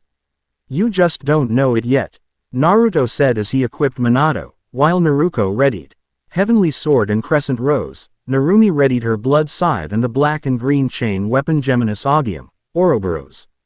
Naruhi readied Etro's Gunblade, and Naruna prepared her Muchoran for action. Ha, you can be as powerful as you want, but I have Twilight Healing, a sacred gear that can heal everything. It's a wonderful ability for us fallen angels since we no longer have divine protection. Rainella explained as she put her hands together in a mock prayer. This firmly secures my status as a fallen angel. I'm finally powerful enough to be on equal footing with the great Azazel-sama and Shemhazai-sama. Too bad that dream won't become a reality. Naruto pointed her sword at her. Attack. Quote. Get over here. Quote. Narumi threw Ouroboros at Rainella, who deflected the snakehead part of the weapon as Naruto rushed forward, gun blazing. Rainella blocked the shots, but the blades started to crack. What? Rainella was shocked that her special designed and reinforced light swords cracked after blocking a few shots from Naruto's gunblade, but she didn't have time to dwell on it, as Naruto clashed her blade. Now covered in a malevolent blood-red aura, with Rainella's light swords. Is that a shocked look I see on your face, Rainella? Naruto taunted as she pushed Rainella back, who took to the air, only to meet Naruna mid-air. Riding a heart-shaped carpet, Rainella tried to use her speed to get out of the way, but Naruna went past her and pointed her bell staff at her, materializing several brightly colored missiles. Eek. Quote. Rantan. Raceweryuden, Storm Style. Lightning Water Dragon Bullet. As Naruna fired her missiles, Narumi summoned a large, powerful dragon made of water with electricity bouncing off it and sent it towards Rainella. Ha. Child's play. Rainella laughed as she was about move, but wasn't able to. What? Noticing Narumi's smirk, she looked down at her ankle, where she saw a black and green chain wrapped around it. Damn it, she swore as the missiles connected with Rainella, knocking her into the lightning water dragon that closed its mouth around her and proceed to electrocute while trying to drown her in the process. Naruto, when charged forward, leapt high in the air, and sliced through the jutsu along with Rainella, cutting her across her stomach. Is that your best? Rainella laughed as she healed herself with Twilight Healing. When she tried to reactivate her light sword, however, Fuden. Rasenshuriken. Quote. Rainella got out of the way, just in time as Naruto's wind-style Rasenshuriken literally went out the window, but flew into awaiting Naruto. Scene Drive. Army of One. Naruto called out as she slashed, kicked, and shot Rainella up before axe-kicking her to the ground, where she is snagged by Narumi's Ouroboros. Come on over and play, Narumi said in a sing-song voice as she pulled Rainella for a barrage of slashes with her blood scythe in scythe mode before knocking her way with several green serpents. Feels good, don't it? Quote. As Rainella skidded across the ground, Naruto and Naruna, transforming her bell staff into a 16-ton hammer, attacked from above, crashing into the fallen angel, hitting her with the scythe and hammer at the same time before jumping away, as Naruto used the spectral arm of his devil bringer to punch Rainella into the altar. Battle music fade out. How's that? Naruna asked, turning her hammer back to her usual bell staff. Not good enough. As long as I have Twilight Healing, no matter how much damage you do to me, I can just heal it, Rainella retorted as she started the process while pointing at Asia. Why are trying so hard for her stake? Because she's an innocent girl. Ho never discriminated between fallen angels and devils. And more importantly, she's our friend. Naruna answered. Boring and stalling us isn't going to get you anywhere. Naruto countered. I'm serious here. You all are fighting a lost cause. What happened is the destiny of the chosen ones, those endowed with a sacred gear. Don't you all understand? She would have never lived a peaceful life. Cred gears are too much for a human to handle. No matter how powerful they are, unusual powers are bound to be feared and their wielders shunned. That's simply the way it is. That's just how humans are. Even with such a wonderful power that might benefit them, like this, Rainella explained, her injuries now halfway healed. Battle theme. Devils Never Cry, Temen ni Gru Dive version from Devil Ma. Why Cry 3 is played in Dead Fantasy 3's Tifa versus Hitomi fight. Are you done? Naruto asked, scratching out her ears. What? Don't you care? Rainella asked, slightly surprised. I thought she was your friend. We do care, but you're preaching to the choir. Humans with special gifts are always gonna be shunned by those who fear what they don't understand. It's just the kind of world we live in, Naruto said, shrugging. Our dad's distant cousin Dante said this. Demons, superhumans, same crap, different day. But Naruto's left arm glowed red, if you're using that as your excuse of liberating Asia-chan of her sacred gear. Then we have nothing else to talk about. Jushiku, twice critical. Quote. Dragon Boost. The twice critical gauntlet announced as it appeared on Naruto's left arm, the new phrase surprising everyone. Huh, it never did that before. Girls, stand back, and wait for my signal to finish her. Naruto ordered as he adjusted his twice critical boost. Quote, Rainella laughed. Are you really going to go over this again? Like I said, twice nothing is still nothing. You really do like hearing yourself talk, do you? Boost. Quote, Naruto rushed forward with a haymaker, but punched the altar instead as Rainella flew up and fired off 2 light spears at him. Naruto smirked as he deflected him with his gauntlet and leaped off the altar at her to attack again, but she summoned a light spear to take the blow, flying back as the light spear shattered from the force of Naruto's blow. But Naruto was not done as he landed his devastating kick on Rainella, sending her into a wall. Boost. Quote, you're wasting your time. I have Twilight Healing. I can heal any level of damage, so give up. You're going to lose. Rainella yelled as she summoned her oversized light spear and threw it at Naruto. Why don't you give up trying to make me give up, because I'm really too pissed off to give a fuck. Quote, explosion. Quote, Naruto reared back his gauntlet and punched the light spear, using his power to deflect it right back at Rainella.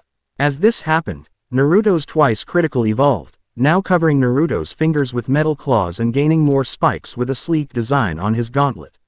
Whoa, Naruto looked at his sacred gear in surprise, and loving the new design. What? Rainella managed to avoid her own light spear at the last second, but is shocked at new form Naruto's gauntlet took. That sacred gear is just a twice critical.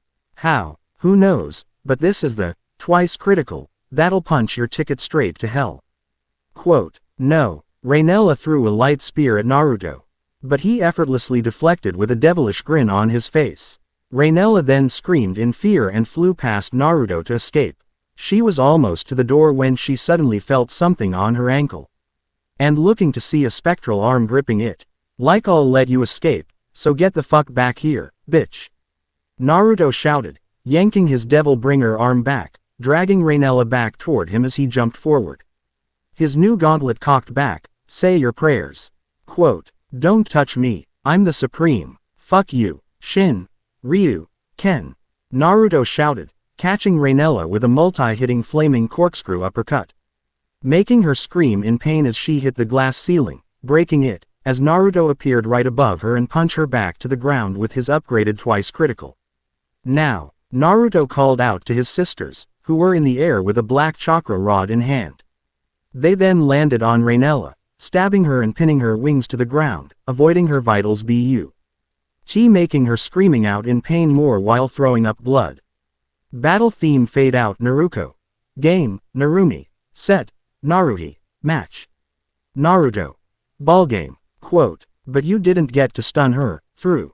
Naruna pointed out, must have forgot. Ah well, she got lucky, but now that I think about it, she didn't deserve the honor. Guys, we have company, Naruhi spoke up, pointing at some newcomers who just flew in. Rainella-sama, well, if it isn't the rest of the fallen freaks of despair, the Three Stooges. Danasik, Calawarner, and Mittelt. Honesty, I almost forgot about you guys. This time, we're gonna put you out of our miseries once and for all. Naruto stated while eerily cracking his knuckles. Hey, we'd love to see you try. Danasik said as he and his fellow fallen angels materialized their light spear. What are you waiting for? Rainella shouted, get them. With pleasure, Mittelt shouted, speeding towards Naruhi in an attempt to get rid of at least one of the siblings, but when she was right in front of her, she suddenly stopped, jerking forward. Feeling extreme pain in her pain, Mittelt looked down to find the hand of Naruhi's Devil Bringer in her chest. Wow, I never would have guessed that fallen angels like you had a heart. With a nonchalant tug, Naruhi pulled her hand out of Mittelt's heart, clutching Mittelt's heart that was still connected to her by her heartstrings. Time to die, you chibi fallen angel. Taking a deep breath, she blew onto Mittelt's heart, her now icy breath turning the slowly thumping heart into ice, with the ice now traveling along her heartstring. And finally into her body. And no, Mittelt whispered as her body became encased frozen in ice. Mittelt, Danasik and Calawarner cried as Naruhi crushed their comrade's frozen heart in pieces. Shine Dai, Naruhi whispered, uppercutting the frozen fallen angel with the Devil Bringer's spectral arm, shattering her into tiny fragments. Suji next. You bastard, Calawarner screamed, charging at Naruhi, failed to notice Naruto's smirk as his eyes morphed into a blue Sharingan with slits surrounded by 3 tomo. You should be happy. A certain friend requested me not to kill you and share her fate. Kamui. Quote, a swirling vortex appeared in front of a shocked Calawarner, sucking her into it and sending her into Naruto's mindscape in the castle ruins sector, where Kiyomi, Kurami, and Arwen were waiting. You got her. Quote, yeah, Kiyomi confirmed. She's tied up in your chakra chains, and is now threatening us as expected. Want us to give her the royal treatment? Kurami asked while grinning mincingly at their new prey. Please do. I'll put her under Tsukuyomi later, Naruto replied, cutting for the connection as he saw Donna's each shaking in fear after seeing the loss of his 2 comrades, and then there were 2. Grr, you will not have me. Daneseeker yelled, turning to fly away. Forgive me, Rainella-sama. Coward. Ainella screeched as started to fly away, but, arg. Bolts of blood-red light suddenly disintegrated him, his feathers now falling to the ground, much to the surprise of Naruto and his sisters, and to the shock of Rainella. Whoa, what the hell was that? Narumi asked. That was awesome. Quote, that was Baku's power of destruction. Everyone in the church turned to look at the entrance where 5 devils walked in. Rias Grimori with her hands sparking with red energy, Himehime Akino wearing priestess robes, Kiba Yumi answering Narumi's question, Chuju Kaneko, and their newest member, the pervert Hyodo Issei wielding a sacred gear similar to what the first form of Naruto's twice critical looked like. Rias-chan, Naruna whispered, I'm going to hazard a guess that you somehow Eve's dropped on our conversation back at school and helped us out by busying those priests outside busy. Naruhi guessed while putting a hand on her hip. Guilty as charged, Naruhi-san. Akino and I were looking for you when we came upon your plan of rescuing your friends and finally defeating the fallen angels who plagued you. Rias confessed with an air of confidence. We were only planning to watch you all in action. But those nosy priests had better senses than we thought, and tried to do their jobs, so we led them away to make things easier for you. Akino chipped in. That and give Hyodo-kun here gain more experience. Yumi added. You did have to tell them that. Hime-sama, Issei complained, but was elbowed in the ribs by Kaneko, hard. Can it, pervert? Kaneko remarked as Issei held his ribs in pain. In any case, you have our thanks. We owe you one, Rias-chan. Naruto said as he and his sisters backed out of their Devil Trigger Grade 1 awakening. Rias nodded, then turned her attention to the pinned-down fallen angel, who was now looking terrified, since her plan was falling apart with the deaths of her allies and the appearance of the Occult Research Club. You must be the fallen angel Rainella. Rias greeted with courteously. My name is Rias Grimori, heiress apparent of the Grimori family.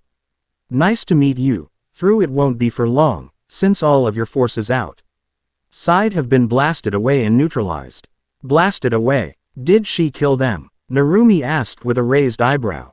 They were being a nuisance, talking about how their fallen angel leader was all powerful and gloating how her sister killed Naruto-senpai. Kaneko said, annoyed. The president is known as the crimson-haired ruin princess, and the princess of destruction. She's the daughter of the household possessing the power of destruction. Even among the young devils, she was known as a genius. Yumi explained with Naruhi looking impressed. Sugoi. I didn't know I was serving such a master. Issei exclaimed excitedly. With dangerous-sounding titles like those, no wonder they were blasted away, like Daneseek just now. Naruto grinned. Though they made such a mess after they were exterminated. Akino giggled, looking around. Speaking of, the church is in pieces. Is this all right? Who cares? The Uzumaki siblings thought. Damn you, Grimori heiress. Rainella screamed, trying to get loose from predicament. You think you've defeated me, but after Rainier and Daneseek attacked Naruto-kun and Calawarner attacked Issei, I figured there were fallen angels in this town. And I knew you were scheming something. We wouldn't have interfered if you hadn't caused us trouble, but apparently, your actions drew the ire of our school's Special Investigation and Disciplinary Committee. Special Investigation and Disciplinary Committee. Rainella repeated, confused. That would be the 5 of us. Me, Naruto, Narumi, Naruhi, and Naruna, Naruto said, gesturing to himself.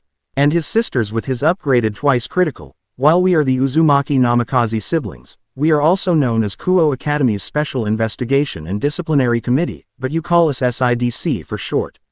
That when Rias noticed Naruto's twice critical, Naruto-kun, you're scared gear.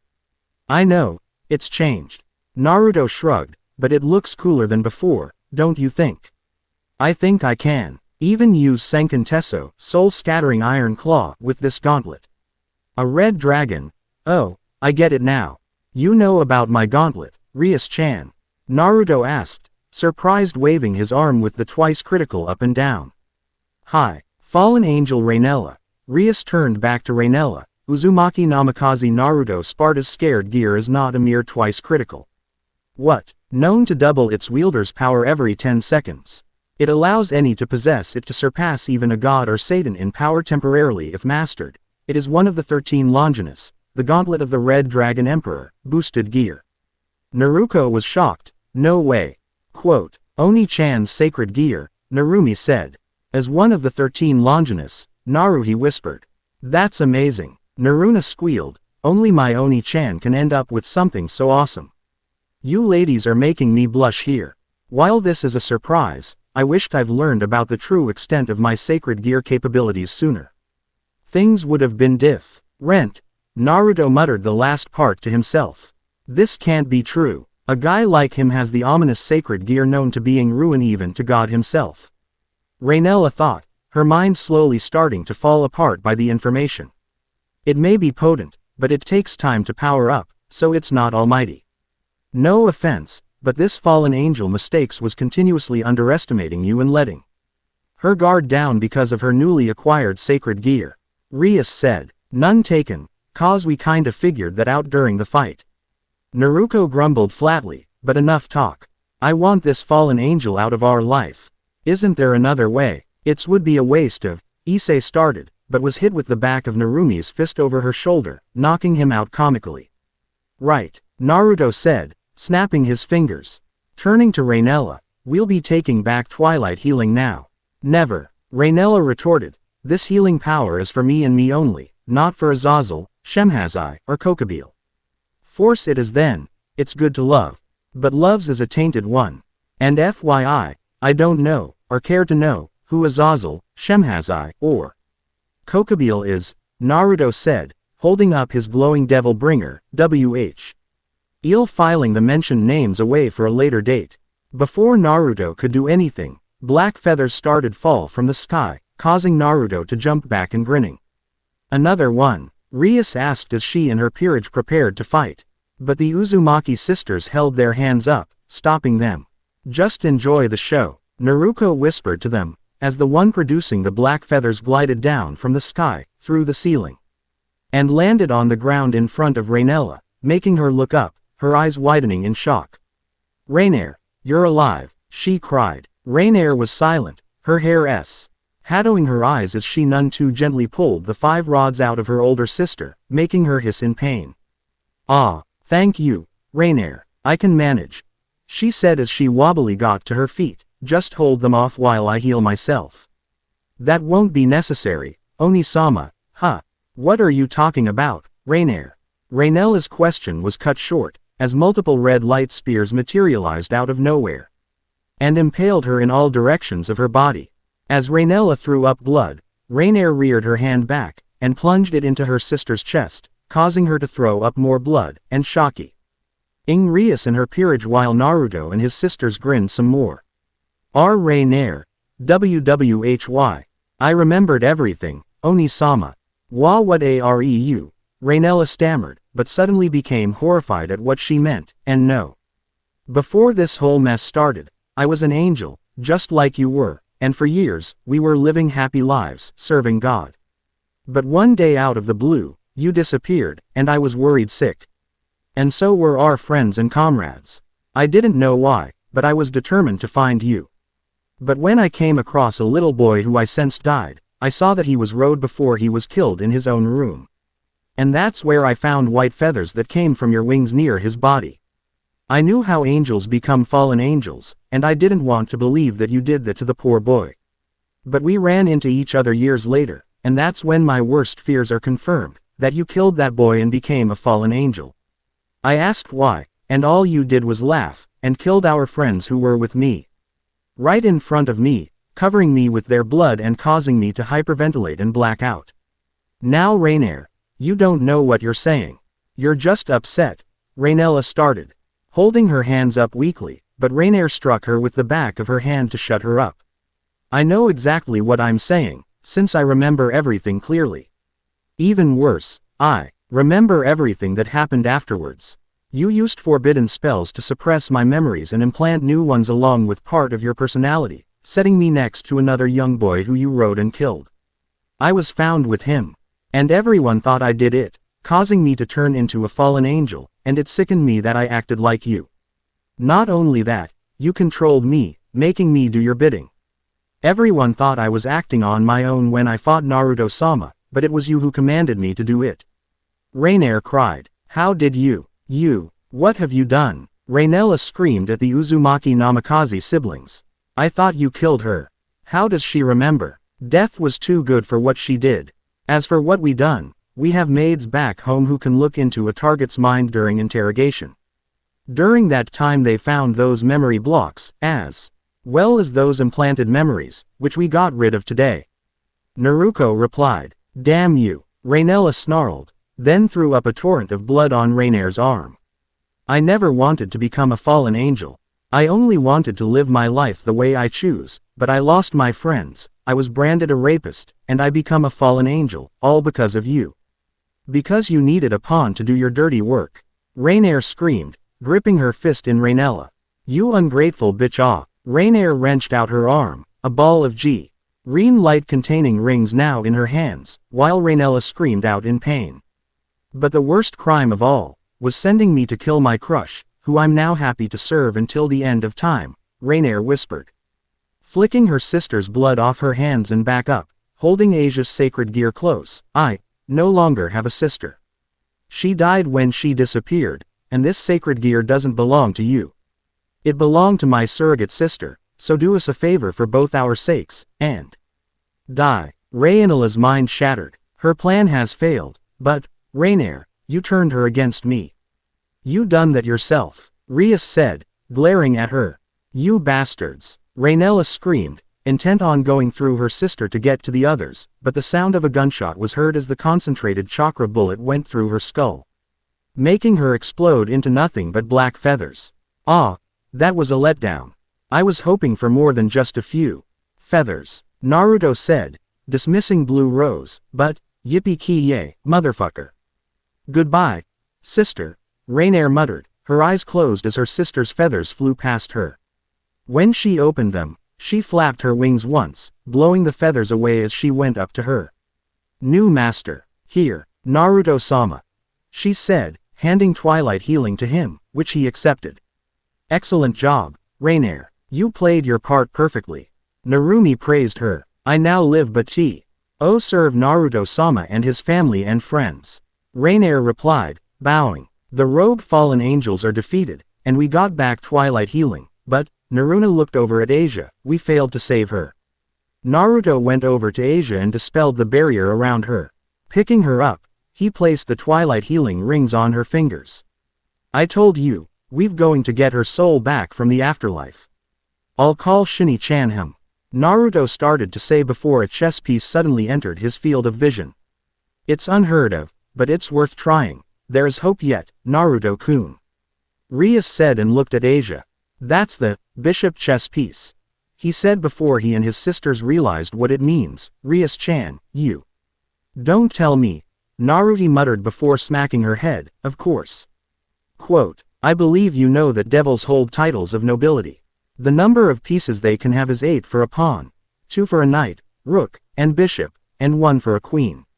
In total, 15 pieces. I have already used a bishop piece. But I have another one with me. The bishop's power is to support other devils in the household. Her healing abilities should make her a capable bishop. Like I said, it's unheard of. But I'll try reincarnating this sister as a devil. Rias offered. Really? Narumi and Naruna squealed. Do what you have to, Rias-chan. Naruto said, setting Asia down on the ground as a red Grimoire family magic circle appeared under her body. Looks like we owe you yet again. Think nothing of it. I'm only resurrecting her because I wanted her ability to heal even us devils, and for you as well. Naruto-kun. Rias thought the last part to herself, setting the bishop piece on Asia's chest as Naruto placed her hands together. Whatever, just bring her back, please, Naruto whispered, making Rias smile. Consider it done, Naruto-chan. Rias assured her, turning to Asia, spreading her arms out. On my name, Rias Grimoire, I hereby order thee, heed me, Ossia Argento. Bring your soul back to this world, and become my servant. Thou shalt become my bishop, and rejoice in your newfound life. Quote, the magic circle beneath Asia flashed a blinding red as the bishop chess piece sunk into Asia's body, making it glow red. Before it disappeared as her hands momentarily glowed green. Asia-chan, please come back, the Uzumaki Namikaze siblings thought as one, their eyes closed with the younger girls clamping their hands together in prayer. After 5 seconds, their eyes snapped open as Asia's body twitched, and her eyes slowly opened. Asia sat up, and rubbed her eyes. What happened? Looks like it was a success. Rias said as Narumi and Naruna leapt at Asia and hugged her close. Asia-chan, they cried. Narumi-san, Naruna-san, she asked, looking up to see Naruto, Naruko, and Naruhi smiling down at her. You had us going there for a while there. Naruko said, tearing up. Time to go home, Asia-chan. Naruto said, holding his devil bringer hand out Asia, which she accepted. Naruto-san, thank you, Rias, Naruhi said, it's all right. Just think of it as the Occult Research Club assisting SIDC in closing a case. Rias replied, fair enough. Naruhi shrugged, as Naruto picked up Asia bridal style, case, closed. Occult Research Club, the next day. Oh, Naruto-kun, you came. Ohio, Rias-chan, how's your newest member faring? Rias set her tea down, fine.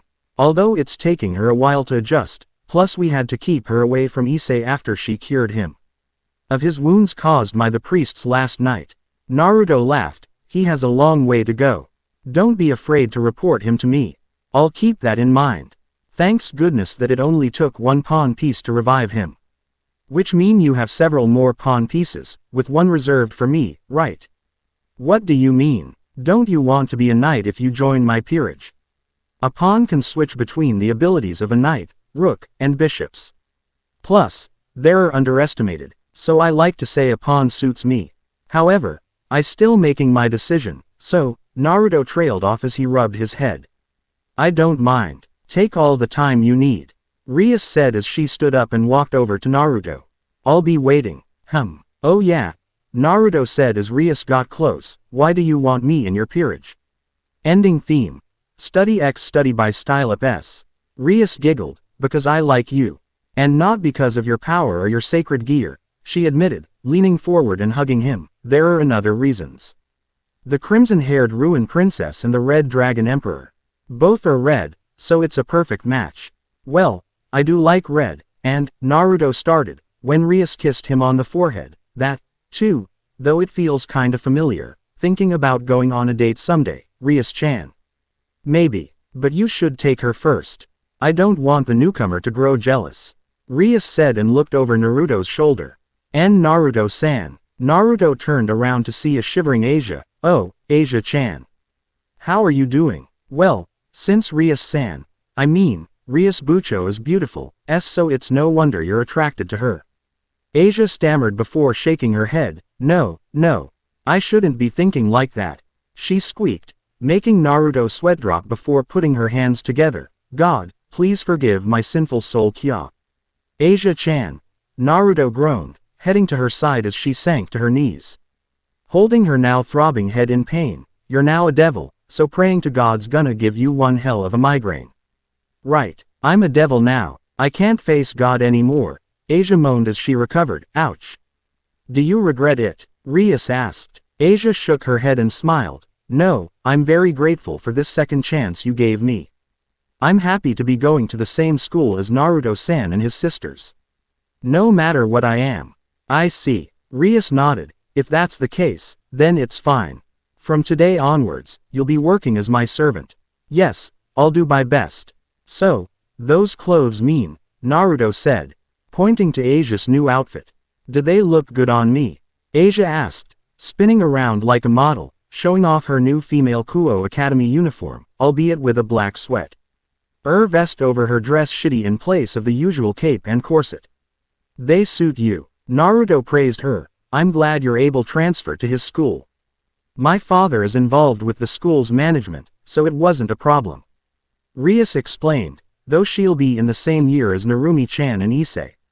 Oh boy, but it's interesting that her father's part of the school's administration, Naru. To thought as the rest of the Occult Research Club and SIDC came through the door and exchanged morning greetings as Akano came from the other set of doors, with a cake in hand. Era, you're all here. We'll be having a party to welcome our newest member. It's good to do things like this every once in a while when everyone's here in the morning, isn't it? Of course, you'll be sticking around, right Naruto-kun? She asked with a smile. Naruto looked at his sisters, who nodded and smiled himself. Now how could I turn away from a good party, Naruto nodded. I'm in. It's handmade by Bucho. Yay, Issei cheered, holding it up. It's because we had leftover flour. Rias snapped, as Naruto used the force to take the cake away from Issei so it can be cut, while missing Rias's momentary sad expression. As the party got started, they failed to notice a strange and creepy dark red and orange bird with blue eyes spying on them. Unknown location. Oni-sama, I have prepared the tea. Revel, are the preparations for the ceremony going well? Like there'll be any problems. Besides, this was a great final chapter to their fallen angel arc, just kidding. Evil laughter. End of chapter 6. Next time. Chapter 07. Time flows by with new problems. The rogue fallen angels are finally erased, and SIDC's Uzumaki Namikaze siblings are granted a brief respite. But considering the final conversation in the unknown location above, they should enjoy the break while they can, because it looked like the unknown person is after a certain red-headed princess. Naruko, Narumi, Naruhi, and Naruna better prepare themselves, and especially our hero of the story, Naruto. Reader interaction. The reader interaction from last chapter is still in effect, and the cutoff is chapter 9. Powers, abilities, weapons, battle music, keep the suggestions coming folks. Info and references. Ino snapping at Tayuya about her and Nia being done with Rainier is similar to the dia logue between Andy the Bomb and the Blues in the Red vs. Blue series. Tayuya referenced that sorry excuse of a ultimate jutsu Shippuden Ino uses in the Naruto Ultimate Storm video game series, with no firing back with Tayuya's support-only role. Mundus is an antagonist in the Devil May Cry series. Red Queen and Beowulf are weapons in the Devil May Cry series. Kalina Ann is Lady's personal weapon in the Devil May Cry series, with Hysteric being one of its attacks. Isen Getsuga is an attack used by Ichigo Kurosaki in Bleach, Soul Resurrection. Of course, he also uses Getsuga Tensho as his main attack. The Heavenly Sword from Heavenly Sword is Naruko's personal weapon in the Naru X Unleashed series. The Naru siblings. Combat outfits in the Naru X Unleashed series. Naruto, Dante, Devil May Cry anime. Naruko, Kairi, Kingdom Hearts 2, Dead Fantasy, Narumi. Ayane, Ninja Gaiden 2 Sigma, Naruhi. Mila Maxwell, Tales of Zilla, with Lightning, Final Fantasy 13-2, Armor. Naruna, Yuna, Final Fantasy 10-2. The Naru siblings learned Assassin Creed skills in their own version of the Animus. Overture from Final Fantasy 13-2 is Naruhi's personal weapon in the Naru X Unleashed series. The Arma Reborn. Muchorin from BlazBlue is Naruna's personal weapon in the Naru X Unleashed series. Naruko and Rainella's first interaction mirrors Platinum the Trinity's dialogue with Hazama U. Hitarumi in the former's arcade run in BlazBlue, Continuum Shift. It's Only the Rain came from the end of Devil May Cry 3. Requiemscat in Pace is what Ezio of Assassin's Creed utters when killing his target. Genimus Augeum. Oroboro is Hazama Yuki Tarumi's weapon in the BlazBlue series. Narumi used Mortal Kombat's Scorpion's Harpoon Kunai attack, complete with, "Get over here." Naruna's Us. Ed BlazBlue's Platinum the Trinity's Mommy Circular and her missile attacks. Scene Drive Army of One is Lightning Farron's limit break in the Final Fantasy series. Narumi used Eternal Coils of the Dragon Serpent. Hazama's Distortion Drive in BlazBlue. Naruto referenced Dante's win quote from Ultimate Marvel vs. Capcom 3. Shinryuken is Ken Master's Ultra Combo in the Street Fighter series. The way the Naru sisters attacked with the chakra rods is similar to Pain's ultimate jutsu in the Naruto Ultimate Storm series. Sanken Tesho, aka Iron Weaver Soul Stealer, is Inuyasha's special attack in Inuyasha. "You turned her against me. You done that yourself," is from Star Wars Episode 3, Revenge of the Sith. Naruto killed Rainella the same way Dante killed Burial in Devil May Cry 4, complete with the one-liner. Released Sunday, March 17, 2013. Slightly corrected and revised. Friday, May 17, 2013. Time flows by with new problems. Redux. Revisal notes. Some corrections and dialogue modification. Author's notes. I'm back. With a brand new hard drive for my laptop. I originally had 1/4 of this chapter done before it shorted out on me. Too bad I didn't get a chance to back it up in time. Anyway, I've learned a boatload of information about the high school DXD world thanks to the Wikia and TV tropes, so once again, I've fixed up the previous chapters again, but only a little bit, and I hope to not do it again. You all don't have to go back and read the chapters again if you want. As for the main character, I know I'm portraying Naruto as weak, but that'll soon come to a stop in the next chapter. So please be patient. Trivia. The way Angels turns into Fallen Angel kinda reminds me of the Uchiha clan's Curse of Hatred. Major change. I've pulled a Rule 63 and replaced a male character with a female one. You may know her from Volume 13 of the light novel. Review responses. Raiden Tensho. How did you know I like Skillet? Lol Fairy Tales Storm King. Yes, at the end of the Razor arc. Silver Uli, Gracias smiley face. Shadow Bloodedge 9396. Yep, the BlazBlue weapons and powers are real. Who know, there might be a Koff cameo.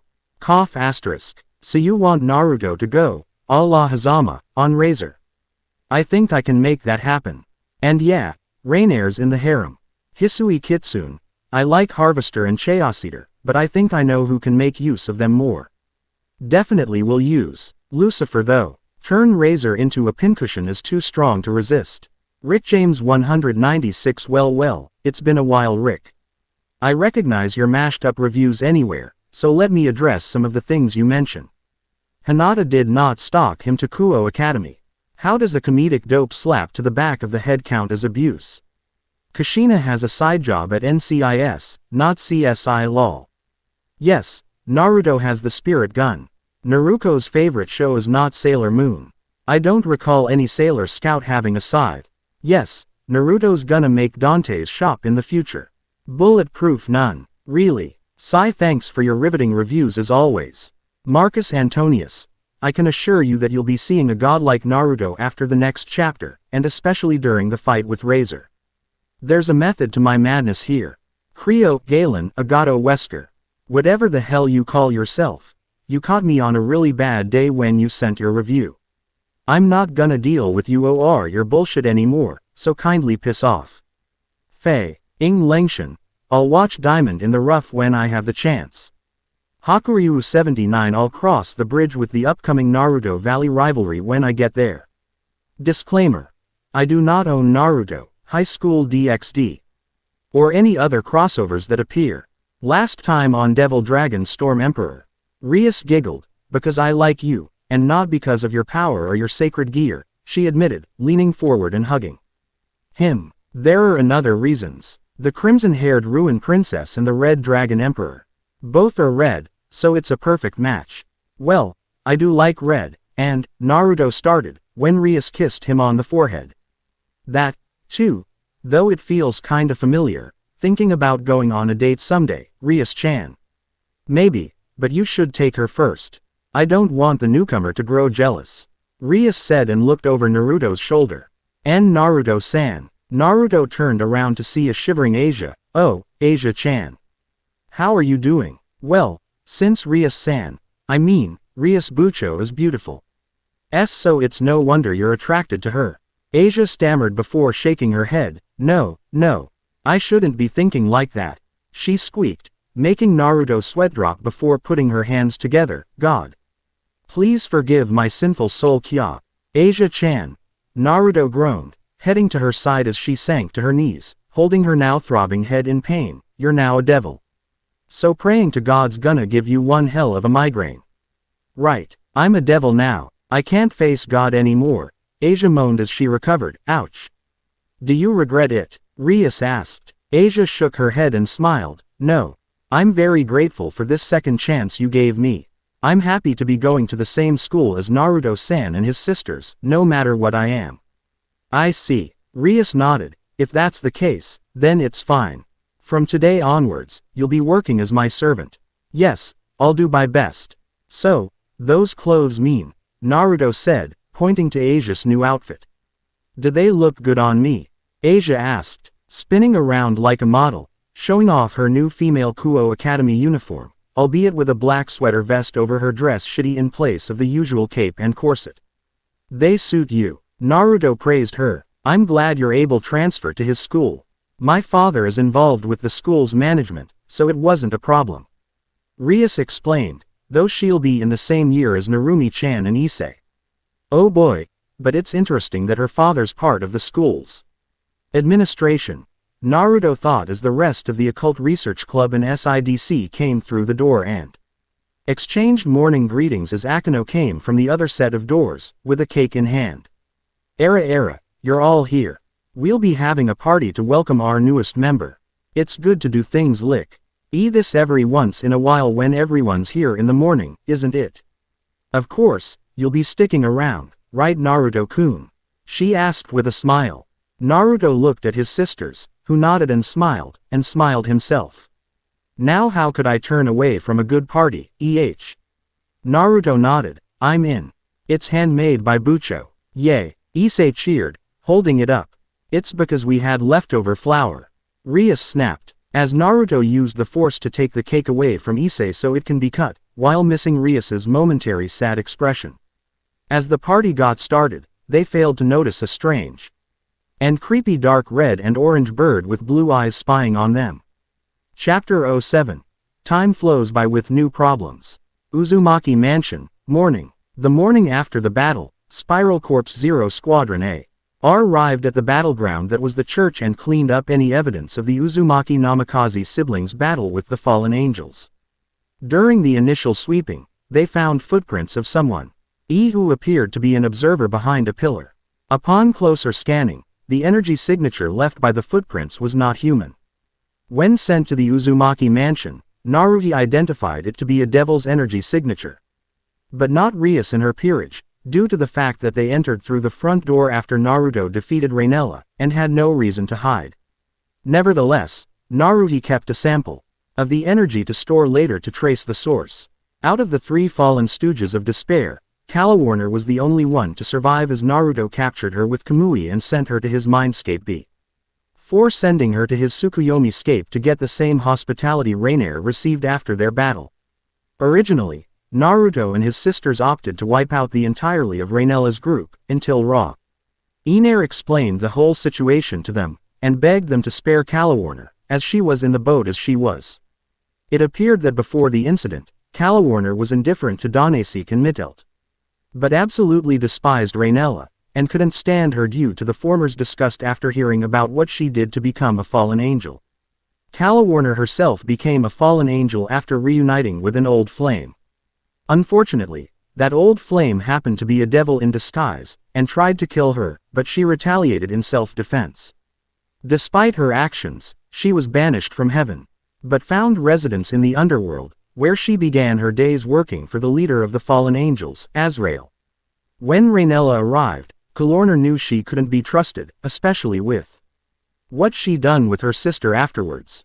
When Calawarner caught wind of Rainella's plans and her hold on Rainier, she tried to inform her superiors, but was confronted by Rainella, and after a brief fight, she lost after Rainella's newfound recruits, Donasek and Mittelt, blindsided and knocked her out, allowing Raynella to work her magic on her.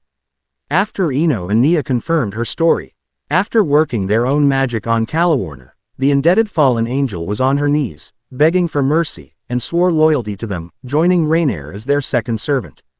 Needless to say, Rainier was happy to have her friend beside her to serve Naruto and his sisters and family. Meanwhile, Asia was currently staying in one of the spare rooms in the old school buildings of the Occult Research Club, preparing herself to attend school with various arrangements being made for her future. As for the Uzumaki Namikaze siblings, well, they're back to doing whatever the heck they do before the RT of the whole mess with the fallen angels, with one minor difference. Naruko caught wind of Rias' invitation to Naruto to join her group after she joked with Rias about joining her peerage. Naruko herself found it odd that Naruto was taking a long time to decide. Honestly, it's a simple yes or no after a few days thinking about it, so Naruko could only wonder what the hell's her twin is doing taking so long to answer. Besides, it's not like him. I'll get to the bottom of it later. Maybe I can get him to shed a few of his limiters while I'm at it. Our default is 20% after all, and he's running on 10 for some reason, Naruko thought as she stepped out of shower, grabbed a towel, and dried her blonde hair. Opening theme. Trip innocent of D by larval stage planning.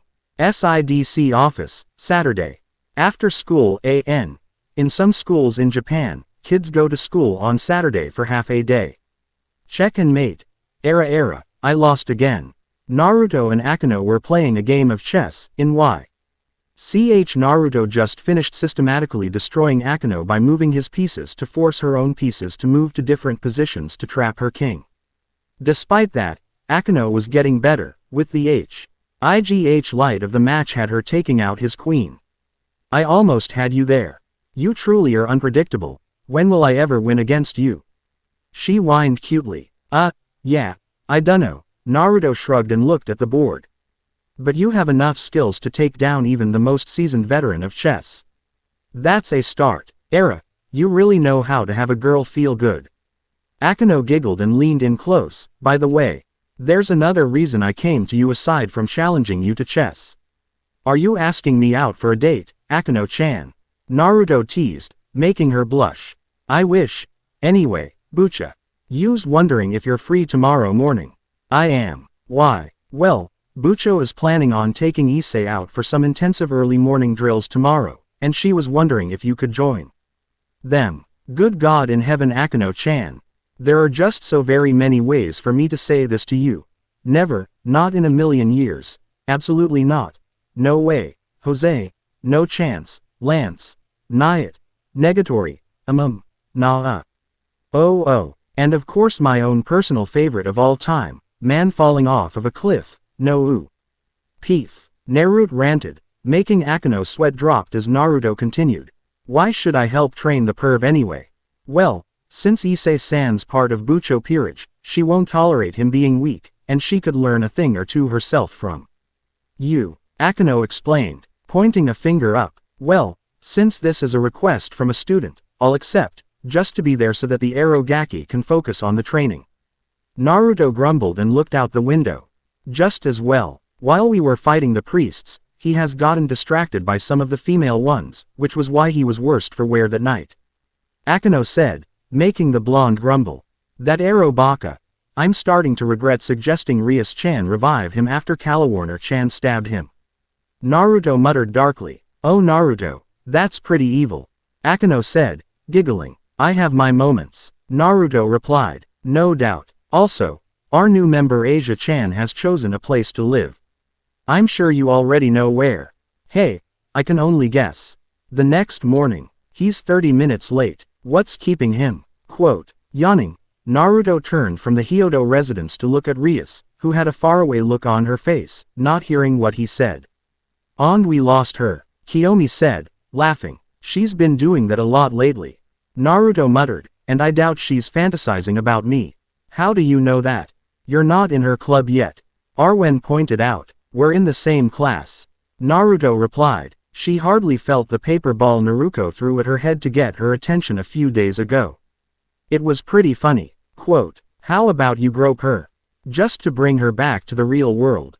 Kurumi suggested. Or prank her. Arwen added. I rather prank the Arobaka for being late.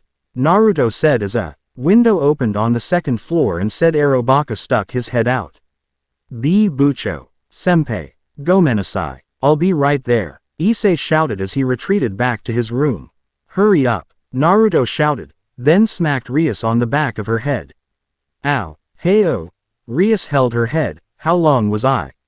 About a few minutes. Issei's finally awoken up and getting ready. What's on your mind? Naruto asked. Oh, it's nothing.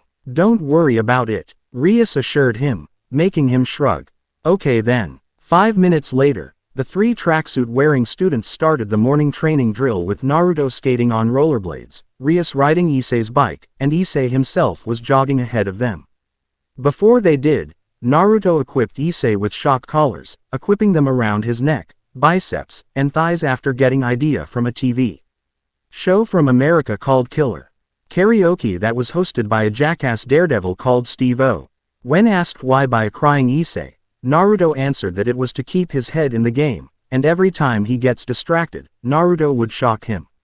Hey, pull yourself together Issei, Rias snapped. Hi, Issei responded, panting as he jogged, I will become the Harem King, after all. You have much of a chance becoming that as Konoha Academia getting their crutches on my family again if you continue to think with your other head, Naruto thought, shaking his head, wondering if he should shock him for that. Nah. Don't grumble, I don't want to see my servants being weak. I'll do my best, Bucho. When they arrived at a nearby playground, Naruto sat on a swing, observing the 2 devils exercising. Listen, Physica, L strength essentially determines your standing in the underworld. Especially for you, Issei. Rias lectured, pushing on his back to make his arms reach his feet. Rias jumped back as Issei got zapped, his body jerking around comically. Huh, I forgot to tell you that those shock collars also respond to your thoughts. Sorry, Naruto said. How cruel. Issei groaned as he recovered. Why didn't you warn me? Just keep your mind out of the gutter, and you'll be fine, Gaki. Sorry, Rias-chan. No, it's okay. Let's continue. A while later, Rias had Issei doing multiple push-ups, while she sat on his back to increase the difficulty.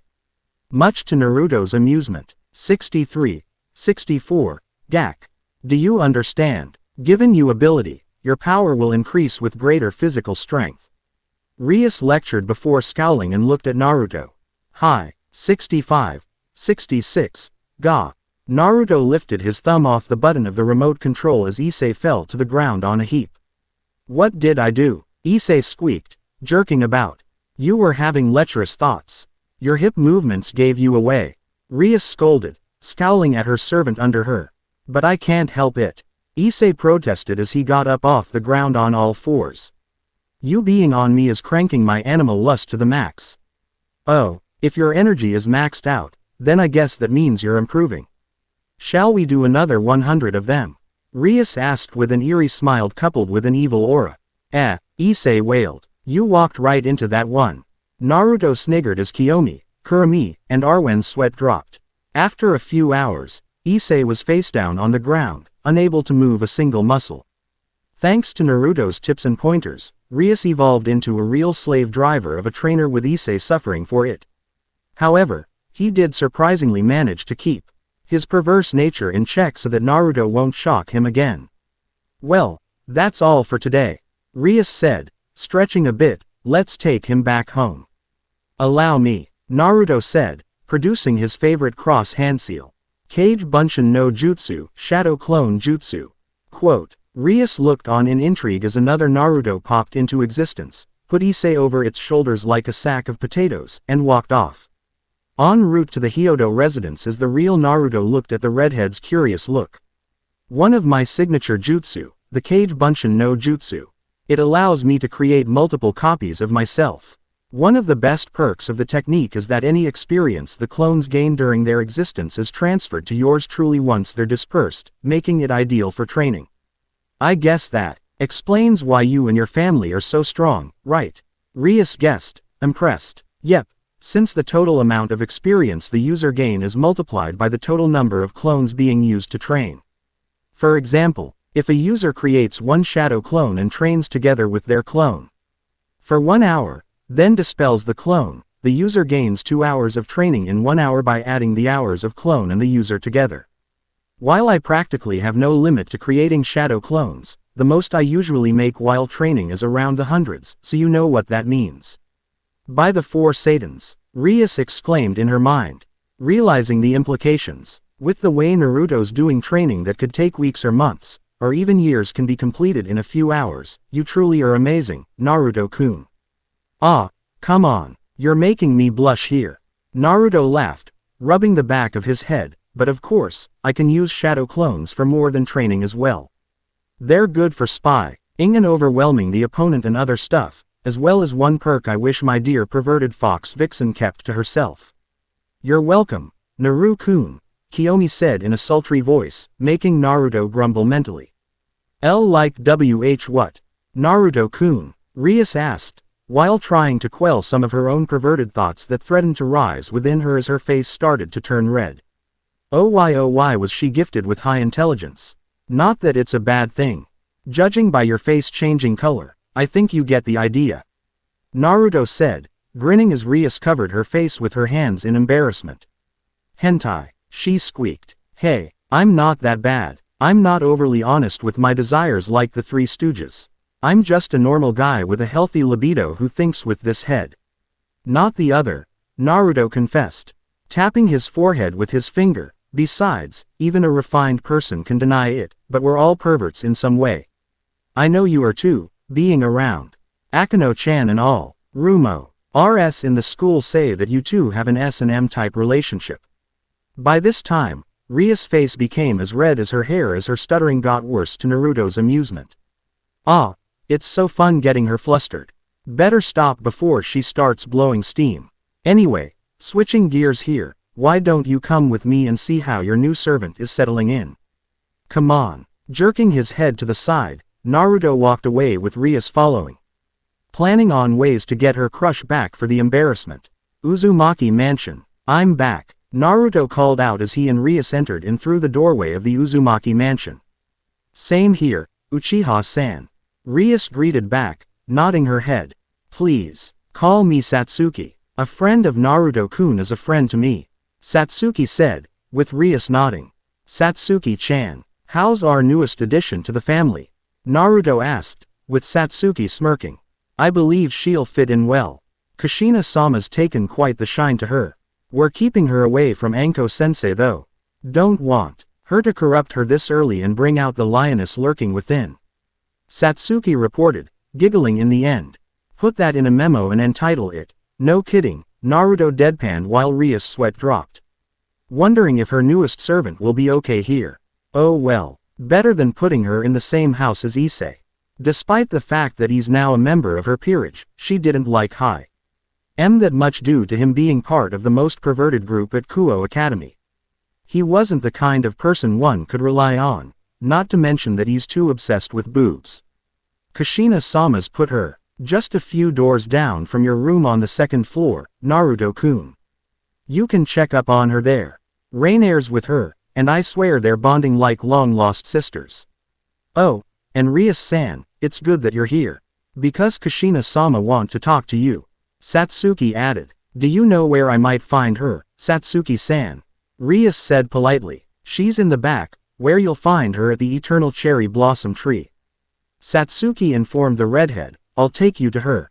Oh, and Naruto-kun, Mito-sama want to talk to you, Naruhi-chan, Naruko-chan, and Narumi-chan in the briefing room in an hour. It's a follow-up briefing to the previous mission you all took in Africa when you ran into Desperado's forces. Satsuki added, with Naruto nodding, his mood darkening a bit as he remembered what happened during that time.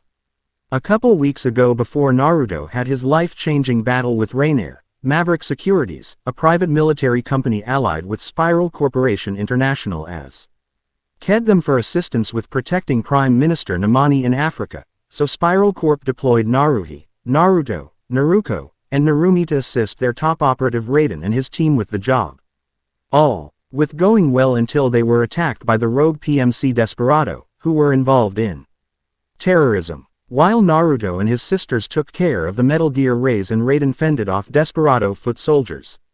Their de facto leader, codenamed Sundowner, managed to kidnap and execute the Prime Minister. After finishing off the last Metal Gear Ray, Naruto and his sisters arrived on a train just in time to save a severely damaged Raiden from Sundowner's comrade, Samuel Rodriguez aka Jetstream Sam, who retreated. The failure of the mission ate the four older Uzumaki Namikaze siblings up on the inside. And they vowed to make Desperado pay, especially that war-loving Sundowner, and make things right. Thanks Satsuki-chan. I'll see you two in a few, Naruto said as he made his way up to the third floor. This way, Rias-san, Satsuki said, leading Rias out to the back to where the special cherry blossom tree is. As they walked, they saw Naruna and the Yamanaka twins tending to the vast garden. Tayuya conversing with her Ravenet BFF Tsuchikin, and Hibana lying down on a glassy hill, looking up at the cloudy sky. When Satsuki and Rias got to the everlasting cherry blossom tree, they saw Kushina in a casual outfit sitting on one of the lower branches with a red 5th generation iPad in hand.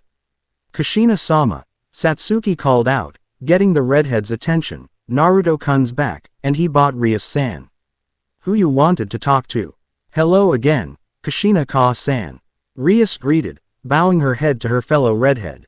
You know it's too early to be calling me ka-san, Rias. Kushina scolded lightly. Thanks, Satsuki-chan. Now I need you to take Tenten-chan with you and head downtown. Hinata-chan just sent up a red flag because she noticed some agents from Konoha Academia tailing her. Deal with them and pick her up. Understood, Kushina-sama, Satsuki confirmed before disappearing via Blaze-style Shunshin, leaving just the two redhead, Kushina and Rias, the latter shocked at how Satsuki teleported. You can do a lot of things when it comes to chakra. Like her fellow maids and unlike her duck-butt-haired idiot brother, she had her chakra naturally unlocked, and it made her strong. She even overcame the Uchiha clan's infamous curse of hatred, allowing her to use the purified Shinsharingan. Kushina explained, because of that, she and her mother's under the protection of the Uzumaki group and Spiral Corp so that the Uchiha group and Konoha Academia won't get any funny ideas like using them as baby factories to make their own so-called superhuman army. No doubt it's because of that fact that your own family got you out of that school, right?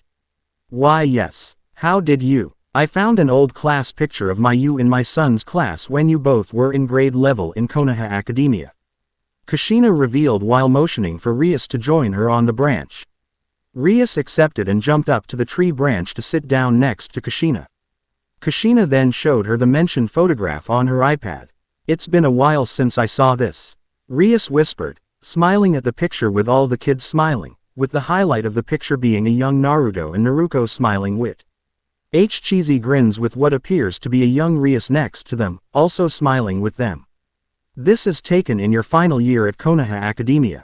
There's no way Naruto or Naruko could forget you if you were their friend. Did you? No, I didn't erase their memories of me. Never, Rias said loudly. I wouldn't, because you have a crush on my son, and it's slowly blossoming into love, right? Kushina guessed teasingly. Hi, Rias nodded, slightly blushing. Well, if you want to be part of my Sochi's life like before, then I won't stop you. However, you should know that because of Naruto's heritage, he'll have multiple wives, a lot them by the way, and he already has a good start on that. Kushina said, grinning. It's all right, I'm not the only one. My friend Akano-chan has a crush on him as well. She's the vice president of the occult research club back at school. She and Naruto-kun always hang out at school during breaks. Rias explained. I see, she must be the fellow chess player Naruto-kun talks about from time to time. Kushina thought, well, you and this Akano girl better not betray my Naruto-kun, or else the thought will never even occur. Rias assured her. Good. Now, I need to find out my children don't remember you. The red Sharingan can't affect them, and their mental shields were moderate at best until they were enhanced when they went through their ascensions. Something or someone may have slipped something though their mental defenses sometime after you left that cursed school. Can you think of anyone who don't want you and Naruto-kun together? Kushina asked, with Rias nodding. There's maybe one, but he and his family don't have any mages in their family that can pull off a memory block spell since they mostly focused on offensive combat. Rias said, "Is there something about this guy that I should know about?" Kushina asked, frowning when Rias looked away with a sad look on her face. "Oops. Look like I've treaded across a sensitive area. But what with this guy who may not want my Sochi and Rias together? And could there be a memory block on him? If so, then it's affecting his sisters too since they share the same mindscape. I better contact Kiyomi-chan and see if she can find that block in their memories so that we can get rid of it." Uzumaki Mansion, Asia's room. Naruto and Naruko is seen talking animatedly to Asia and Rainier. The latter who's dressed in a lacy black maid outfit, a standard outfit for female servants of the Uzumaki clan. Uzumaki Namikaze siblings mindscape, Hall of Memories.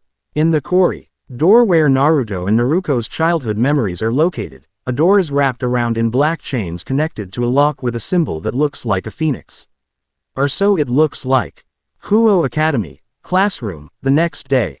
My name is Asia Argento. I may still be new to this place, but I'm glad to meet all of you. And my name is Amano Yuma. I'm also new to this place, and I hope to make friends with you all. As the two girls bowed, the boys cheered, happy that their class has two beautiful girls joining. Hopefully friends who don't think between their legs, Narumi thought, sighing as Motohama started citing their three sizes with his special ability. Hyodo better keep his buddies in check if they want to live. Quote, yes, since Narumi's a second-year student, she's in the same class as the perverted trio. Sign they're all second-year students as well, much to the redhead's chagrin. Luckily she made with the other girls in class like Katase and Murayama from the Kendo Club and Kiryu. Aika, who has a similar ability as Motohama, as in calculating a boy's manhood. Nay, where are you staying? Matsuda asked, drawing a tick mark from Narumi. We're currently staying with the Uzumaki clan at their residence. Asia said with a smile. Some of the boys cried, making Narumi giggle as the other girls gathered around Asia and Rainier in her Amano Yuma form to converse with them. Mo, how come that jerk gets all these chances? Matsuda wailed, but was silenced with a kick to the face by Narumi. Maybe it's because he doesn't think with his other head like most of you boys do, you moron. Narumi snapped before turning to where the girls are and smiled, that's good. Looks like they'll get along just fine. Quote, Narumi was originally worried that her female classmates would be hostile to Asia and Rainier since they live with her and her fellow siblings, but it appears not to be the chance, and their feelings are genuine. Narumi, that Yuma girl looks familiar. Issei said, as that. Yes, that's Rainier. Don't get any ideas, Hyodo. Narumi said, making Issei jump. I wasn't thinking anything, I swear. He protested. Months of kicking your ass says otherwise. And whilst joining the Occult Research Club, Rainier's joining SIDC, and she thinks of Asia like a little sister, so I would warn your buddies if I were you. She countered, making Issei cry anime tears. Forest Path. Late evening. Naruto, Naruko, Narumi, Naruhi, Naruna, Hinata, Habana, Ino, Nia, Asia, and Rainier were walking through the forest area, almost at their destination, that is the Uzumaki Mansion. So, how was your first day at school, Asia-chan? Naruko asked her fellow blonde. You and Rainier must be exhausted. Not at all. Everyone in Narumi's class was nice to me. Asia replied cheerfully. How about you, Rainier-san? Hinata asked the fallen angel Ravenet, who groaned. While it was a good experience, I just wish that those two meat bags that are Hyodo's friends didn't badger me while Narumi was not around. You didn't kill them, did you? Naruto asked with a grin. No, they were begging me and Asia here to come to some kind of gentleman's gathering. Gentleman's gathering? Asia asked, confused. Just ignore that. It's just a gather of desperate boys exchanging tips on how to get a date with a girl while thinking with their other heads. Don't ask, Ino remarked. Oh, Asia nodded while Rainier snickered. So, I heard you had your big debut tonight. What kind of client did you have? Naruto inquired, a bit concerned. It was someone who wanted me to dress up for a photo shoot. Kaneko went with me as well since it was her usual client. Asia explained, with the others looking relieved. Cosplay. Huh, Naruto smirked as she looked Asia up and down. I can definitely see that. Hi, Asia nodded, but at first, Issei-san wanted to go in my place since he says I still need to be familiar with this country, but Bucho overruled him and sent him off to a new client. No doubt he's experiencing an inferiority complex since you're a bishop and he's a pawn. Naruto guessed, shrugging his shoulders, don't worry about it. Oh, hi, the res. T of the trip consisted on guessing what other kinds of clients the other members of the Occult Research Club cater to. Huo Academy, PE class, the next day. Outside, the second-year students were getting ready for their physical education class. The girls were helping each other stretch, but the boys. Listen, the bloomers will looks like panties if you concentrate hard enough. I see it, Motohama. I can see it too. The blue bloomers were white before I knew it. Unfortunately, their conversation was heard by the enhanced hearing of an irked redhead. Growling, she kicked the soccer ball. She's been practicing with and kicked them hard over to the two members of the perverted trio, the ball embedding into their faces and knocking them out cold. Nice shot, Narumi-sama, Rainier Chi. Read as she finished teaching Asia how to stretch, though I'm surprised that you didn't hit Hyodo Issei. It looks like he has other things on his mind besides our womanly assets for once. And please, drop the sama when we're in school. Okay, Narumi replied. Hi, Narumi-san, Rainier said, correcting herself, making the redhead sigh. Mo, you could have least added Chan, Narumi mumbled. School infirmary. Hey, Rei-sensei. Busy day, Naruto asked as he stepped into the infirmary. Oh, hey, Naruto-kun. Just when I thought I was going to have another boring day, you show up to brighten it. Rei said brightly, turning away from the book she was reading, unless of course, you came to sleep, again. Sorry sweetheart, but it's the former. Next time I come over, I'll be sure to fulfill your every fantasy. Naruto countered as he went over to an empty bed and collapsed onto it. Smartass, Rei whispered, blushing at his innuendo while going over to cover Naruto's bed with the curtain, then went back to read her book. Still, I wish that you were my cousin instead of my idiot one, maybe even more. 2 hours later, Naruto-kun, get up. Didn't you say that you were going to go to your last class for the day? Come on, wake up. Kagura shouted, the mindscape shaking and making Naruto snap his eyes open. You're just sore because you didn't get any last night. He teased her, making her sputter. He was about to move when he felt a pair of arms wrapped around his waist, and his hand on something soft and squishy, a feeling he's all too familiar with. Looking over his shoulder, he saw his friend Akano, clad in her underwear, hugging him from behind. Turning his head back, he saw Rias in the nude, sleeping peacefully as her friend. The only thing that alarmed Naruto was the fact that both their devil wings were out. Afternoon sunshine. There are other beds you know. Naruto said wryly. I know. Rias responded, then gave a small yawn. I was feeling a little languid. So I thought I'd take a little nap. Then I found you and Akano sleeping here. For the record, I was by myself at first when I fell asleep. And your wings are out too, Naruto said, making Rias look behind herself. Oh, oops, she giggled as she recalled them back, then turned back to Naruto. I didn't disturb your sleep, did I? If Akano-chan didn't wake me up, you sure didn't. Naruto assured her, but I do have one question, why are you naked? I'm not injured or anything. Sorry, actually, I can't fall asleep unless I'm in the nude. Rias said as Akano started stirring behind Naruto, it's always been like that like me. Quote, I like her already, maybe I should try it. Kiyomi said, giggling, while Arwen and Kurumi just shook their heads. Local park, the next day. Ka-san, what's that? A little girl asked, holding her mother's hand. Don't look, she sternly replied, as she and her little girl passed a pair of blonde twins who were sitting on a tree. Naruto and Naruto have seen a lot of things in their 17 years on Earth. Normal things, dumb things, brainless things, crazy things, awkward things, even embarrassing things. Hell, they thought the things they saw on their missions take the cake. Like that awesome gun-like scabbard that Cyborg Ninja had when he fought their ally Raiden. But they forgot one thing. They live in their home country of Japan. Which why they're looking on dumbfounded at a scene that reminded them of one of the shows in Narumi's favorite series, Super Sentai. More specifically Samurai Sentai Shikinger. There were black flags with a white circle on them. And a huge white banner with black lines and a circle. Standing in front of the banner was someone dressed from head to toe in samurai armor, and next to the individual was Rias and Issei. "Hey Naruto ni, what the hell is going on here?" Naruko asked, her eyebrow twitching. "Your guess is as good as mine, Naruko." Naruto groaned and looked around. "I don't see any cameras around. So I doubt they're filming a scene. If I had to take a wild guess, I think it's Rias-chan and Arogaki helping that chick in the armor." Naruko blinked. "That's a girl in that armor. That mask she's using says otherwise. Trust me, I see curly hair coming from the back of her helmet. That's a girl." Just then, Issei gave a shout and pointed ahead, making the twins turn to look at what he was pointing at. What they saw made them rub their eyes to make sure they're seeing right, as a man donned in silver knight armor and an arrow stuck in his helmet made his way towards the samurai and the devils.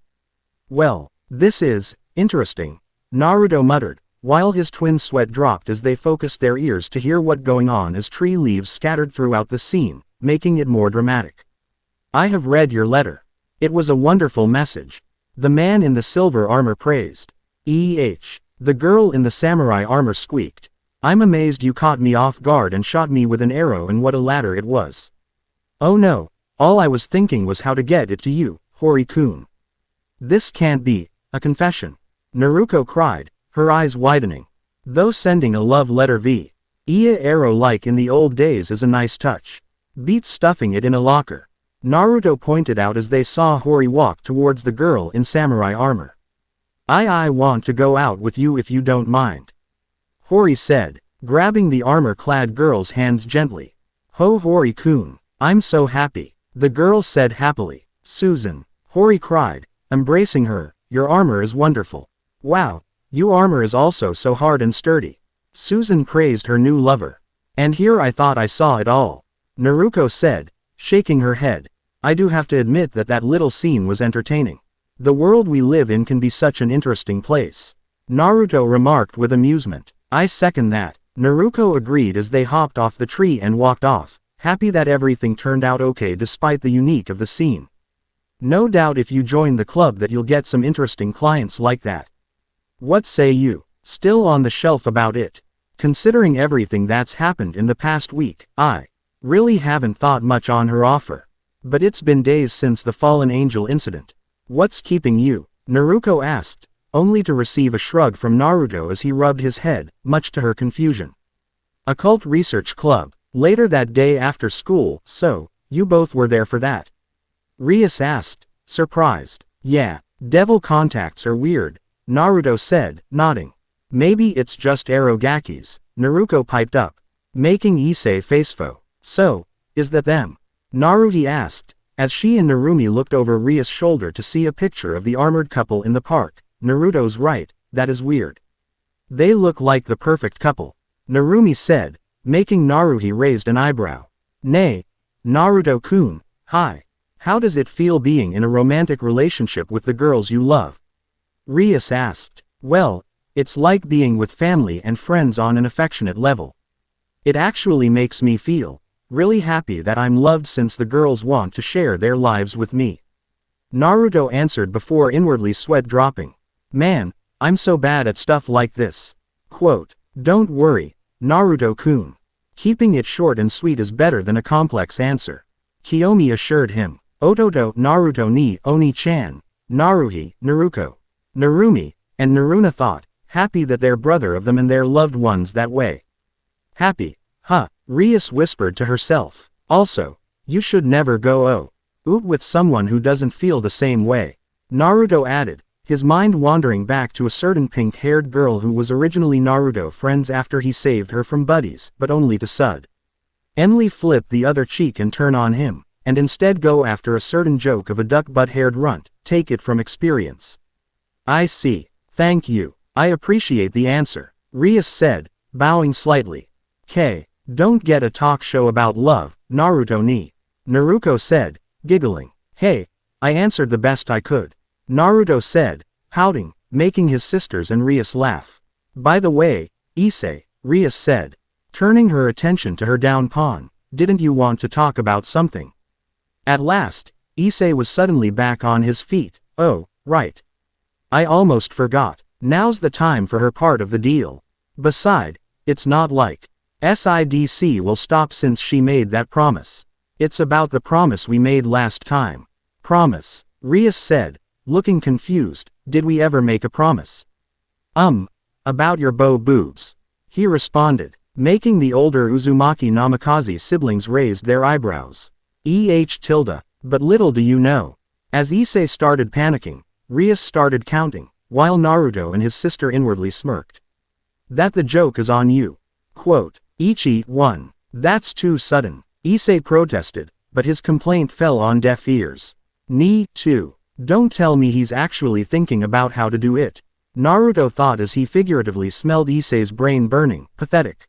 San, 3. What a stupid, perverted smile he has, Narumi thought, as Issei moved his fingers left to right. She, 4. Looks like he's finally going for it. Naruko smirked as Issei leapt towards Rias while looking over to her older sister, who just finished one-handed hand seals behind her back, unfortunately for him. Mokuden wood style, tripping the pervert jutsu. Naruhi thought, as small, square wood piece popped out in front of Issei's feet, tripping him up and making him landing face first onto the floor. At the same time while Naruhi withdrew it, leaving behind no evidence as the door to the club opened. Oh, Naruto-san Tachi, you're here already? Asia asked as he came in. Sorry we're late, Yumi said, coming in as well, with Kaneko and Akano right behind her. What's good? Kaneko greeted in her monotone rap speak. Hey guys, you just missed the festivities. Naruto said, pointing to the downed Issei and sniggering. Go, 5, all right, that's it. Too bad, Issei, Rias said apologetically in a slightly mocking way, maybe next time, as if. Era, what happened, Issei? Akano asked, with Issei's form twitching on the floor. No way, he wailed. I say that went well. Naruto said, clapping his hands. Now then, me and my sisters will take our leave. After exchanging goodbyes, the siblings went to go pick up Rainier and head home. But on the way, they did not notice a strange bird flying overhead, looking at them. I had plans on ending the chapter right here. But I want the filler stuff out of the way so that I can get to the juicy parts in the next few chapters. Naruto's Mindscape, Castle Roof, a few days later. What is wrong? Watashi, me. Quote, Naruto frowned as he turned around to find a looming figure wearing a dark silver helmet, a crimson trenchcoat, metal boots, and a one-handed Zweihander strapped to his back. Menma Izanagi, Naruto said, acknowledging his initial persona associated with the Fool Tarot card. I ask again, what is wrong, Watashi? Why do you ask? You are not acting like you normally do. Quote, what do you mean? I always act like myself and you know it. Do not fool yourself. I know what is troubling you since I am you, and it's affecting the way you fight. Quote, I still win. But how long will that trend continue, me? How long can you continue until those close to you suffer? Quote, Naruto's eyes widened as Menma Izanagi's body started fading slightly. Menma Izanagi, your body. There is nothing to fear, Watashi. Open your eyes. Quote, Naruto's bedroom, 3 a.m. The force of Menma Izanagi's shouting threw Naruto out of the mindscape, making his eyes snap open. Sitting up, he notices Satsuki lying next to him, naked and fast asleep. How long can you continue until those close to you suffer? Quote, summoning a shadow clone and substituting it with himself so that Satsuki won't be rudely awakened. Nato staggered to his personal bathroom, holding his head. Pouring a cup of water, he downed it and looked himself in the mirror, scowling at himself. There is nothing to fear, Watashi. Open your eyes. Quote, damn it. I know I shouldn't be acting like this. During that fight with Fried and my first encounter with Rainella, I shouldn't have taken those hits they managed to dish out. What the hell's wrong with me? Quote, Kuo Academy, girls' locker room, later in the afternoon. Kaneko-chan, it looks like you're growing a bit. You think so? In the girls' locker room, Naruna, in her 15-year-old form. is with her class who were all changing into their gym uniforms. Just now, she was complimenting Kaniko's growing chest, which has slightly swelled, if only a bit. As she stripped naked out of her school uniform to change herself, her ears twitched as she suddenly heard the faintest sounds of what sounded like perverted giggling. Narrowing her eyes, she sniffed the air, and as irked to find a few scents that were not female. Even worse, she recognized their scents. Oni-sama and Oni-sama were right. Stupidity can't be cured. Naruna-san. What's wrong, Naruna-san? Aruna turned over to see Kaniko looking at her with concern. Discreetly, Naruna jabbed her thumb towards the locker where the scents are coming from. Glancing at said locker, Kaniko nodded at the half-blonde half-redhead as they both put on their shirts and bloomers. Then they went to the offending locker, and Kaniko violently punched it, created a fist-sized dent.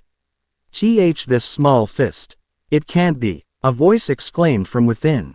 A voice both Naruna and Kaniko know all too well, making the latter punch the locker again with her other fist, destroying the locker door as two of the perverted trio, Matsuda and Motohama, who were out of it due to the force of Kaniko's punches, fell out of it and revealed their comrade in arms Issei, who was backed into the corner of the locker. Matsuda, Motohama, Issei cried before looking face to face with Naruna and Kaniko, who both looking at him with neutral expressions. Hey, Kaniko-chan, Naruna-chan. Fancy meeting you two here. Unfortunately for him, the young descendant of Sparta and Rias Rook were in no mood for niceties. While Naruna knew about Issei from her siblings talking about school life at Kuo Academy, Kaniko, being the usual unwanted target of the perverted trio's addicts, held her fellow peerage member in complete and total disdain. You are the worst, Kaniko said in her trademark monotone voice as she cracked her knuckles. Save this to your neural memory, Naruna said in a deadpan voice, raising her hand with electricity flowing through it. The next few minutes consisted of girly screams of extreme pain coming from the girls' locker room. Occult Research Club, some time later. That Issei, why must he always get into situations like that? Rias groaned, put her hand on her face. A beat-up Issei had come into the club looking for Asia, who was there at the time, but she was under strict orders from Naruna herself not to heal Issei in any way from the beating he got from her and Kaniko. Instead, as Ia warned Issei that SIDC were looking for him for what he did, causing him to dash out of the club in fear, and instead ran into a wandering Naruhi, who just captured his two friends. You can imagine what happened next. Despite all the good remarks his clients made about him, he's still the same annoying pervert before his death, which is why he's only good for cannon fodder, like Naruto-kun said. He is a glutton for punishment after all. Akano commented darkly. She still hasn't forgiven Issei and his two buddies for attempting to steal her underwear from her locker in the girls' changing room, and probably never will. Ever. What's on your mind, Bucho? Is it Naruto-kun? Am I that easy to read? But I have the same look when thinking about him as well. You really like him a lot, do you? Hi, just as much as you. But Bucho, considering the current circumstances. Akano, even if I'm with that man, even if he claims my body, my heart will forever belong to Naruto-kun. It has then, it has now, and it will be forever. Hi, Bucho, spoken like a girl truly after Naruto's heart, like me, then, please excuse me. All right, good work today. After Akano left the room, Rias got up from her desk to look out the window, her mind wrapped in her thoughts. Then she was snapped out of it by a sudden glow behind her that is a silver-colored version of the Grimoire family seal, making Rias' eyes narrow in anger at her new visitor. Uzumaki Mansion, basement, Animus Room, evening. Ototo, are you okay? My head's buzzing but I think I'm fine.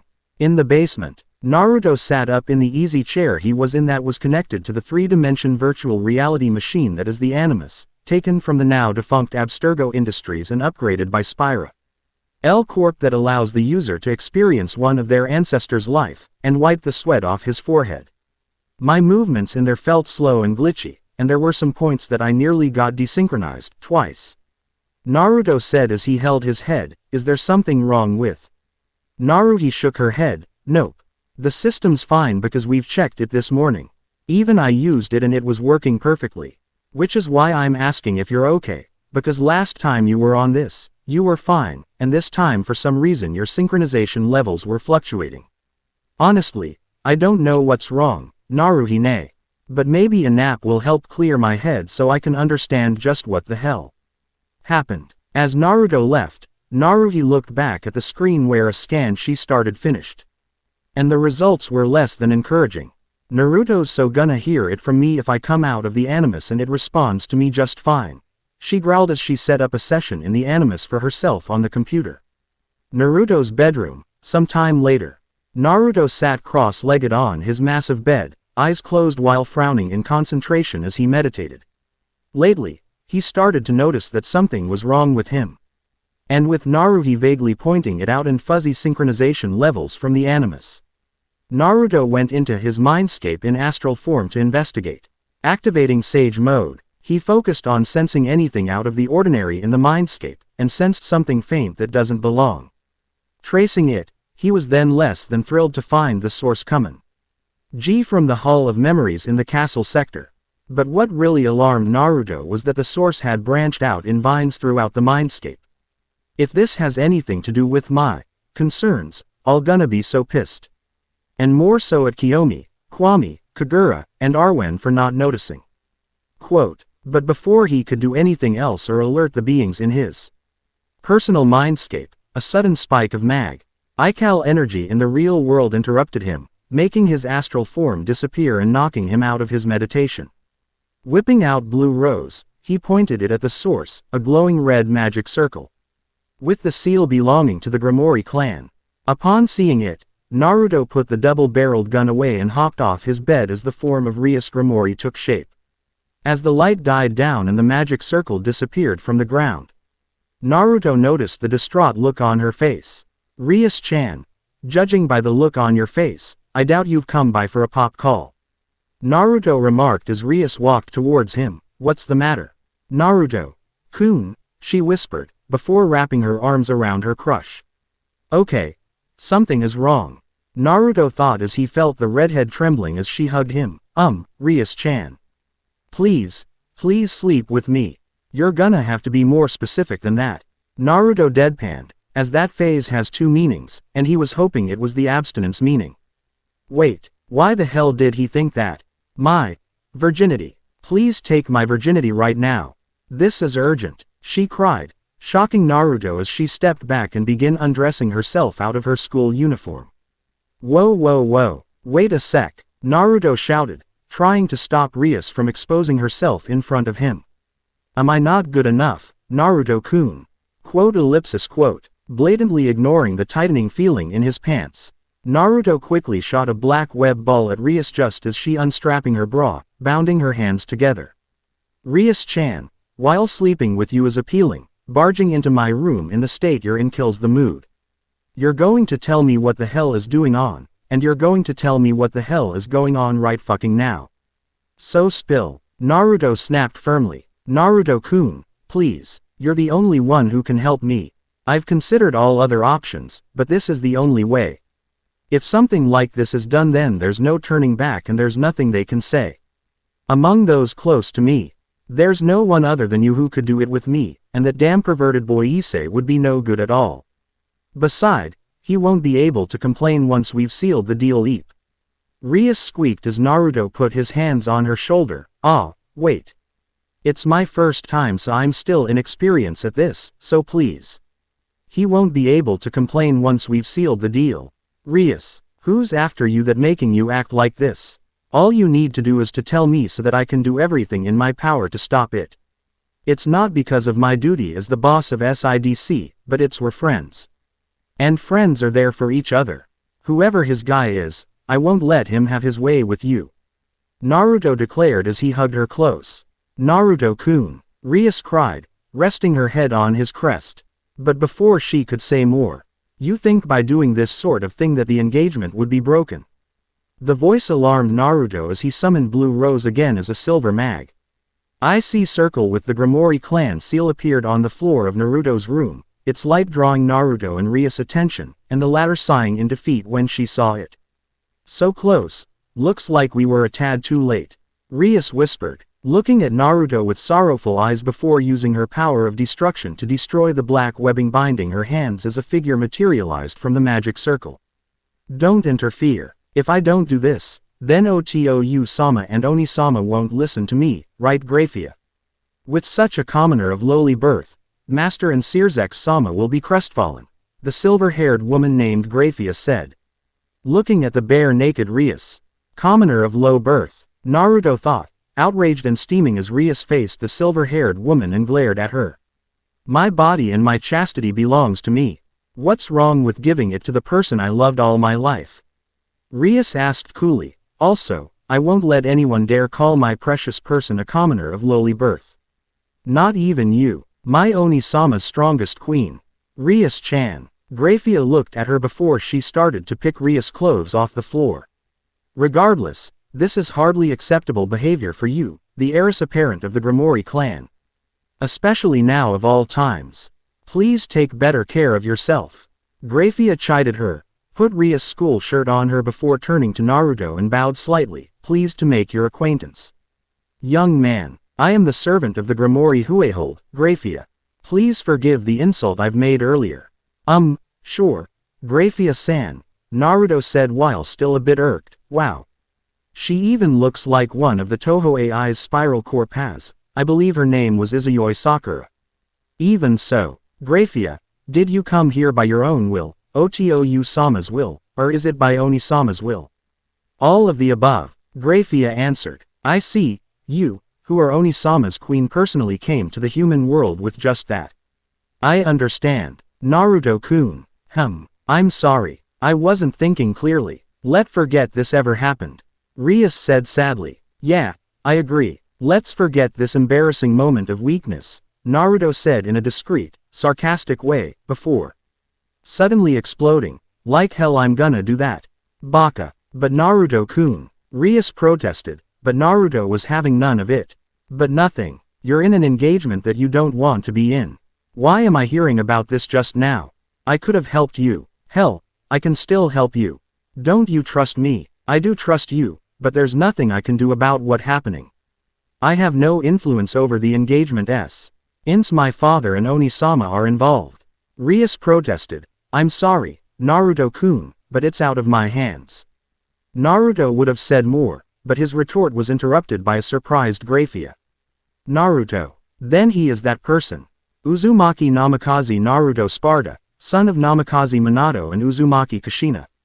I'm Rias-chan's classmate and friend and the leader of Kuo Academy's Special Investigation and Disciplinary Committee.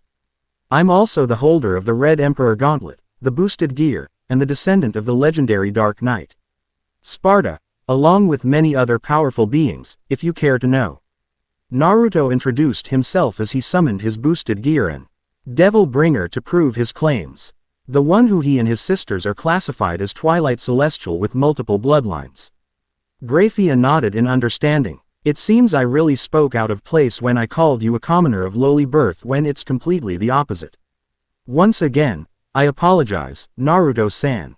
In my defense, I was merely teleporting to where Ojou-sama was without knowing her location. Water under the bridge, Naruto mumbled, his annoyance dying a bit, but that's beside the point. Let's talk at my place. We can have our discussion there. Do you mind if Akeno comes with us? Rias asked Graphia, the priestess of thunder. I don't mind. It is expected of upper-class devils to have their queens be at their side at all times. Graphia replied, with Rias nodding in confirmation and turned back to Naruto. Sorry for bothering you, Naruto-kun. No problem, but at least let me help you. Naruto offered, but Rias shook her head. Let's just call it quits for tonight, she said, kissing Naruto on his cheek before walking to the magic circle next to Graphia. I'll head back first, Graphia. See you at school, Naruto-kun. Stepping into her magic circle, she disappeared, but Naruto caught a glimpse of her face as she left. She was crying. She was crying because of what awaited her in the future. And there's nothing that can be done to stop it. And it was pissing him off something fierce. Ojo-sama talked about you a lot, ever since she met you as a child. She always talk about how you're the one for her, despite competition with the other girls for your affection. Graphia said, with Naruto frowning at what she said. What did you mean? The first time I've met Rias was a few weeks ago. I've never met her when we were kids. Naruto said, now making Graphia frown herself. Impossible. Didn't you and Ojo-sama attend the same school, Konoha Academia, in the past? Graphia asked, as an unnatural light flashed for a moment in Naruto's eyes. Rias went to Konoha Academia, with me. Naruto asked, shocked before a sharp pain ran through his skull. Gah. He suddenly grunted in pain as he held his head, his brain starting to throb in his skull. In his mindscape, everything started to shake, waking the tenants up. What going on? Kiyomi cried. I don't know, but I'm going to find out. Arwen shouted as she took to the air to look for the source. Meanwhile outside, Graphia was alarmed at what's happening and examined Naruto closely, putting her hands on his head. This is, she thought as Naruto started to recover. Oh man, what happened? He asked, confused. You don't remember? Graphia asked, concerned. I do remember seeing Rias crying as she left, but after that is just a blank. Naruto said, shaking his head, but something tells me you can fill it in. Graphia scowled. Those symptoms. It's more than a memory block. Someone doesn't want Rias-sama and Naruto-san together. It's not the Phoenix clan, as they possess mostly offensive magic, and they barely have any mages with spells concerning memories, so who? Quote, Graphia-san, Naruto-san, please help Ojo-sama however you can. She'll need you now, more than ever. We shall meet again. As Graphia started to teleport out, the door to Naruto's room opened, and in came Naruhi, Naruko, Narumi, and Naruna. Before they could stop her, Graphia already disappeared. Ototo, who the hell was that? Naruhi asked, pointing at the spot where Graphia was. Just a maid of Rias' family. That's all, Naruto responded, then noticed that Naruko and Narumi were holding their heads and sweating. Naruko, Narumi, are you? We're fine, it's just a killer headache. Since it came on so suddenly and hit us both at the same time. We were worried about you and came to check on you. What happened? Naruko asked. I'll explain in the morning. Naruto said flatly as he collapsed on his bed and immediately fell asleep. Dwelling on what happened between him, Rias, and Graphia. Ending theme. Study X Study by Styleup S. Kuo Academy, afternoon. Rias-chan is in an engagement with someone who she don't want to be with. Am I hearing that right? Naruko asked, horrified. In the morning, the girls went to school in the morning, but Naruto stayed behind and slept well into the afternoon.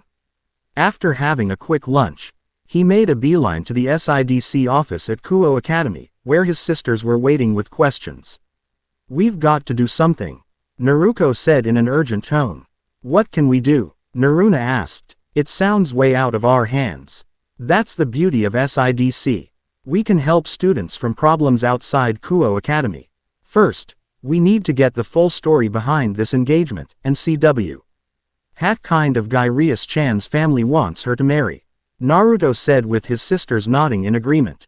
Obviously it's no one here at Kuo. If I remember correctly, Rias-san is a high-class pureblood devil, so you know what that means. Narumi said with a groan, with her siblings understanding. Pureblood? Huh, this is gonna be a problem. No doubt this is an internal affair with the House of Grimori and the other house. Naruna-chan's right, this may be out of our hands. Naruhi said, gritting her teeth. And since when has something like that stopped us? Naruto asked with a smirk, with Naruhi smiled.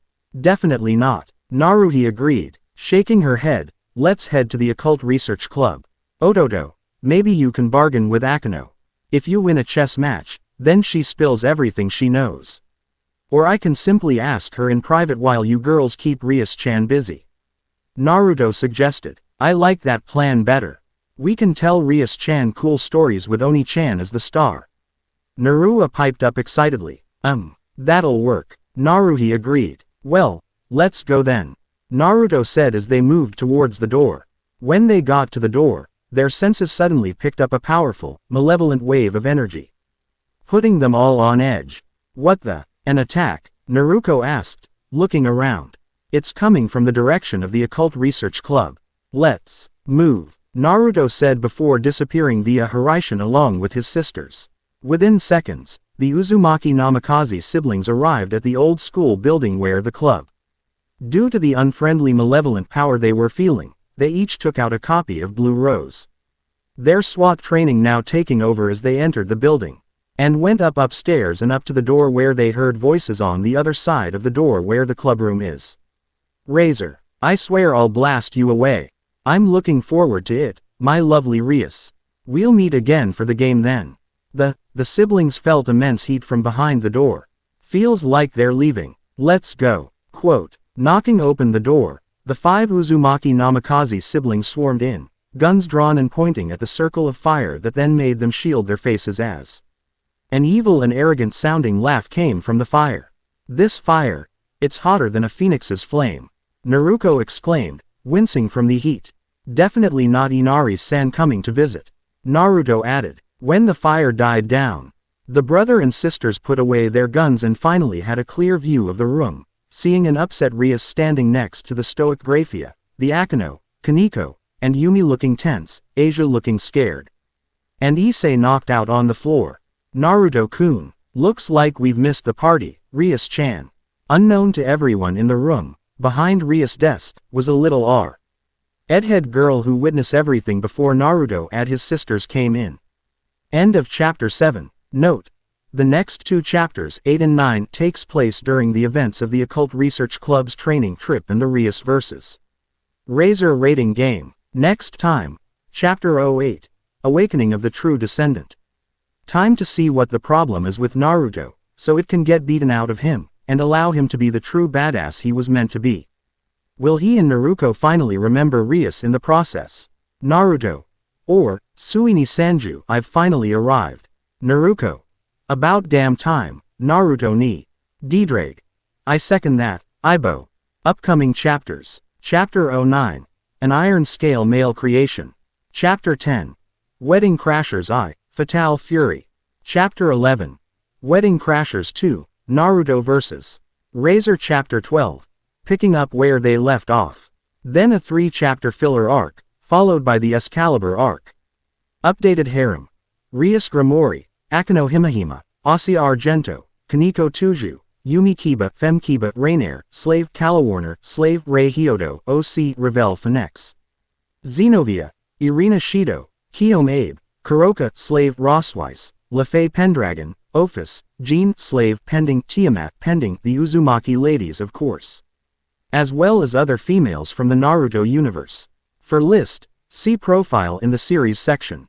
Info and references. Naruto quoted Drive, Cox's, no, rant from the TV show Scrubs. Put that in a memo ND and title it, no kidding, is similar to Sarge's quote in Season 1 of Red vs. Blue. The maids of the Uzumaki clan wear maid outfits that are similar to the Dream Sea Club. Naruto, Naruko, Narumi, and Ruhi were involved in the prologue events of Metal Gear Rising, Revengeance. Rainair and Calawarner is dressed in the same outfit as Kariya Hariyama in the hentai OVA Soon Maid was Aro Dezu. Naruto and his sisters have personas and social links in the Naru X Unleashed series, but the latter isn't focused on. Released Friday, May 17, 2013. Awakening of the True Descendant Redux. Revisal notes. Same as the other chapter, except for adding hints of who attacked Naruto. Author's notes.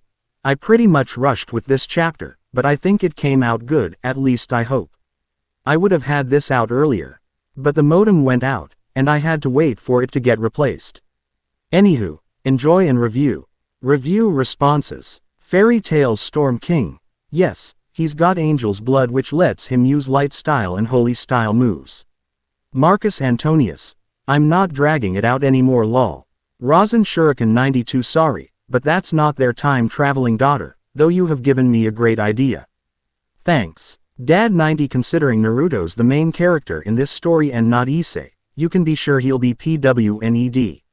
However, Naruto and his sisters will not be participating in the Rias vs. Razor rating game. Raidentensho. Archer's theme. Okay then. And since I've read that devils can have multiple familiar, I may make the lightning bolt thing happen. And sorry, I already planned how the wedding will be crashed. Hakuyuko 79 stick around for the next chapter to find out.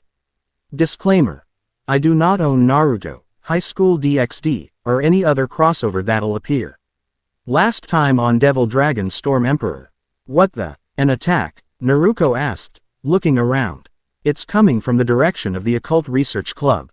Let's move, Naruto said before disappearing via Hiraishin along with his sisters. Within seconds, the Uzumaki Namikaze siblings arrived at the old school building where the club. Due to the unfriendly malevolent power they were feeling, they each took out a copy of Blue Rose, their SWAT training now taking over as they entered the building, and went upstairs and up to the door where they heard voices on the other side of the door where the clubroom is. Razor, I swear I'll blast you away. I'm looking forward to it, my lovely Rias. We'll meet again for the game then. The siblings felt immense heat from behind the door. Feels like they're leaving. Let's go. Knocking open the door, the 5 Uzumaki Namikaze siblings swarmed in, guns drawn and pointing at the circle of fire that then made them shield their faces as an evil and arrogant-sounding laugh came from the fire.